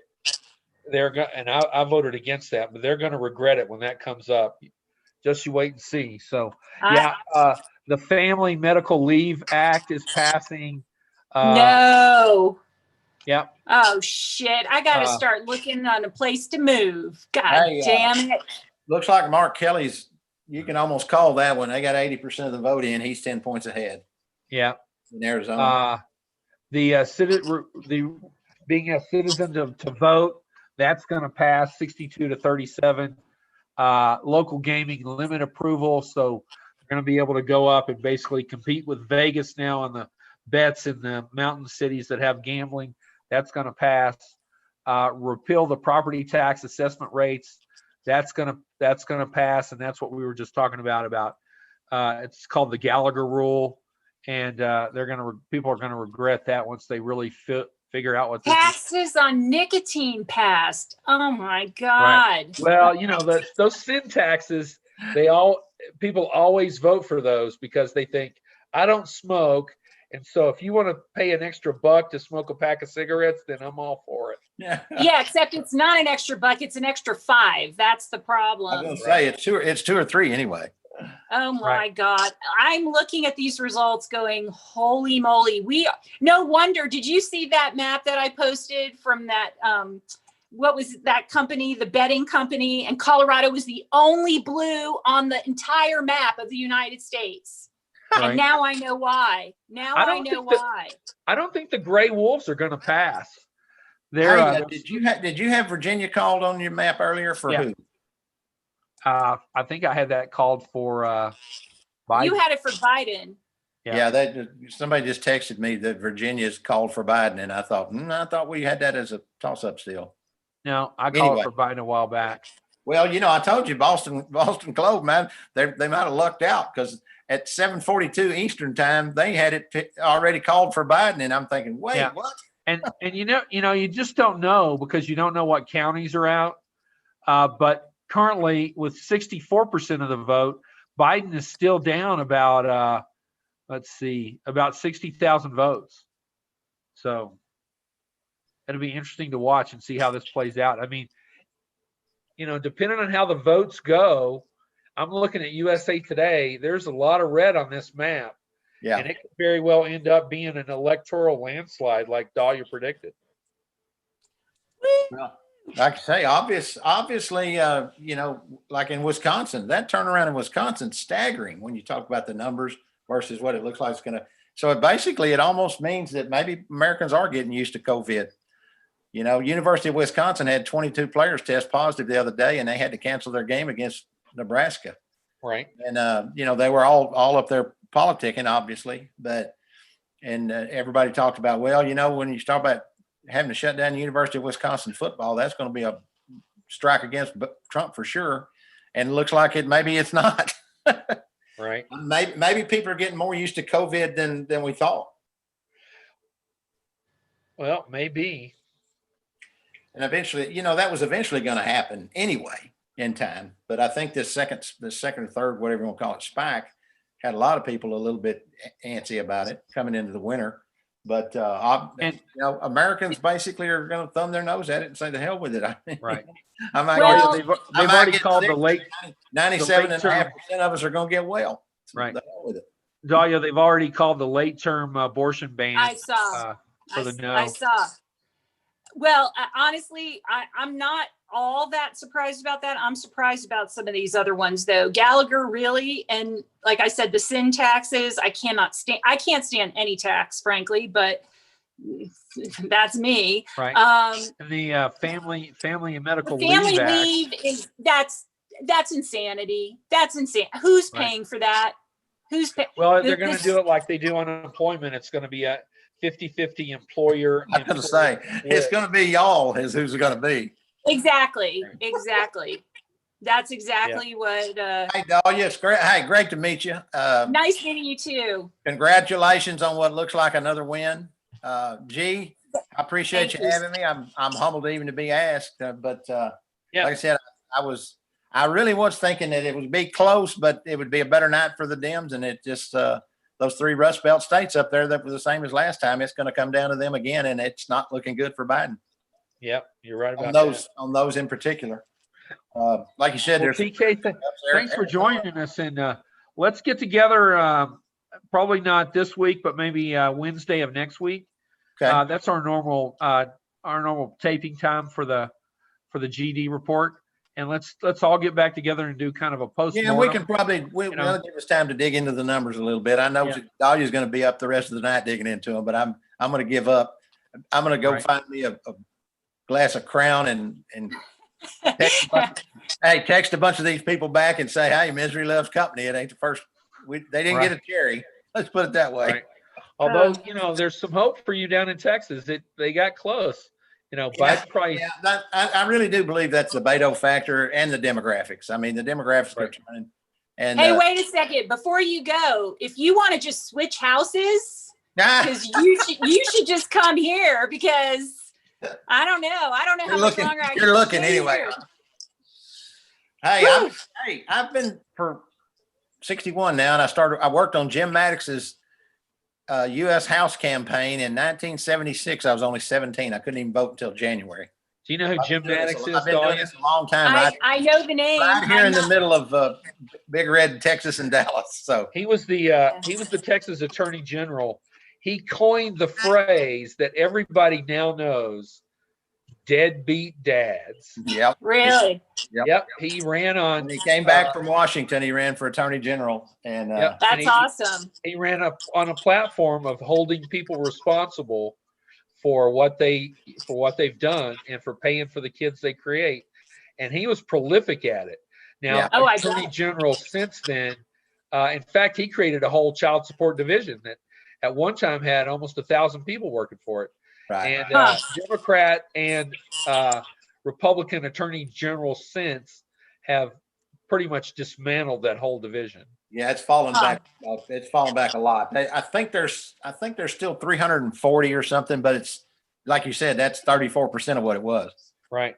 They had a Democratic AG that in 1989, I can't remember who that was, Dan Perales or something. Do you recall who that was? I'm trying to remember. The one it turned out his wife was a stripper and that's what got him beat. Anyway, he was his brother-in-law worked for a company that did that, and he was trying to get the state to outsource it to his brother-in-law's company. Of And course he was. so, That sounds familiar. Yeah. All right, All folks. right, guys. Well, Well, hey, thank you. y'all have a great evening. Like I said, G, I appreciate you even asking, and Dahlia, congrats. Nice meeting you. Thanks. Y'all be Thanks. I won't gloat, I promise. But I do want to talk next week and kind of after I've had a chance to go through the numbers because I Yeah, am absolutely. curious. I agree. Like All I right. said, to me, it's, I mean, obviously you're happy, but to me, it's like deja vu all over again. It's like, okay, wait a minute.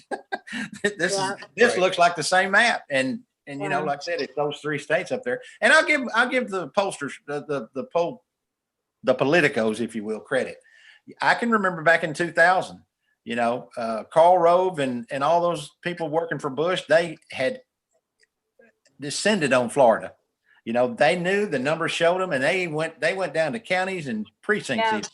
And then in 2004, they kind of pushed Florida to the side because they thought they had it, and they showed up in Ohio, and Ohio ended up being the bellwether, the Yeah. one, the linchpin, if you will, that gave it to them. Yeah. So these campaigns are really pretty sharp, and their polling is a lot better than ours that we're getting. Yeah, exactly. Yeah. So So, those states up there in Pennsylvania, Wisconsin, and Michigan are 2 times in a row now. Now, Right. granted, it probably won't be it probably won't come down to 78,000 votes across 3 states, right. but it's So, going to come down to, it looks like on the map, it's going to still come down to those 3 states. yeah. Yeah. So I'll leave you with this before you go. 51% of the votes are in Pennsylvania. Trump leads 56.5 to 42.1. That's shocking, isn't it? 88% of the That's a votes are huge in margin. Ohio. Trump leads 53.2 to 45.3. In Wow. Michigan, 48% of the vote is in. Trump leads 54.4 to 43.8. In Wisconsin, 61% of the votes are in. 51.6 Trump, 46.8 Biden. In Minnesota, 62% are in. 54.7 Biden, 43.3 Trump. So it looks like Trump is going to run the table on those 4 Midwest states, and he's going to be the next. The Rust he's going Belt, to be the Rust Belt, reelected. he looks like he run the table, and not only won them handily. Okay, I mean, Yep. we're not talking about Yeah, him there's no- sneaking by. Last time, no like I said, squeakers last this time in year. 3 states, it was 78,000 votes or whatever. 10,000 in Michigan, Yep. 35,000, I think, in Pennsylvania. Yeah. I mean, Wisconsin was about 40 or whatever. So last time it was actually way tighter in those states. This time it looks like, Yep. based on the numbers I'm hearing from you, it looks like he's going to win. Trump's going to win those states by twice what he won them by last time. Yeah. So this basically is. I mean, I just plugged in the numbers and I still don't have Maine. And I still have Nevada not in there. I've got 304 for Trump and Biden 217. So not looking good. Right. They're calling Yeah, Ohio. They finally actually called Ohio for Trump on MSNBC. I just saw it. Yeah. We did that about Sorry, an hour Dad. ago. Yeah. Well, hey, All y'all right, have a good guys. evening. I'm gonna jump off and I will Okay. talk to y'all, I guess, in a week and a half or 8 days or whatever. All right. Yeah, I'm just going to sign off too. So thanks everybody for watching. We had a decent number of people on our live stream. This will be posted to the YouTube channel here in just a little bit. And you can always ask your smart speaker to play the GD report, and you can listen to this on your smart speaker. So thanks for joining us, everybody. All right, man. Thanks a lot. Thanks. Bye, guys. Good night. Bye, Dahlia. Bye-bye.